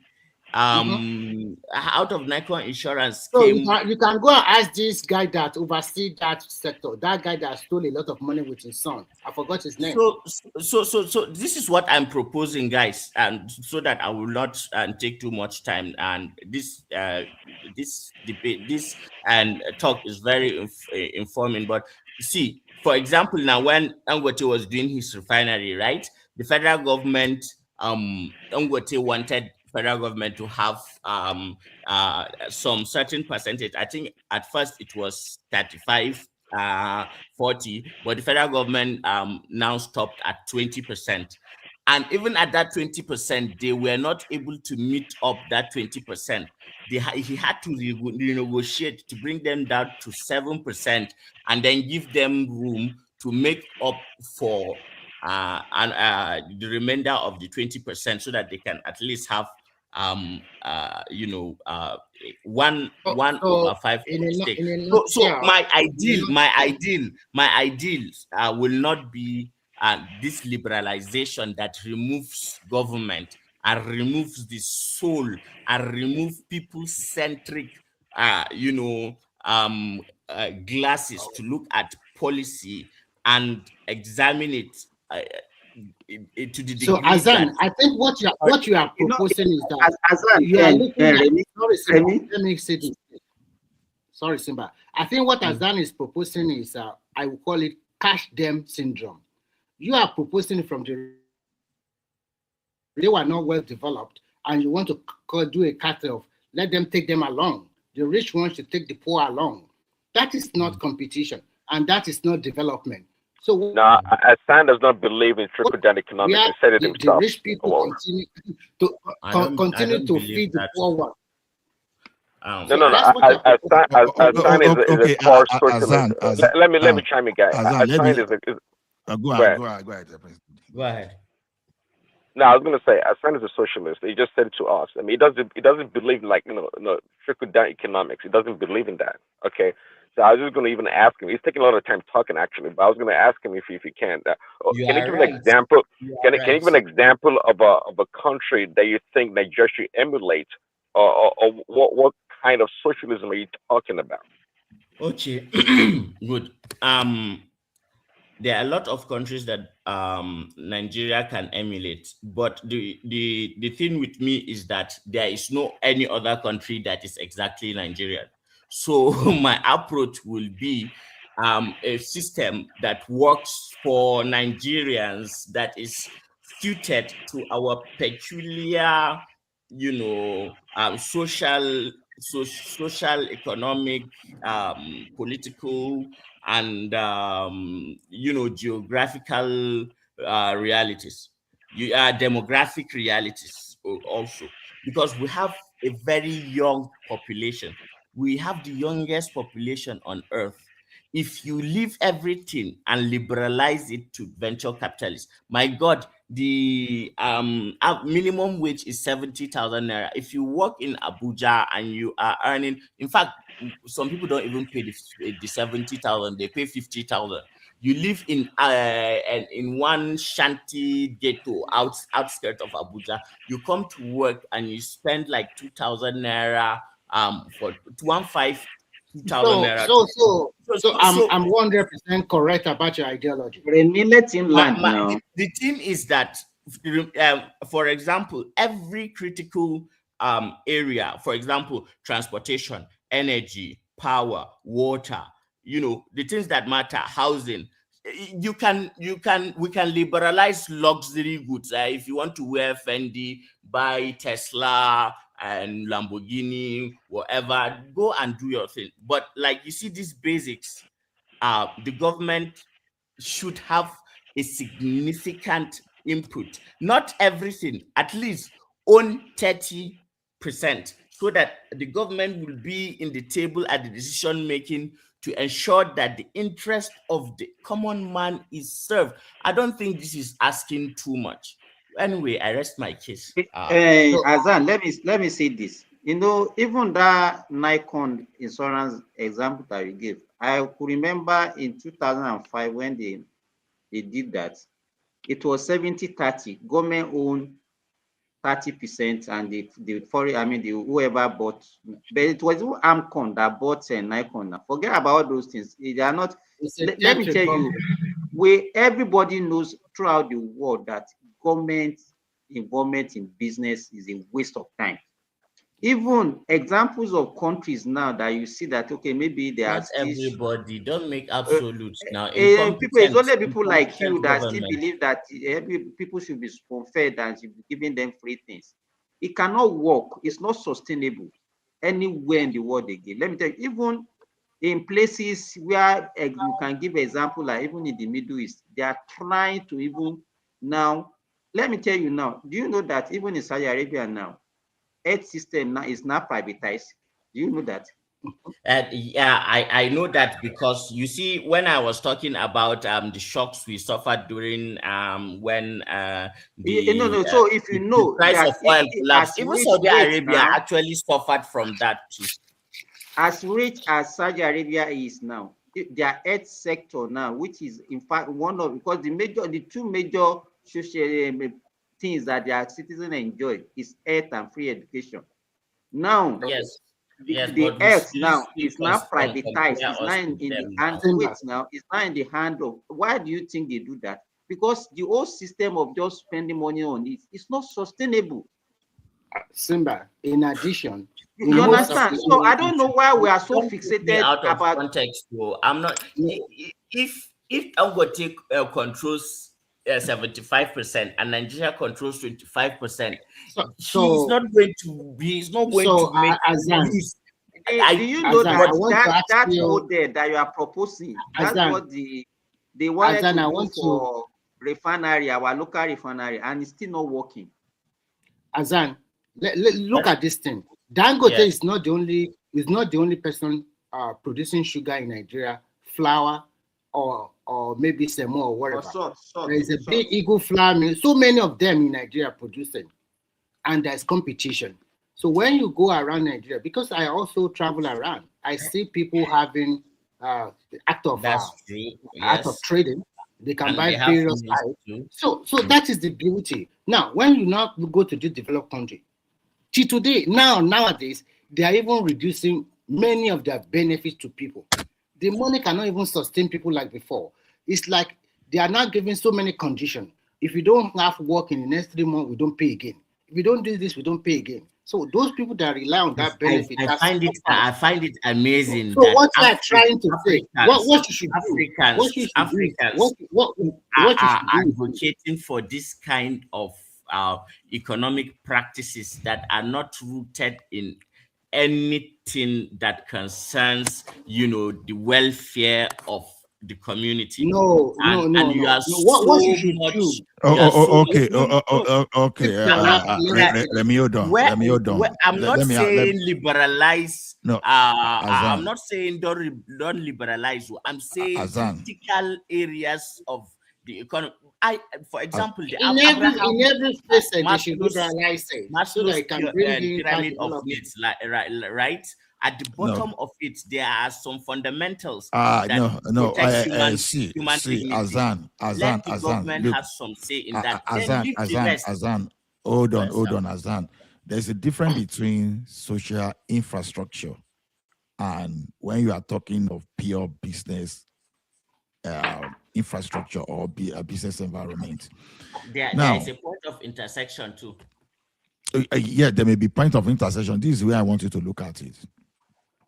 If government is going to do everything And with our population that is ballooning, maybe in the next 10 years, we'll be talking of our population getting closer to 400 million. Governments cannot do everything. Let's start from that. So there, the means of production, starting with establishing and managing businesses, you go to private people, because with private people, you will have several, we have several investors coming. You understand? Just imagine a situation whereby government is the one want to establish farm for us. Government is the one that is going to in fact, by now we should have even privatized water corporation, for example. So government is the person that want to do electricity, you want to do everything, telecom, everything. Then there's going to be problem. And as a matter of fact, that's one of the reasons we are still where we are today. The reason we never move forward. And to make it worse, what that aspect of that government, you are now bringing in corrupt people that, by the time government start doing all those things, then this idea of a quota system will now come into that place. And that quota system, in many cases, if not most cases, they overlook competence. And you bring all those things, and with the aim of them going to that place and just to go and loot and wreck the company. Just imagine Dangote Cement in the hand of the government, and government is giving the Dangote Cement just to make sure you don't want to hand over Dangote Cement to the individual. Today, we won't have the Dangote Cement that is the largest producer of cement in Africa. Just imagine you hand over banking services to the government. You understand? We will not have all those Access Bank and not those any bank today, because some people will be there. Hold on, Baba. Hold on. So by now, we've experienced what government managed before. The government failed. That was why we started moving to private enterprise. That is why we started even selling the public assets to the private people. NNPC, the money that NNPC looted over time, you understand, that money will be, in fact, if you put it properly very well, maybe we'll be talking of something in excess of $1 trillion. So yes, replicate that one across all government enterprise. That's true. I think where you misunderstand me is up till now, and I repeat again, that I'm not against liberalizing every other sector except for critical. Okay, who owns what are those critical sectors? The British Airways. Who controls Chinese railways? Who controls British Airways is not managed by the government. The NHS, for example. Can I answer that question for you? Do you know what they did in China? Most of the corporations are private owned. Even the railways are commercialized. They are not run by the government. And they have a good regulatory system in that country. You cannot just do whatever you want. What we have been trying to tell you is that if you let government, where did the funds come from? If you let government have a stake in a business, they tend to overload themselves and control too much. And at the end of the day, it's going to be. I will not lie to you. I was not happy that Dangote, actually got 93% of. I was extremely happy. Why should I not be happy? Because this guy I wanted the government to get at least 25 to protect the people. Do you think if the government had that 25%, it will be able to be reducing the petrol price? I beg, Gary, you should understand this thing more than what you have been talking about. Not to reduce, to protect. Yes, if it meant there are some times that windfalls will come, and people who are after money will actually extract and manipulate. So that is why the government should regulate the MPPRs, DC, or whatever. And the people are there, they are also thinking about their own pocket. They are not regulating very well. That is why Dangote call him out. So you guys don't believe that government. Why? What do you mean don't believe? What do you mean don't believe? Is it lying? You cannot lie on that. I know that is your position now. You don't believe that government should, have a say and invest in the critical areas of the fundamentals, housing, health, water, sanitation, energy, transportation. Even if you are talking about, okay, let me give you an that they should do everything. They should be on the table. Don't leave it to people whose primary motivation is profit. It will not end well. Look at America. Let me give you a very good example. In Oyo State, before they have water corporation. This water corporation is run by the state government. Today, since more than 15 or 20 years, they have shut down. Almost all water corporation all over the state. The only state that their water corporation is still running very well is only Lagos State in the southwest. The rest have shut down for more than 20 years. That is the reason why people are now after. But all these ones, they are 100% in government hands now. I'm talking about. So I'm trying to give I'm the talking example about that giving private investors 75%, government retaining 25%. Okay? Government does not have business in doing that. They can give it to several water corporation, private companies to manage it. Government does have, because government creates the policies, and then they also ensure that the policies are implemented, and they also have the welfare of the citizens as their primary responsibility, and they are supposed to protect. And if you have to be truthful, you will know that most things run by government in Nigeria. I understand your position, but you are I think you are talking too much of the ideal, and you are talking in absolutes, as if the only way that things have worked before is when it is left and liberalized in the hands of people who are seeking profit.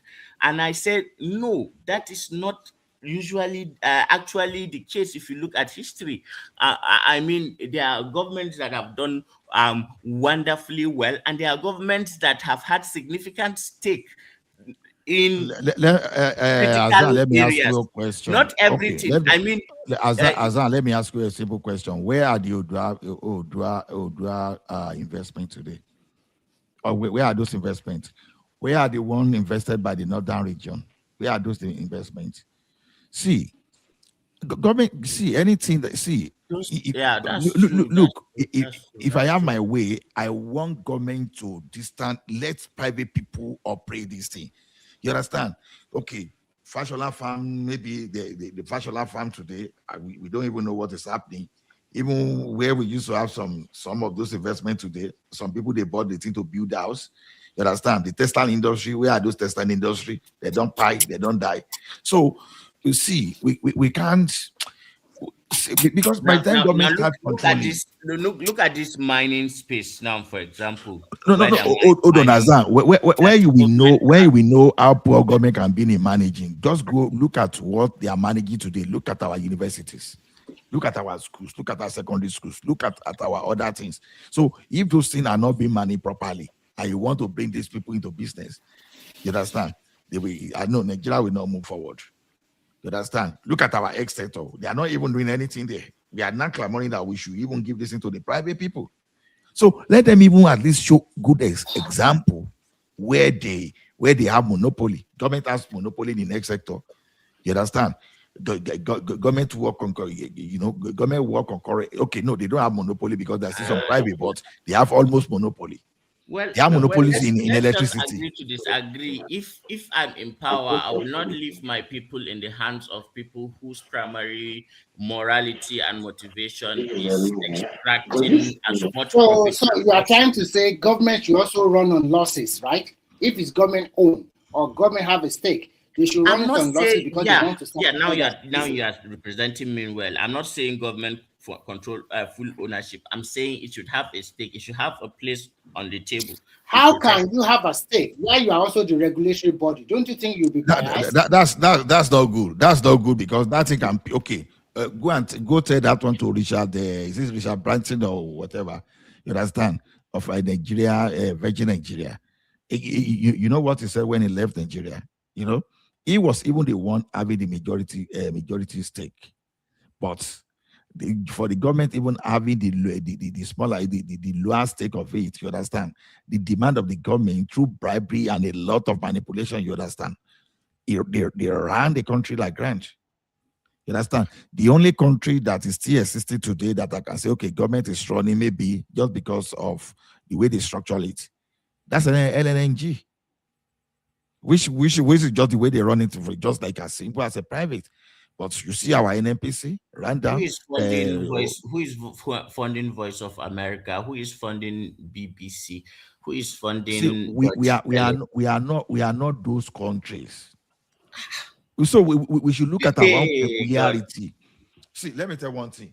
Whenever we want to do something today, you understand, it is nepotism first before competence in Nigeria. Yes, that's a problem. That's a problem. You understand? So nepotism is either come from religion, come from ethnicity, you understand, or come from maybe friends and family and all those stuff. So in that situation, it does not really matter whether you are competent or not. Or they just want to know now we. And when you now, when you have a gang of hawk, you understand, arranging themselves into like positions. At the end of the day, just because they share the same vision and opinion, they will not use the shared vision to help the business. They will rather use that to crash the business. That is what we know how to do in Nigeria whenever we hand over enterprise organization to the government. So okay. United never survived, despite the fact that Obasanjo tried everything. You understand? They didn't survive. NEPA today, even when they even privatize it now, even because they handed over it to some people to manage you see now we are still paying trillions of naira in subsidy now for darkness in that country. You see why government should not get involved.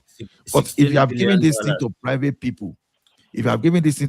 people, to run, anybody that want to make money will make money on their own. But just because these people are still getting money from the government, best not believe that they are not going to develop that infrastructure. They will keep selling darkness and be getting trillions of naira. Let me even ask Azan. Okay, Azan. If you look at let's take education in Nigeria now. We have private secondary school, private polytechnic, university, and all those things. And you never hear strike in those institutions. And if you go and check how much they are paying those people who are working in those private sector, private institutions, private university, and all those things. It's not even up to what they were paying the government one. But you see, so why? What are the ones working in government agitating for? Okay. Correlation does not imply causation. So just because some government workers are idling away and are not doing their job does not mean that those who are working hard for their money are not supposed to be remunerated as what they deserve. And what is actually happening in private schools in Nigeria is the fact that teachers are exploited.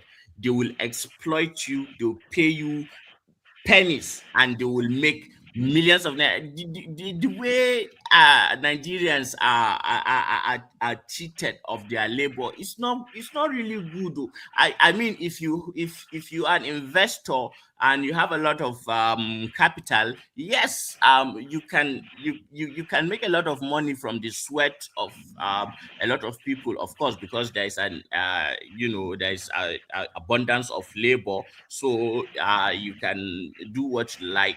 And but that does not negate the fact that the value that individual is adding. Let me tell you. And it's not fair. I just want it to be fair.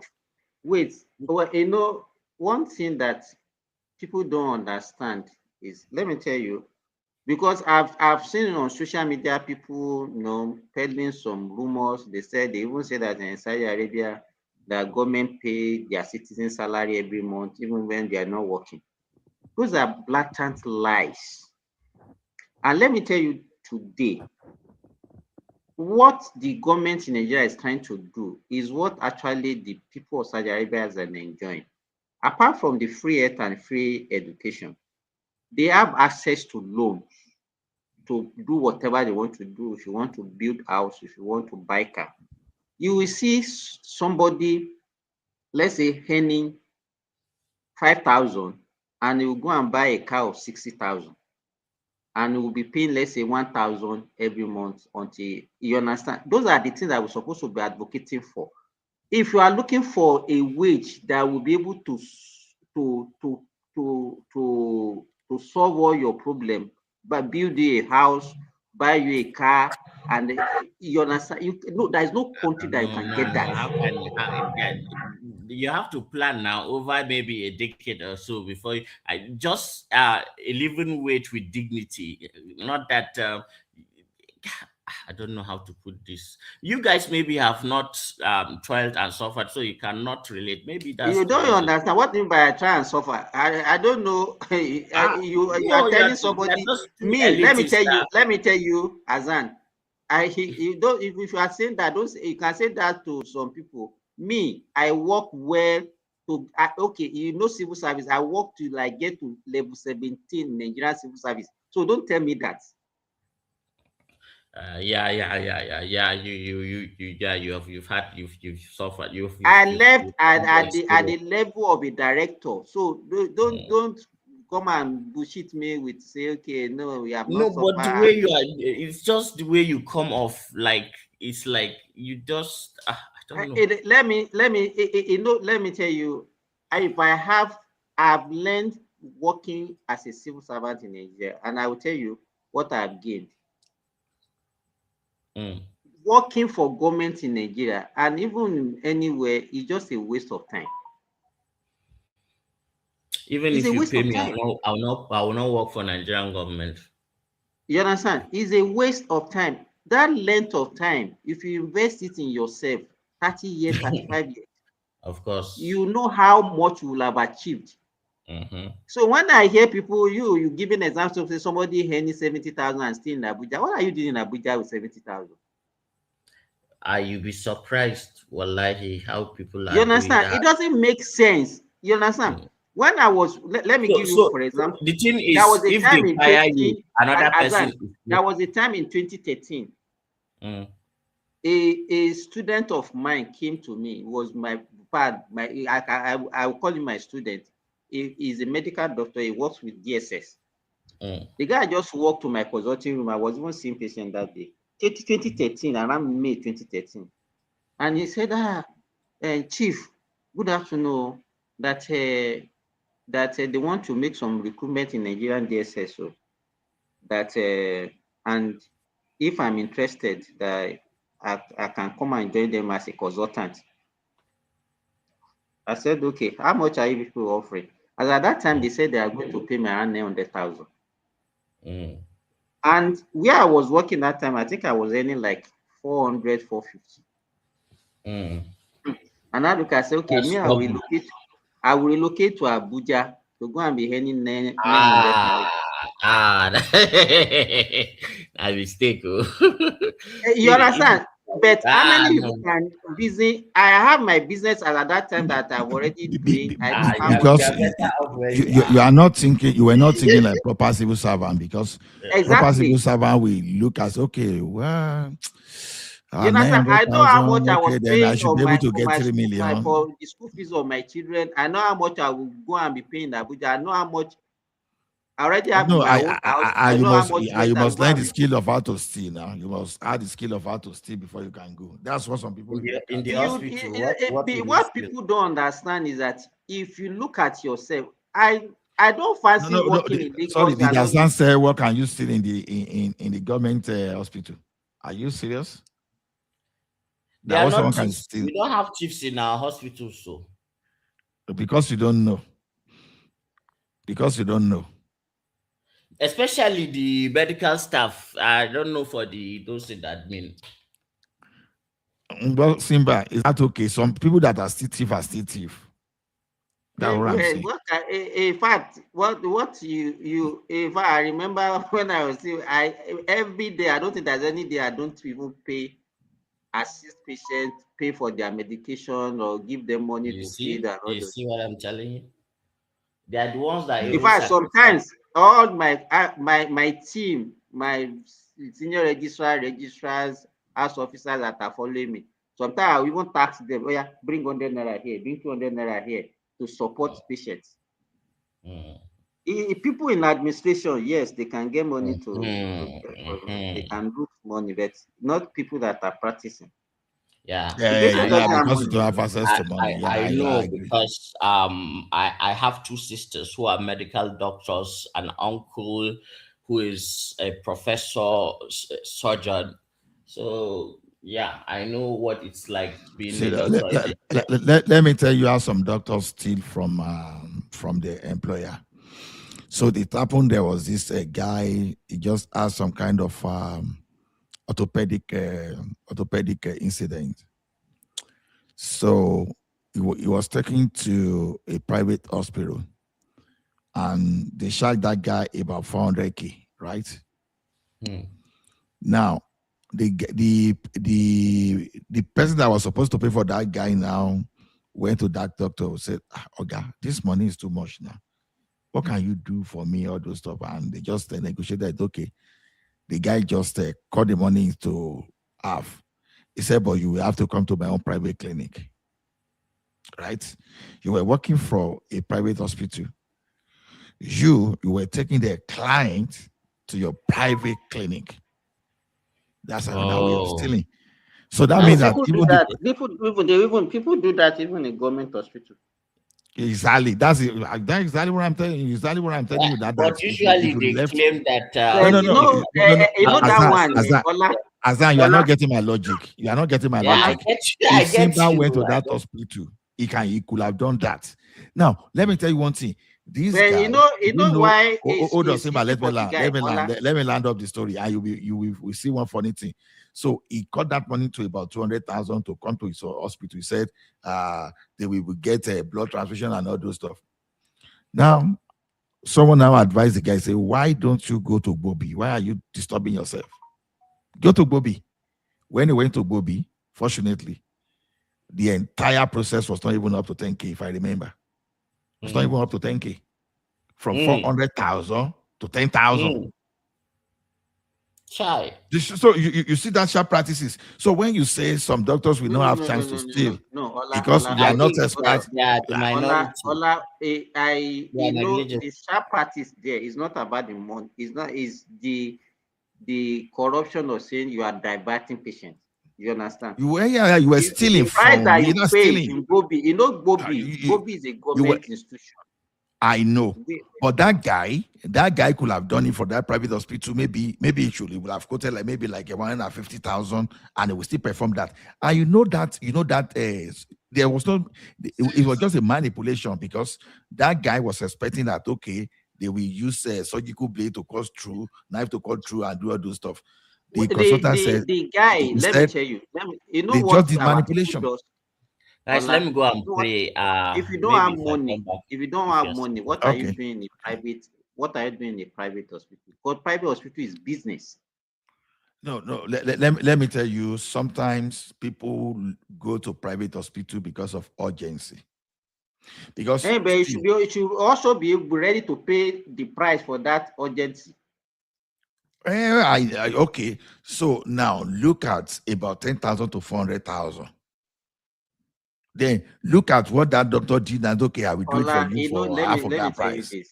You heard what I said earlier, that is a business. Let me tell you, if you go to a private hospital, even they will do tests because they want to get as much as they can from you. You understand? Even tests that are not relevant, they will ask you to do it. Because they want to get more money from you. You understand? It's a practice. Is a normal practice everywhere, and that is why if you know that you don't have money, the kind of attention that you get from them, the speediness or whatever you get, that they will not delay you. they will give you attention, and you pay for it. That one, you go to government hospital, you might experience some delay, but it will be cheaper for you. Yeah, now some hospital you will say will be doing X-ray for a week-old baby. You start wondering, what necessitated that, for goodness sake? It's just to get more money now. No, but was that not some kind of hazard? No, was that not hazard? No, you can do X-ray for a newborn self. Even you can do X-ray for a pregnant woman. It depending on the condition. You understand? No, just because I think the condition was like this, Billy Rubin, whatever. You know, they call it jaundice that was not clearing out on time. You know, started doing a lot of things to check the liver, to check some other things. You understand? For just 1 week child, less than a week child itself. You know, to the point that they will say, okay, this one, they didn't do this one in Nigeria that time anyway, so I won't say they wanted to use it for money. When you are saying you were doing phosphate test for a child, for a newborn, you know, when some doctor will say kilo day. So you see, there are some kind of sharp practices. Can they do that one for a newborn child? I should be similar is a pediatrician. That's where I'm. So if I'm using the wrong I don't term, think symbolic answer. You know, so you see, if someone goes to Abuja, with the salary that should be staying in one local area in Ekiti, know that doctor has another motive, except you are going there because you cannot find job in your locality. You know, some of them think that if they go to Abuja, it has more better opportunity. They will mean better. No, that's what I'm. No, and as a government doctor, maybe they put you somewhere in one village of 10,000 people in Ekiti now to stay there, where maybe your rent in a year will not even be more than maybe 300,000. But they are not sending you to Abuja, where you'll be paying rent of maybe 3 million, 4 million. And you are just earning. How much are you even collecting? And you are earning 700,000 a month. You know, when I was working in Lagos, for me to go to work, I have to get up as early as 4:30 a.m. to beat the traffic.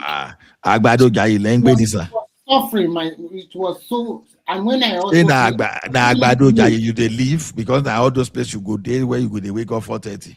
Before, I used to live at Surulere, but when I get a house, I find the house very far away. Life will need to be Remy,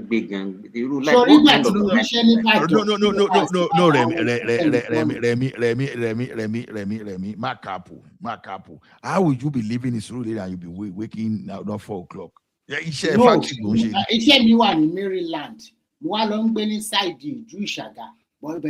Traffic. You are just talking now. We said you were in Surulere. I was. No. I was living in Surulere, but it was more really you understand? See, I was working in. I was working in my company. My office was on Broad Street, so I was living at the back of Yanamero.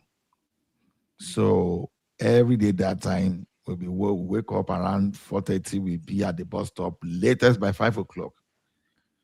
Because if you didn't leave by 5 o'clock, you will get late to the office. Are you talking?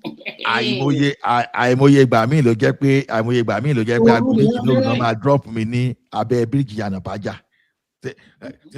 bridge immediately because you don't even know who you are going to meet on the road.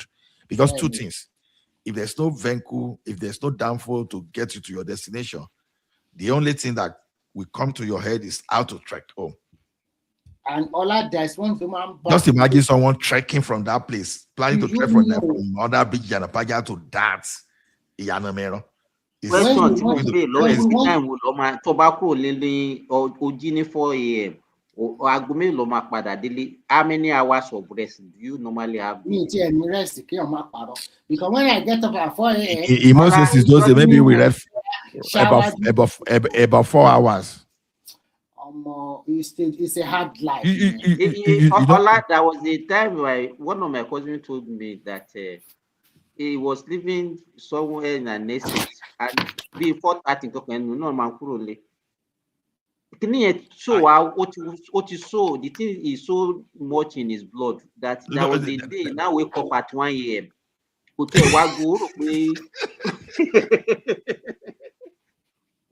he now got to the gate, it was the security man that was saying, "Oga, where are you going at this time?" He said he was going to work now. And one funny thing was that kéèyàn tó wá máa dé àdúgbò, kéèyàn tó wá máa bá OPC, kẹ́tù jọ máa mú kan lẹ́ ládùúgbò, kẹ́tù jọ máa pò. So the thing was, when I realized that living around, so when I now wanted to rent, I wanted to move from where I was. Go around. There's this fine building in Abule Egba, correcting, very big, 3-bedroom flat, everything inclusive. I said, Benny, I would rather go and stay in a boys' quarters in Oregon, or go stay in a boys' quarter in And when you look at it, even economically, Ola, one mistake that people used to make is that they will look at the cost of housing. They don't look at the cost of transportation. You are living in Nigeria, you are working in Ireland, and because you say you cannot afford the house in Ireland, by the time you had the inconvenience, the transportation and everything, it will cost you more. In terms of health, mental health, everything, because those are the things that people fail to quantify. Yes, money now. I know money is guaranteed. I used to have a colleague that time that works in Lut, and he was staying in Agege. Can you imagine? You are working in Lut and you are staying in Agege. So every time the guy will be coming to work, he will be leaving house around 4 a.m. and be coming to work. The other friend of mine, that one just rented a house in say Lasamaja, what they call that area, very close to Lut. The guy will just walk in like 10 minutes, 15 minutes to the teaching hospital. But this guy that is staying in Agege, can you imagine what kind of life is that? I didn't enjoy our okay. Ola, I can leave my house and get to my place of work in 10 minutes. 10 minutes. I can even forget something at home. I will come back home and pick it. Yes, now. No, of course. When I was in Ekiti, now you wanted to go to somewhere. Why would I wake up? See, like, okay, you will resume 8 o'clock. You will just be walking to that place around around 7:20. I know 7:40. You were walking to wherever you were going. So the thing was that I didn't know. I just got a relief when I moved to Oregon, because that time now I have two ways. It's either I just move straight to Tomiland, or I just take the Western Avenue. You understand?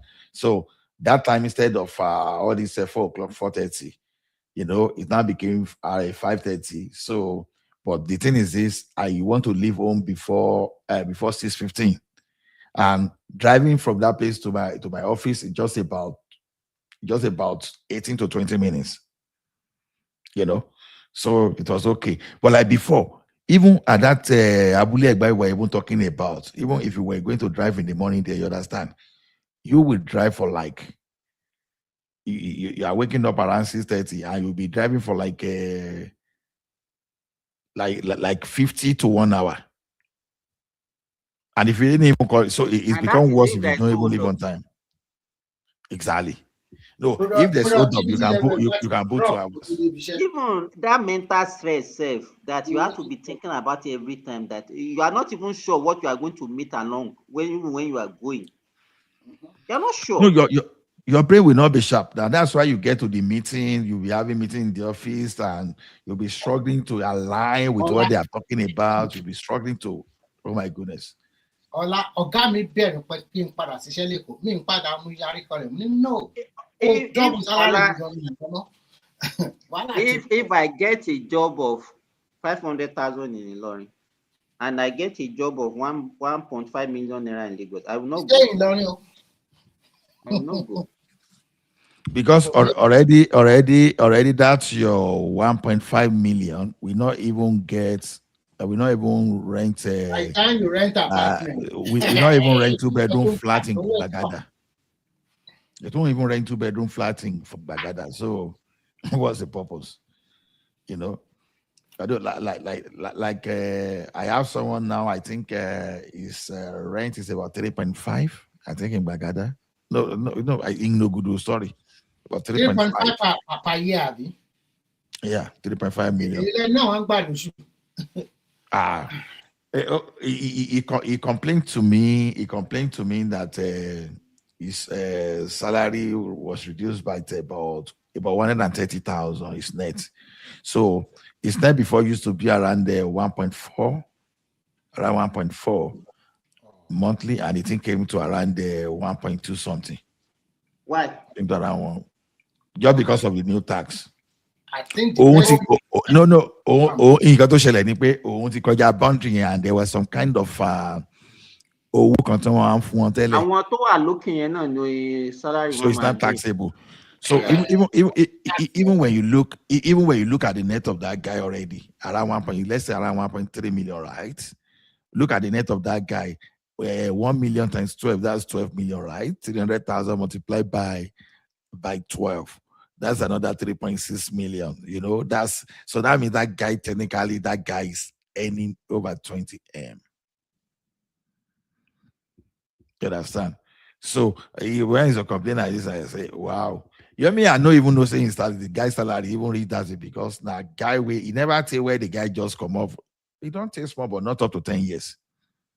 Where the guy just come off for when the that guy tax, there are a lot of people that increase their salary now. But 90% of workers, 90% of people that have earned so far, it's like I forwarded it into you, right? I'm not sure. So 90% of people that got their tax down, 90% their net increased. So when your net reduced, I don't think there is any normal civil servant in Nigeria that will not have an increment, because there is no civil servant that will be earning 1.3. I'm not talking about people working for private sector. I'm talking about government. There is nobody that will be earning that. 1.3 monthly. Maybe doctors. Whether who? Doctors? Yeah. Are you sure doctors are any up to that in Nigeria? What type of doctor? Consultant? No. I forget about it. Even my salary before I left was almost 1 million. Monthly, right? Yes. Okay. So that's it. So if 90% got an increase in the net, then you see, if you go to online now, they want to tax people to death or those. I have one guy in my private group that anything Tinubu like this, in fact, that man a rational mind. I don't even know who Tinubu. I don't even know the worst enemy of Tinubu between the man and the rational mind. Whenever we are discussing that one, sometimes we will forget that we are supposed to be friends. That I'm not his subject. He will just I say this thing. I will like say, Benny, Tinubu is not hearing you where you are, so cool down your temper. You know, because he just wants everybody to condemn Tinubu. So today I just share that in that 90% got more. Let me just see if I can just put that in here. I want to ask a question. Okay, look at the Naira now is about 1,300 something to $1. Let us even assume that the thing continue to appreciate and we are now getting to like, let's say 900 or 800. Do you think that the government will be able to sustain the salary that they are paying this? No. Please say that again. Let me hear that again. Can you say it again?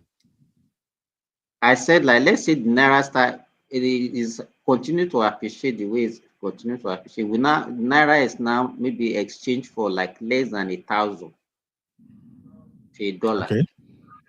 Do you know that the government revenue will also follow that?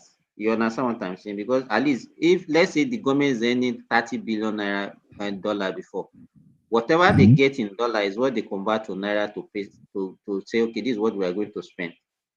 So in dollar time, it will remain the same, but in naira time, it will reduce. You understand my point? I understand, because you are assuming that all the government revenue is made in dollars, right? That's what you. Majority of the government revenue is made in dollars. Now we know that now. Are you sure? Our net money is coming from oil, so it is in dollar now. That's not in always dollar. true. Because Okay. let me tell you what they did in Ghana in around 2005, 2006, when they removed the 0.0000 from their money, is to also remove 0.00 from the salary that they are paying. You understand my point? So if peradventure naira appreciated so well that the naira is now strong, don't you think that the state that are sharing 2 trillion naira now, maybe they are not sharing, let's say 1 trillion naira, and then they've already increased based on what they are earning now? Don't you anticipate that there will be a problem? I get exactly what you are doing, but then the way I look at it is this: there are a lot of money made locally. You understand? So, like what you are making in the one, like let's say GST, I'm saying GST, like a VAT, like some corporate taxation, like when the corporate taxation, like But everything will also reduce dollar now. Is that what? Because as naira, let me tell you that as naira is appreciating and you understand, the price of goods and services will also go down. The net profit or whatever in terms of naira worth will also reduce. I got your point. I got your point. Absolutely. I got your So point. what the government will also be getting will reflect the exchange rate.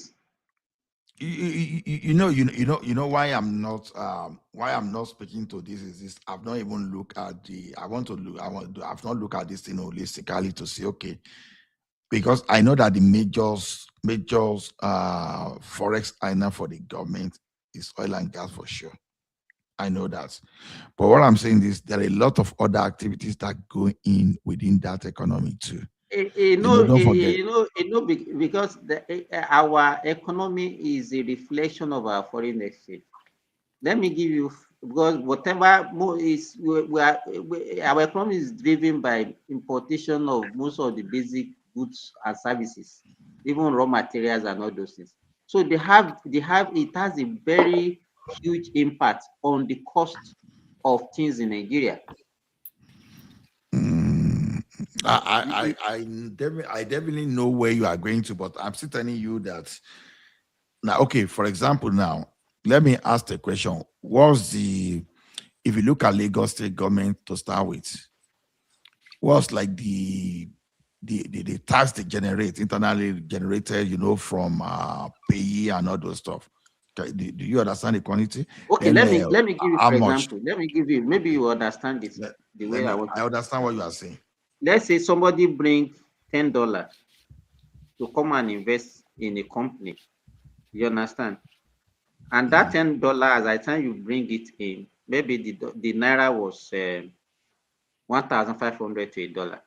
So that would be like 15,000 naira. Am I making sense? Yes, $10. Now you put that money into the economy and you are running it. So a time now comes that the exchange rate now is now falling. So let's say now you have like $1 to naira is now 800 naira. You know that the cost of whatever you are selling will also reflect that. You understand? So let's say now before you are, let's say you are selling for 1,500. and now you are selling for 800 because of the increase in value of naira.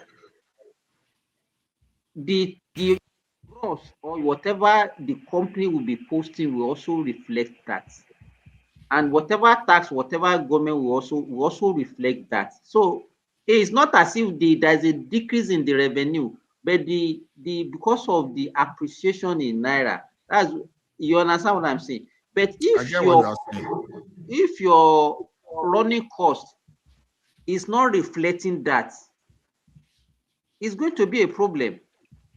So what I'm saying is that, is it possible now to say, okay, because now the purchasing power of naira is increasing, and they have to now be reducing the salary of people? No. Because no, they won't do, because the problem we are having is that the regulatory body are not doing their work at all.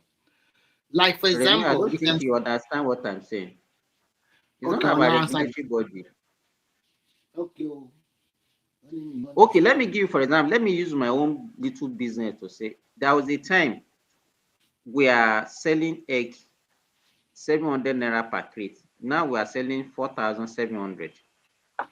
And as at that time, I was paying my staff maybe 10,000 naira. As at that time that we are selling 700 naira per crate. Now I'm paying them 80,000.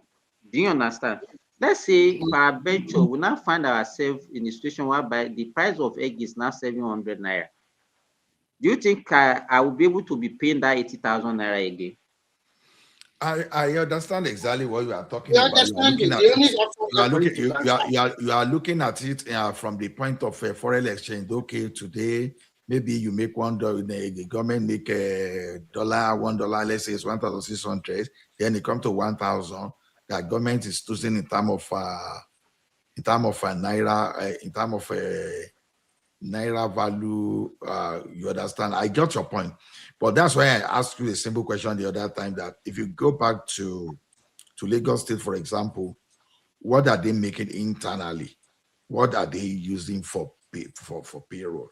Okay, let's say Lagos State government this year, I think they budget about 400 billion for payroll. Now, how much is Lagos State government making payroll? Yeah. If I give, let me check. Let me check. What is their budget? Do you think that kind of thing cannot lead to inflation? No.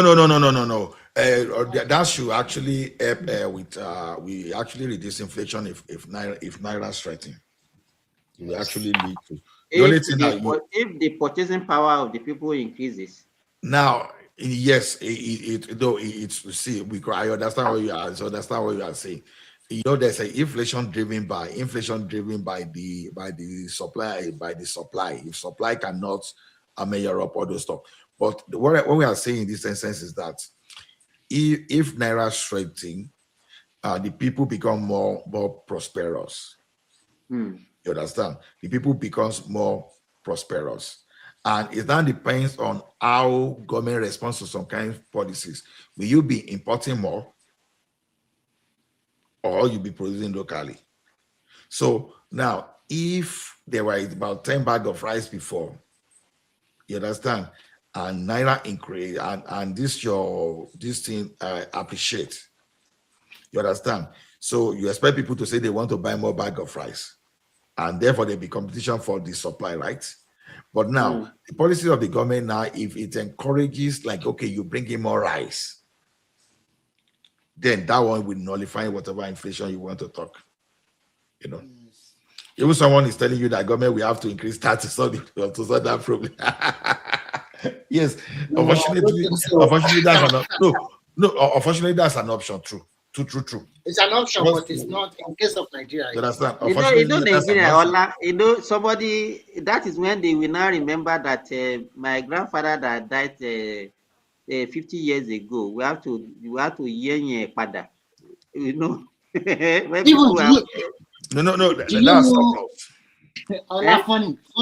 funny thing. But when the price of petrol continued to go down, more Nigerians started buying car again. So you see, No, So not that even more. More Nigerian, even the people that park their car, they put them on the road more now. That's what I'm saying. What I'm trying to say is that that kind of I think what will happen initially is that it will encourage more people to buy more. That will be boosting the economy. There'll be more spending. There will be more spending. Yeah. And that's good for the economy. Relatively, it will be a relative more spending. No? More spending because someone that cannot afford something. Let's say what you can use to buy one thing before is now you can use it to buy two things. You understand? Same amount, but now can purchase more. Do you understand what I'm saying? It's the same amount that you are spending because your salary has not increased. It's not as if you have more money in your hand. It's only that the one that you have has more purchasing power. You understand my point? Simba. Yeah, no.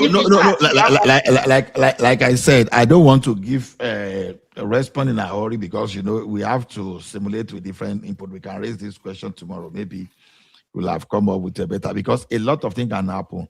You understand? So a lot of things can happen. People will not earn more. The scenario that I'm painting that you don't earn more, but it's only that what you are earning. The naira has appreciated. I understand what you are saying. It has more power. Naira has appreciated. Power of the naira. For example, somebody did a very simple. But the question you should ask now: will your crate of air come down that time? That's the point. You understand? Because your crate of air will come down. They will necessarily not bring it down, but it's coming down. No, I mean, you don't say they will not necessarily. It's coming down. Let me tell you, all these things are demand and supply now. Let me tell you this is a natural thing. If you say you don't want to bring your own down, there are a lot of people that will bring it down. You'll be forced by other people in the same business. And it's not even a kind of product you can just we down for driver bring the cost of transportation down. They don't. So and that's with the landlord, with the landlord bring the cost of rent down. You understand? When they were buying fuel for 1,000 and now they are buying for 700 and something, have they reduced the price? No, they did not.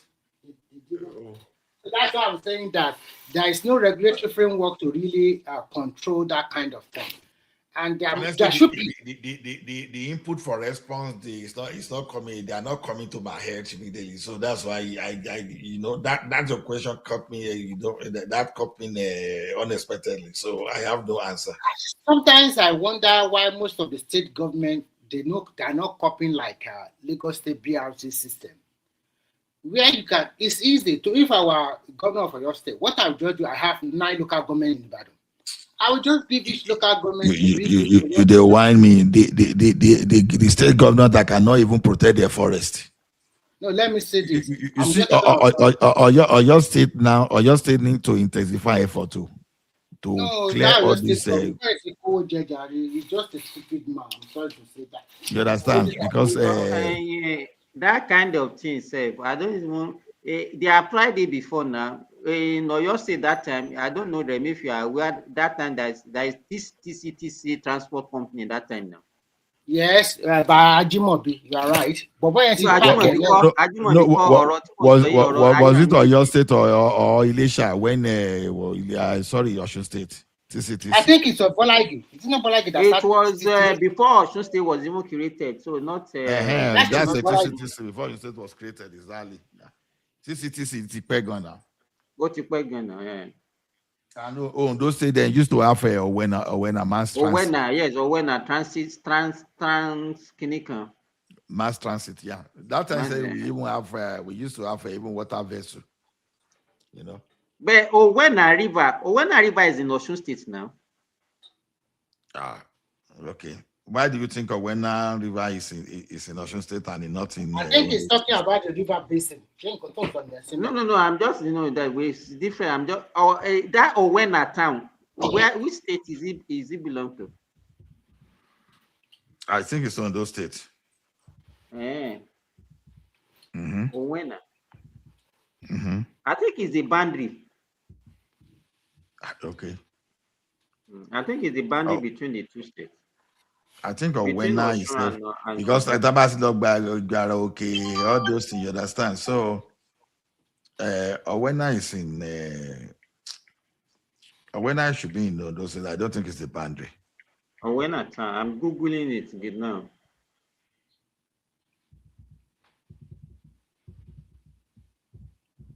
Ondo State. Owena is in Ondo State. I know for sure. Because that of the river there. So, and Owena is in the Akure South.